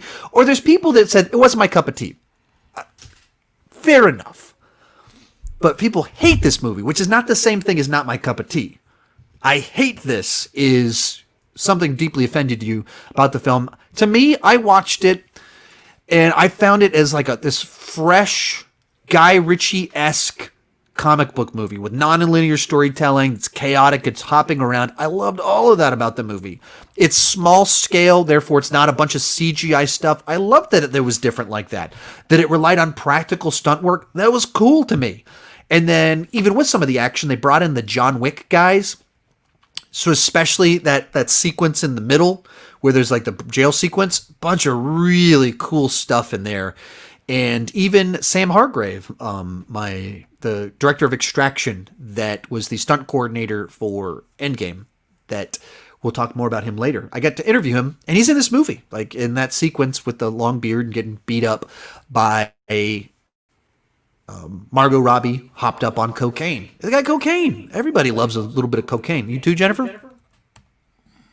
I think I got away with a cocaine joke, and she didn't tell me to stop making jokes like that. So, man, it's a tough one because normally like with Wonder Woman 84, I even understand a lot better the division on it. I get why people watch it, at least to some extent. I get why people watch it and be like, what is this? This is weird. This is way too comic booky. With this one, the hate, I don't see the thing that's offending them. It's just big, bold opinion. Yeah, well, that's just like your opinion, man. So that will bring us to our top 10. Got some questions for me before we finish out our list? What drink did Chris Stuckman buy you? Probably a Coke. Oh, I guess Dr. Pepper. It might have been Dr. Pepper. I switched to Coke at That's some true. point in time. I don't remember when I went from Dr. Pepper to Coke, but it would have been a Dr. Pepper or You Coke. did a hard shift. Yeah, a pretty hard shift sometime within the last 2 years. So, Super bizarre. But it was one of those two sodas, and he bought my drink for me. So, I guess you could call it a nice date, a nice first date between the two of us. Someone speculated that Birds of Prey was disliked because of the female leads. Yeah, I mean that's one of the things that's a little bit. It seems like anytime there's a movie that has female leads, that it kind of sets off a certain group of the internet, and there's an audience for that. And that doesn't say that if you didn't like this movie, then no. I'm not saying that. You can watch the movie and not like it. That's fine. But there is like a audience and a subgenre on YouTube of people they're so frustrated by Hollywood's frequent agendas with movies. And they're so frustrated with things like in Endgame, where in the middle of the final battle, every female character ends in one little spot to pose for the camera. And you're like, there's no logical reason this would take place. It's just there to have all the girls, girl power. They're so frustrated by Hollywood doing all of that stuff that they're just looking for it. And therefore, when you're looking for it, you see things that you wouldn't normally otherwise see. So I can appreciate some of that stuff, those criticisms. I'm not crazy with Hollywood's over-the-top agendas at times either. Like, that's not my thing. I just don't want to do the reverse. There's people that watch every movie looking for reasons to be offended from one side, and it feels like some of those people are looking to be offended on the other side. I just don't want to play either one of those games. I'm not looking to be offended by movies. I'm looking to be entertained. So I watched Birds of Prey, and I didn't inherently pick up on agendas and things like that. You watch Charlie's Angels. I watched Charlie's Angels from 2019. The movie starts off, and it's a chauvinist talking down to one of these angels like, hey, baby, you'd look really good in the kitchen. And she's like, well, I know other things, too. I know how to change a tire. And she's like, wow, a girl that knows how to change a tire. Like, that's literally how Charlie's Angels starts off. It's the most heavy-handed chauvinist being put down, taken out by a strong female character out there. So I just don't get that from Birds of Prey. And people be like, well, all the good guys are females and all the bad guys are males. Okay, I don't watch a movie counting that. I just don't watch a movie like that. So that's where some of the times I just don't watch movies that way. I'm not counting things based off of people's immutable characteristics. Daniel Skinner had a super chat. Thank you so much. Truly, thank you so much for the super chats. I know you've sent many of them in here during the stream, and it is noticed and it is appreciated. Now that I think about it, I was one of the people who recommended a movie to Sean back in October because I am a Dylan O'Brien fanatic, and that movie became his transfer movie in 2020. I'll tell you right now, Daniel, if you're looking for credit on the movie you're quite talking about, credit to you, and I'll mention it later on. I literally, in my top 10 of the year video came out yesterday, I would have, if I could have found the message, I probably would have put it on the screen. When I was referencing people recommending it to me, I was thinking of you. So, full credit to you. Sorry, my sister just texted me, so make sure that she didn't send me something important.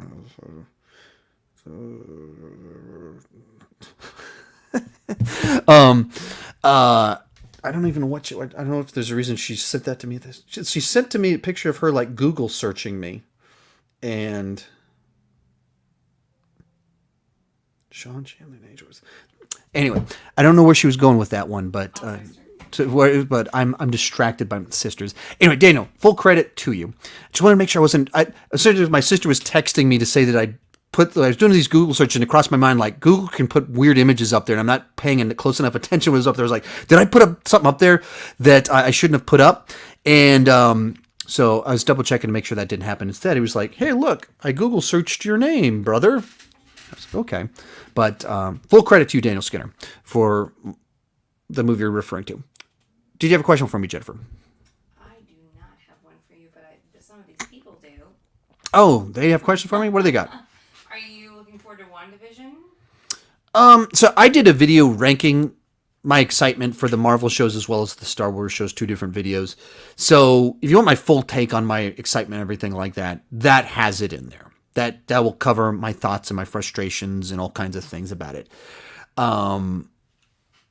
So generally, am I excited for it? In general, yes, because it's Marvel Phase 4. Of the things they've announced, it's one of the things I'm least excited for, though. But, you know, with a lot of these things, like if it's Marvel related, I've probably done a video talking about my opinion. If it's Star Wars related, I've probably done a video talking about my opinion on it. So I have some content going into a good bit of detail as to some of the specifics on that stuff. Question for me? Oh, do you think Taika Waititi would make a good Deadpool movie? Taika Waititi? Yeah. Yeah, he has a chaotic energy to him that's like off the wall that I would imagine would fit well with Deadpool.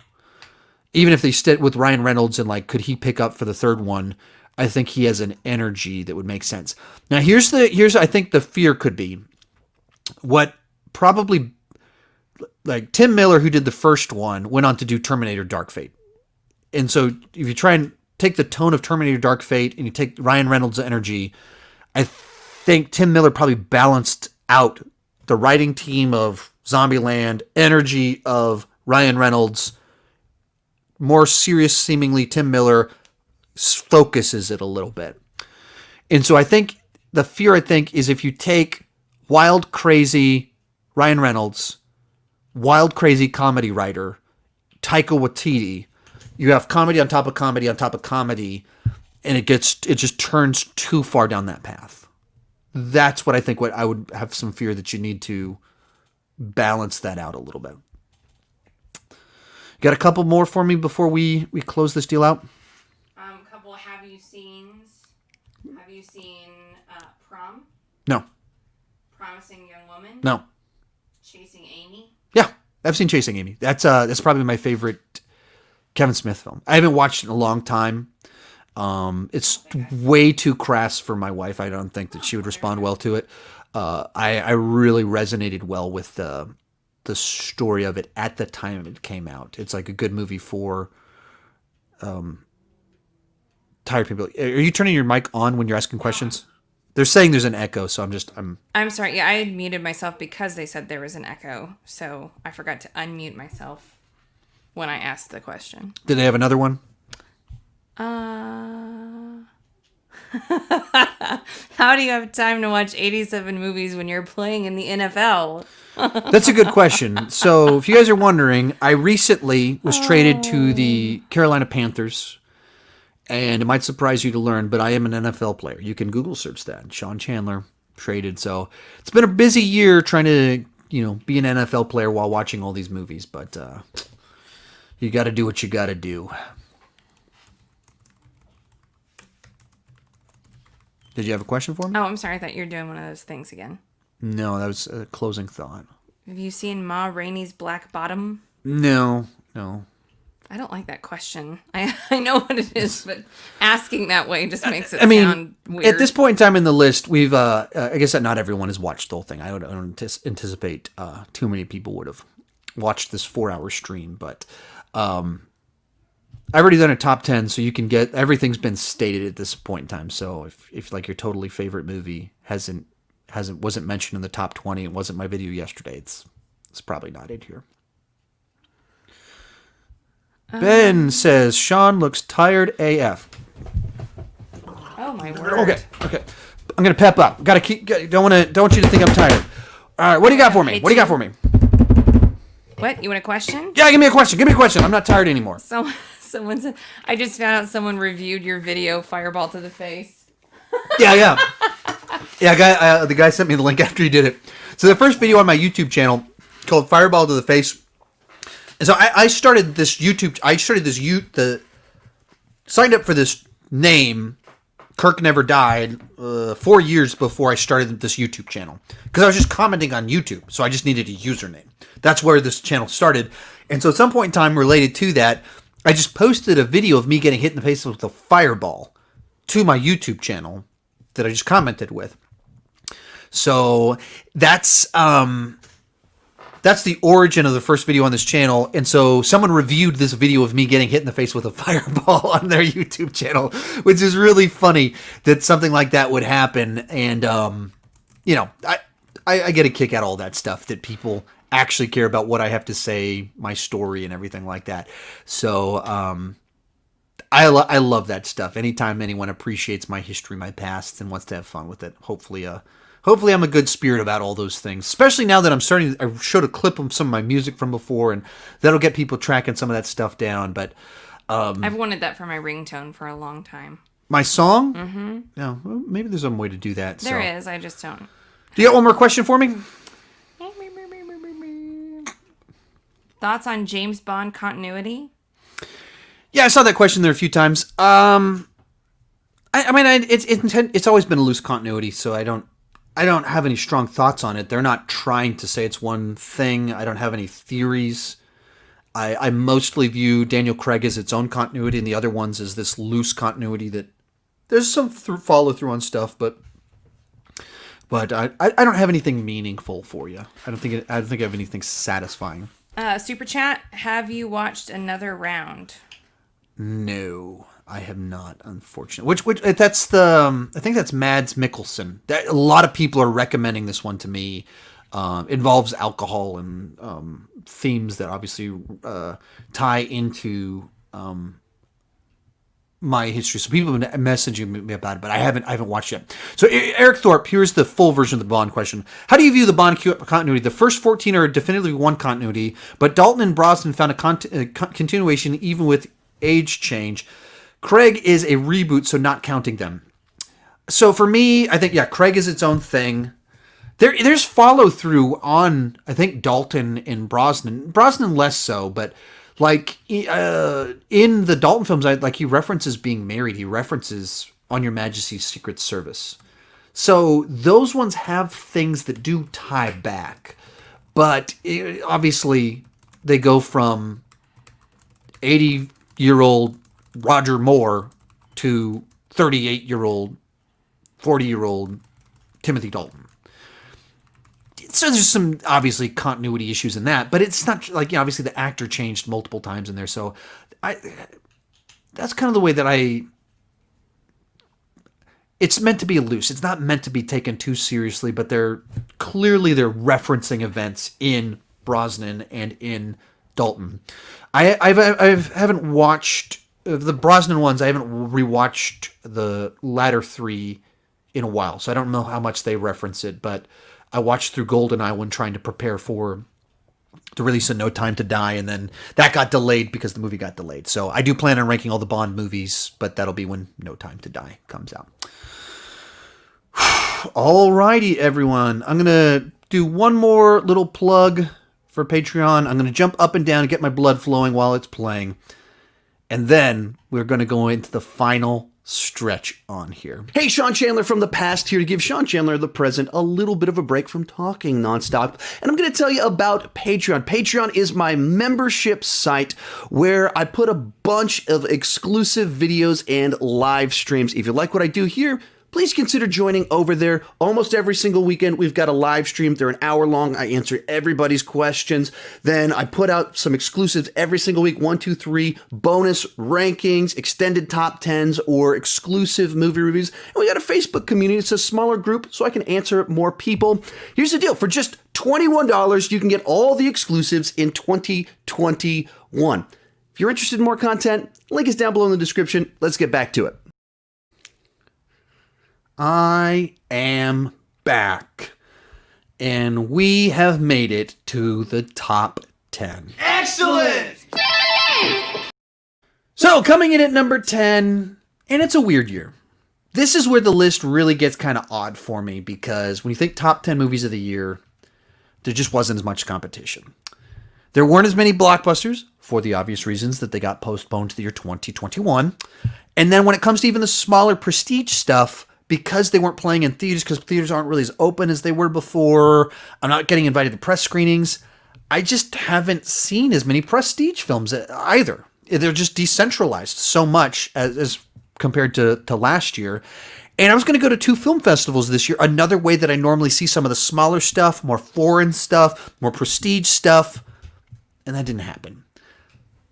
If you look at the list, there's a lot of Rogue starring Megan Fox and Netflix originals, schlocky movies, padding out so I can get up to 87 movies.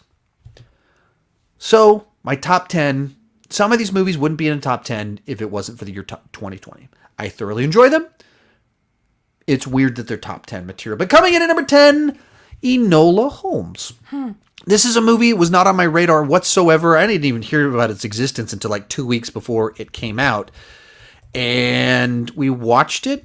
It's just a fun, lighthearted, breezy film. Very charming, likable, with an energetic cast that, Millie Bobby Brown, she's just fun. She's naive but confident in a way that's very endearing. You have a very different type of role from Henry Cavill as Sherlock Holmes, who's more kind of thoughtful in a different way than Holmes normally is, and maybe a little bit more warm, while not being a particularly warm person in another sense. He's like coming around to people. So just an interesting one that really enjoyed, that we've kind of put on quite a few times in even just the 3 months that it's been out. So what did you think about this one? I really liked it. I think, like you said, it was just refreshing, and pure isn't really, I guess pure's a fine word for it. It was wholesome. It was just a nice... Right, exactly, yeah. It was a quality film that left me feeling happy. It wasn't snarky, it wasn't crude, it wasn't, dystopian. It was and I think nice. Maybe that's a lot of what kind of makes it kind of be where it's at on this list, is that it's just a movie that left you with a positive feeling. Yeah. That has a way that it's even dynamically edited together, and that breaks the fourth wall, just puts a grin on your face. Yeah. So when I was debating like which of kind of these ones that are in that, 10 to 15, which one is the one that put the biggest grin on my face, that we've rewatched the most, that's like brought a feeling out of us that we wanted to recapture, and therefore we've put it on multiple times, it's this one. Yeah. So it's weird that it's very weird to me that it's here. Wow, that was weird. But at the same time, I feel like it's the right choice in light of the movies that we did actually see this year. And I understand why other people wouldn't necessarily enjoy it, or why it wouldn't be their favorites, but I thought it was just a quality, good film. Yeah. Next up on the list is a movie that I wasn't as positive as a lot of people, but it's still a great film, Soul. I probably didn't have the best way to watch it. So I got this early access to it from Disney, but I had to watch it through like their screener app, which meant I had to watch it on my laptop. I couldn't even I couldn't double my laptop screen onto my Apple TV. I had to watch it on my laptop, and it had like a watermark of my name in the middle of the screen. So I'm watching it on a little screen with my name right in the middle of it. Not the best way to watch a film, but a movie that felt like the right movie at the right time. We had this year a lot of tragedy, a lot of setbacks. I had a lot of great things happen with my life this year. A lot of neat things happened, but my kids also haven't left my house in 9 months. We've been stuck here. It's frustrating. And obviously there's a lot of death in the world, and celebrity deaths and things. It's just makes you reflective. It raises tensions. Obviously, the racial tensions in the United States, an election that was highly divisive, a lot of stuff that the news focuses you in on everything bad in the world. And then you have the movie Soul, that's about a guy dying, but the movie's a celebration of life. And I think that was what we needed to close out the year. Now, the afterlife stuff I don't think was as strong as the real world stuff, but when it kind of played its hand, had those heartfelt moments, it does some really cool stuff. The animation is gorgeous, and it's a movie that just, like, it's uplifting. It makes you want to do the things that bring life into the world, that spark your passion. It's a movie that reminds you of all that stuff. After a year of things that reminded you of all the bad in the world, this movie reminds you of all the good. And it's pretty cool that ended up being the note that we're closing the year, or we closed the year out on. Number 8 on the list will be The Trial of the Chicago 7. This is one that was written and directed by Aaron Sorkin, and it's kind of one of those movies between watching this movie and then watching The Social Network a couple months later. It reminded me that I love Aaron Sorkin. I love his writing. And so back in the day, he did A Few Good Men, Social Network, he did West Wing, and he writes his characters with, like, they're all so lively and distinct, and their dialogue is so crisp and articulate and says things in a way that cuts through and is memorable. And this movie has been in development. He wrote the script over 10 years ago. It just happened to come out this year at the tail end of where, like, the peak of all the race riots and everything.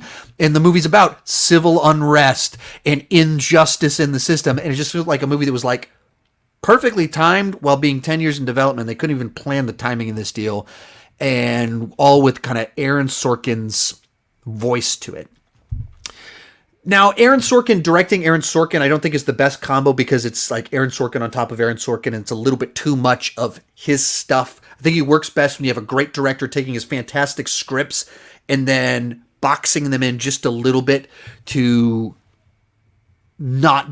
It's just like, you know, when you're eating pancakes and you put the right amount of syrup, it's amazing. If you put a little bit too much syrup, it's like, oh, this is a bit much. That's kind of what Aaron Sorkin directing Aaron Sorkin can be to me. And it's had a few moments like that, but the right moments hit just right for me.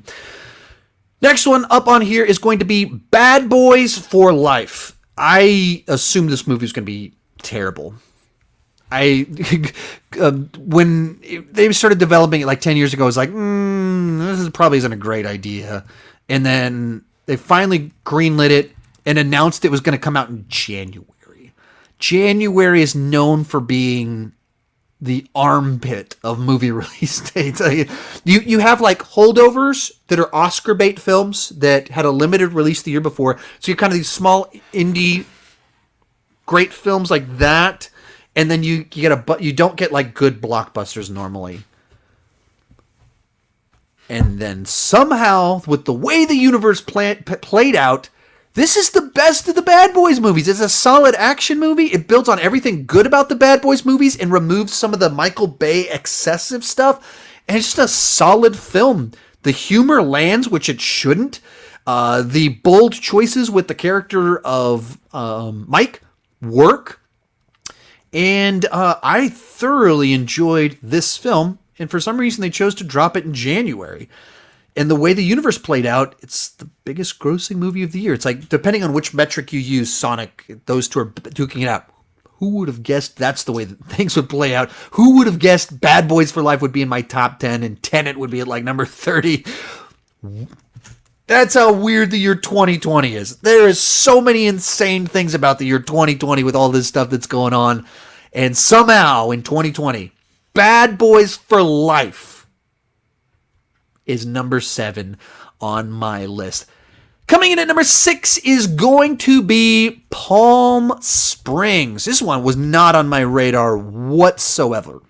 I didn't know about it, hadn't really heard about it, and then it came out and a bunch of people were talking about it. And I went, okay, I should check this one out. And if I recall correctly, Jennifer, Did I tell you what the premise was before we started it? I'm sorry, which one? Palm Springs. No.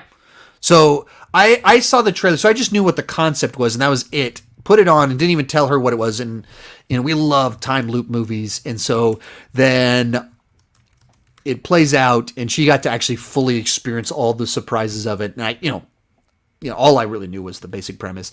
But the two leads are so charming, and the story's constructed in a way to have these kind of detailed backstories about the characters that we're seeing this day over and over again. So we know the day very well, but we don't know everything about the characters. And the movie keeps revealing things about them, kind of giving it depths and character arcs for a movie that's looping. I thought it handled so well. Such funny moments in it, memorable scenes. You care about the characters, and there's a real journey to it, even though it's looping. So I really dug it. What about you, Jennifer? I think I can't remember. There's something about it that hit me the wrong way. Like it's just a little bit crasser than I prefer. Something. Yeah, I mean, right out of the gate, there's like a crass rated R sex joke. Okay, then maybe that. But generically, like overall. And the movie doesn't stick that. Like it doesn't, the whole thing isn't, it's not like a super crass rated R movie. No. But it starts There's just there. a little bit of a tone in it that hit me off. It caught me off guard. But it's a time loop movie. I enjoyed it. I thought it was fun. Like you said, I didn't know what to expect. So once that started happening, I was like all in. Yeah. And I liked the twist that they put in it. Yeah. Bringing us into the top 5 is The Gentleman. This was Guy Ritchie returning to the genre that made him famous after nearly 20 years of bad movies, disappointments, and safe studio franchise films.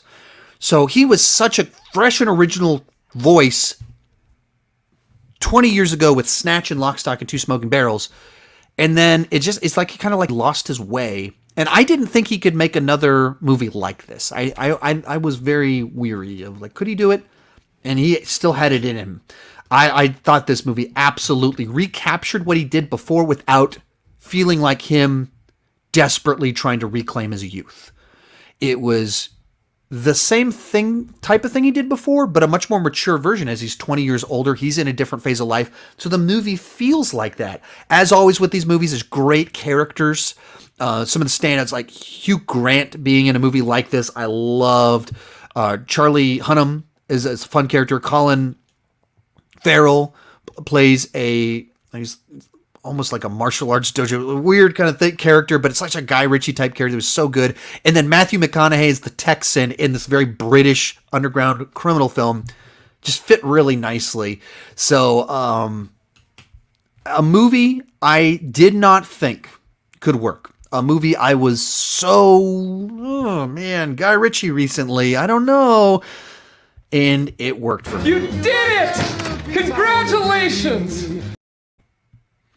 That will bring us to number 4 on the list, Extraction. I love action movies. You probably aren't surprised that I like action movies if you're familiar with my channel.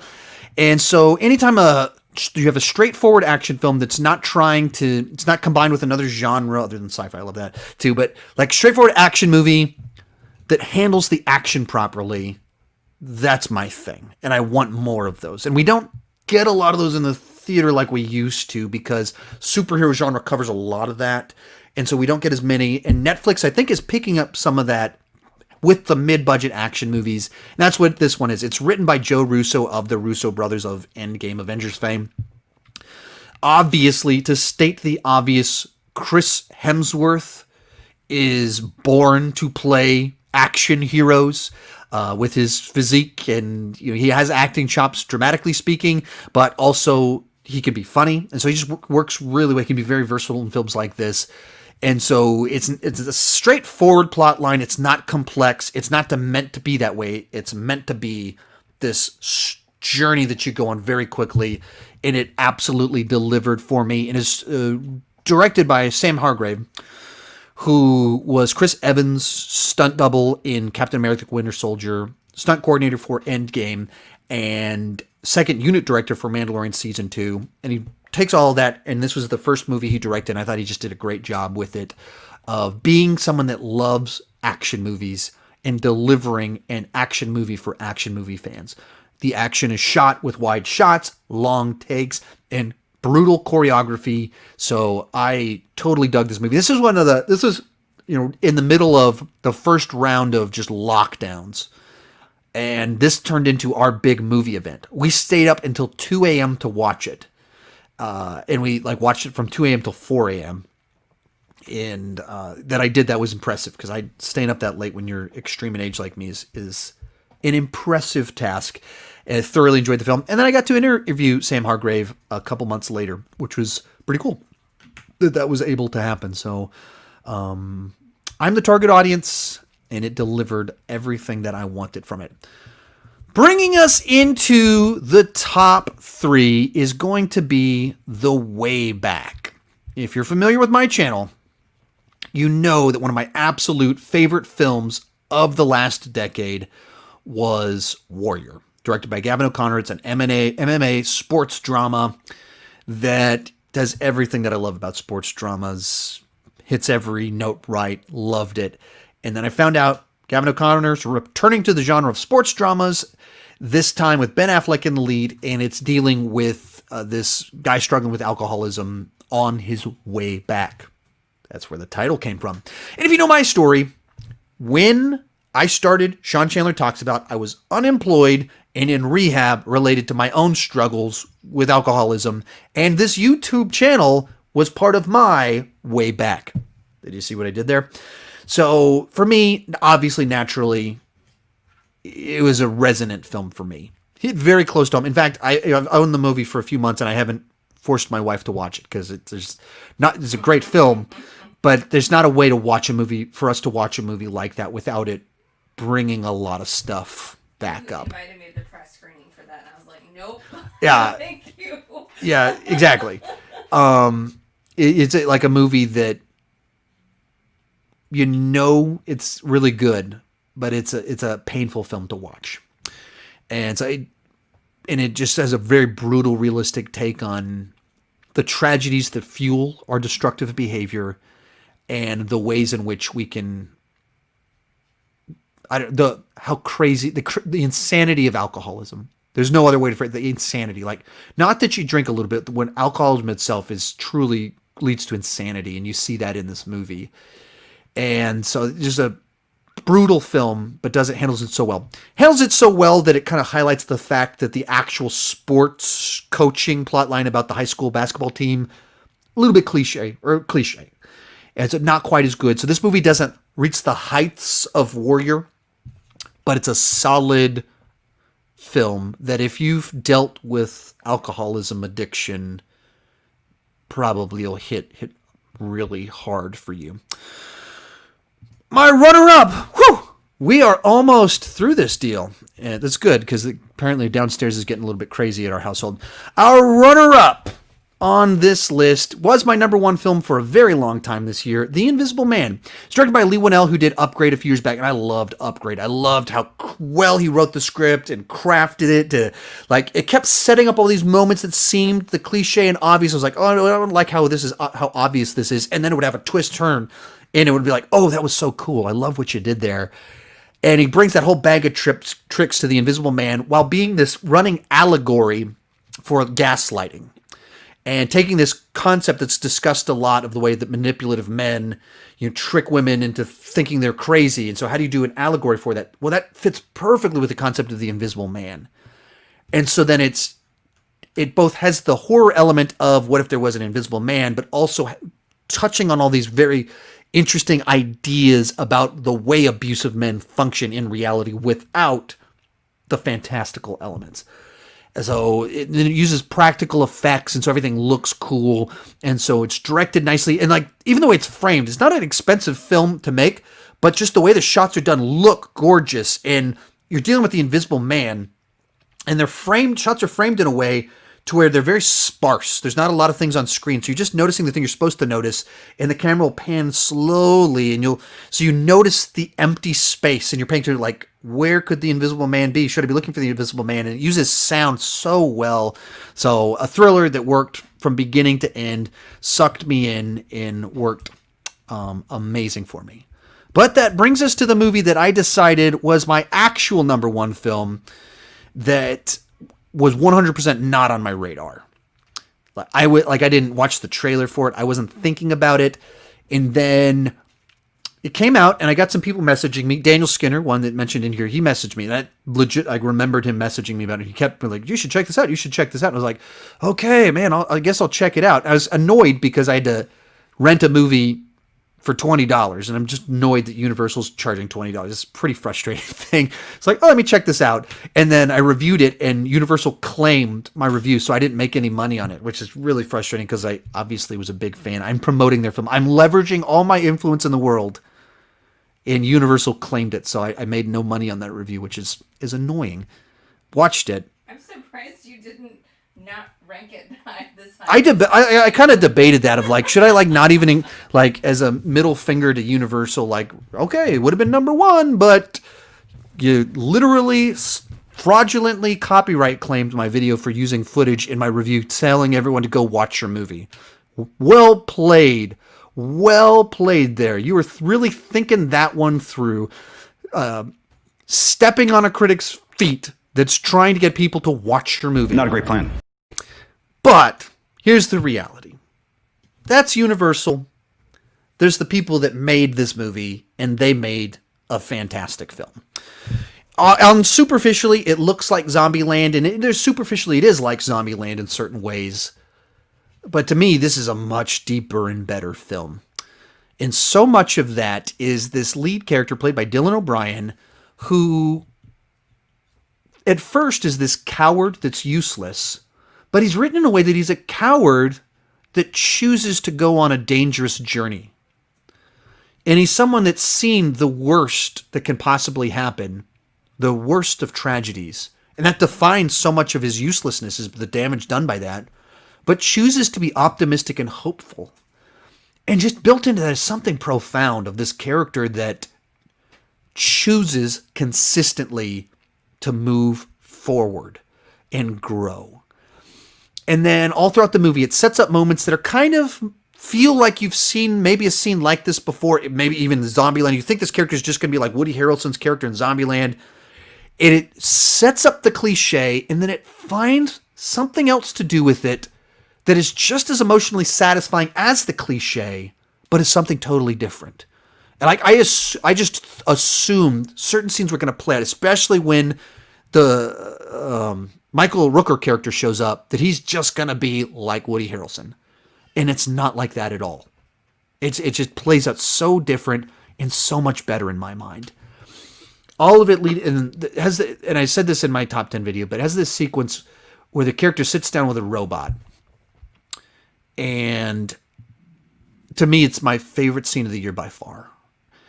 And it manages to pay off a joke set up earlier while being very poignant. And it touches on these emotions. And because of the way Dylan O'Brien does such a great job in the film of, as this scene plays out and you realize there's so much more to it than just the payoff of a joke, you're like, oh, this is really good. And you're wondering where it's going. And then it leads into this kid that's on this road trip through this world full of monsters. And it leads to this moment that's really beautiful. And notice the great things in life, even while you're surrounded by monsters. And also being relevant to the plots. I just loved this movie. It just did everything right. The trailers, rewatching the trailers a couple days ago, that doesn't quite capture the tone of the movie, right? Like it does like a rock and roll song and shows him like running from a monster and holding his dog. And it doesn't really show what it is. Like this scene where he's running from this monster and holds his dog, I guess you actually kind of see a little bit right here. Maybe that's not that one. No, something like that. It's a terrifying scene. Like you're terrified of what's going to happen in this, and it's so well done. I loved this movie. It was excellent. To throw one more meme in before we're done with this deal, Jennifer, what was your take on this movie? I expected not to like it. I didn't know a lot about it, like you. I don't even remember if we watched the trailer before we started watching it. But I like creature features, but it just looked kind of depressing. Yeah. Kind of dark and bleak. And that's it. From superficially, at first, it looks like a bleak, dark film. Yeah. And that's what I was like Which with especially this year. That's probably another reason I really didn't like Greenland. Yeah. Like we don't need any more. Like the world itself is dark and crazy enough, and you could argue that anytime, but this year in particular just seems that way even worse. And that's why this character was so good. That's why I love this movie, because everything was way worse in the movie Mm-hmm. than it is here, and it was so Like heartfelt optimistic, yeah. and sincere, and it wasn't. While not in denying, it wasn't. Right, he wasn't stupid, and that I think that was really nice. And I don't think I've seen that a lot, having a character that isn't presented as an idiot. Yeah. That just has that kind of wholesome take. Yeah, it's on life. So it was so refreshing. And that's so refreshing. That's what kind of made it work. Is they just found the right little space with the character. We got to turn your camera back on to close everything out. We got to see it at the beginning. Let's just see it a little bit at the end. I'm all slouching and stuff. I'm barely awake. I'm barely even moving.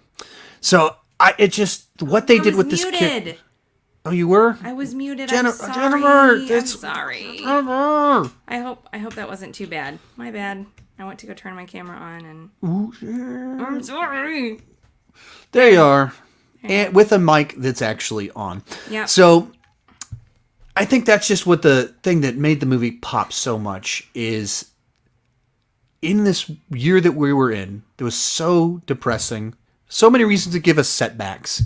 You have this character in an actual post-apocalyptic world choosing to move forward, choosing to be the best version of himself, not playing the victim, not making excuses, saying, I know what I want, I need to pursue that, and then being directed so well.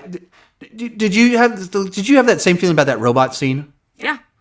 The robot scene was amazing, and I mean, you know me, but because it was a payoff from earlier, I already really liked it. Yeah, exactly. There was already something built in, and then it was just a really. All my words are gone. Yeah, that's true. When you've talked about 87 movies, you've already described everything with the word that you have. So it was really genuine, really genuine. Mm-hmm. That's what I was looking for. And yeah, I don't know, man. It's that scene. Like you're watching it, and it starts, and you just think, this is a funny joke. This was such a great payoff to a joke you set up earlier. That's so funny. And then the twist happens, and hopefully I get a lot of people to go watch this movie. Universal, you should thank me for that. Hopefully I get a bunch of people to go watch it now that's not $20. This twist happens in the scene, and you realize where it's going, and you just feel like your heart, like, oh, wow. Oh, and you just see this look on his face, and it's just amazing. And then it keeps on going and finds new layers. So of the movies, I would not have guessed that this would be number one. Going into it, wouldn't think that this would be like this movie that was like really emotional, but it just was. It's I'm amazing. surprised that it's your number one. What else would you put up there? No, I don't know. Why would I put a number? It was my number one, so it's just funny that it's yours also. And some of that factors into it. Certainly, a number of these are factored into like what's the vibe from the family. Some of that ties. A couple of things to throw out there. Some people are asking me, what about Just Mercy? Just Mercy was technically a 2019 film. It would have been in my top 10 probably otherwise. I can't really guarantee that. Probably would have been in my top 5.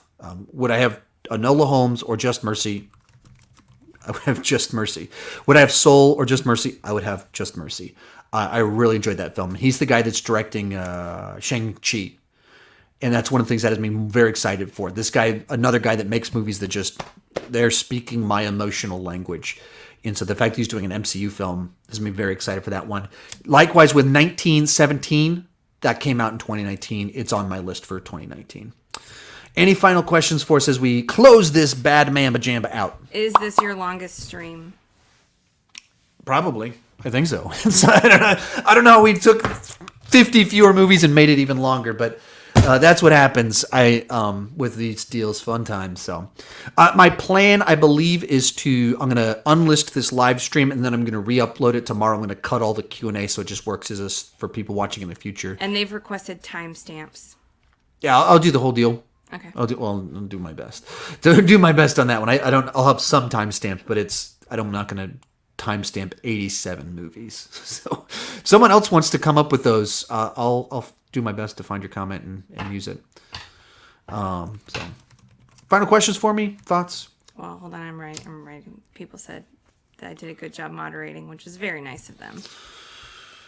Oh, and one more super chat coming from Daniel Skinner. If you want to look for another final comment on it. Daniel Skinner says, just for fun, Sean, why do you not connect with Wallace and Gromit so much? I like that film a lot. Wife, why do you like it? Wallace and Gromit? Yeah. I don't know. It's claymation. It's British humor. It's things that I like and you don't. Yeah. I mean, it's tough to answer like, hey, why do you not connect with this? I mean, the whole point of saying I don't connect with it is to say like, hey, it's not like I have an issue with it. I don't watch it. I'm like, oh, this was poorly done. I don't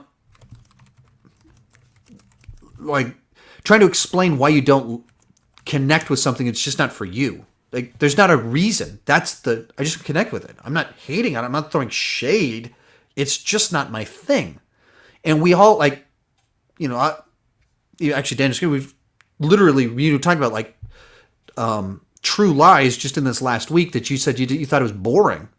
That's crazy to me. But it's not your thing. That's fine. You didn't connect with it. A lot of people for over 25 years have connected with the movie True Lies. You didn't. There doesn't have to be a reason why. So it was just, we're all wired differently. Some people are saying in here, it is your longest stream. Yeah. Whew. Man, it kind of, time flies by when you're in the seat though. When you're me and your brain is locked in on stuff. Not so much when you're me though. Yeah, she's trying to keep the kids in line. And these kids in line. Great stream, great stream, great everything on technical aspects. Good, Sean and Miss Chandler. Yeah, the big upgrade from this year versus last year is StreamYard. That it's all on the internet, and I have a better computer and hardwired internet. So hopefully everything on the technical side is a major upgrade from last year. Also doing 30 podcasts. Plus like 10 more podcast type things with Griffin on his channel and a bunch of other stuff. Just have gotten a little bit better at all this stuff. So major upgrade. Hey, thanks everybody so much for tuning in. Throw some names out there. Thanks for watching Theodore. Thanks for watching Andrew. Thanks for watching Jay Williams. Thanks for watching Julian Hall. Thank Daniel Skinner once again up on the screen. Thanks again, Heavy Metal 2000, for checking out for this very, very long live stream. The Disney nerd, that's the guy that got me my Tony Stark card back over here. Mm-hmm. Big supporter over on Patreon. If you want to be a part of more of these live streams, every single week I do them on Patreon. Literally $21. You can get all the exclusives, all the live streams in 2021.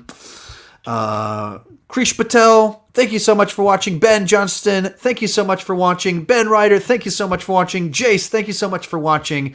I really do appreciate it. It's awesome. This whole thing started as a hobby. Literally a hobby because my life sucked for a little bit and my wife was angry at me for very good reason. And so I just needed an escape from something to channel my energy into. And it's turned into a career for me where I've gotten to interact with so many great people. You got the trolls, but they got blocked. And that means it's just all of you wonderful people joining us in here. Thank you so much for making 2022... Thank you so much for making 2020 so much better than it would have been otherwise by watching, liking, sticking with me while I've had to try to be creative with content. Thank you so much. And keep talking movies too much.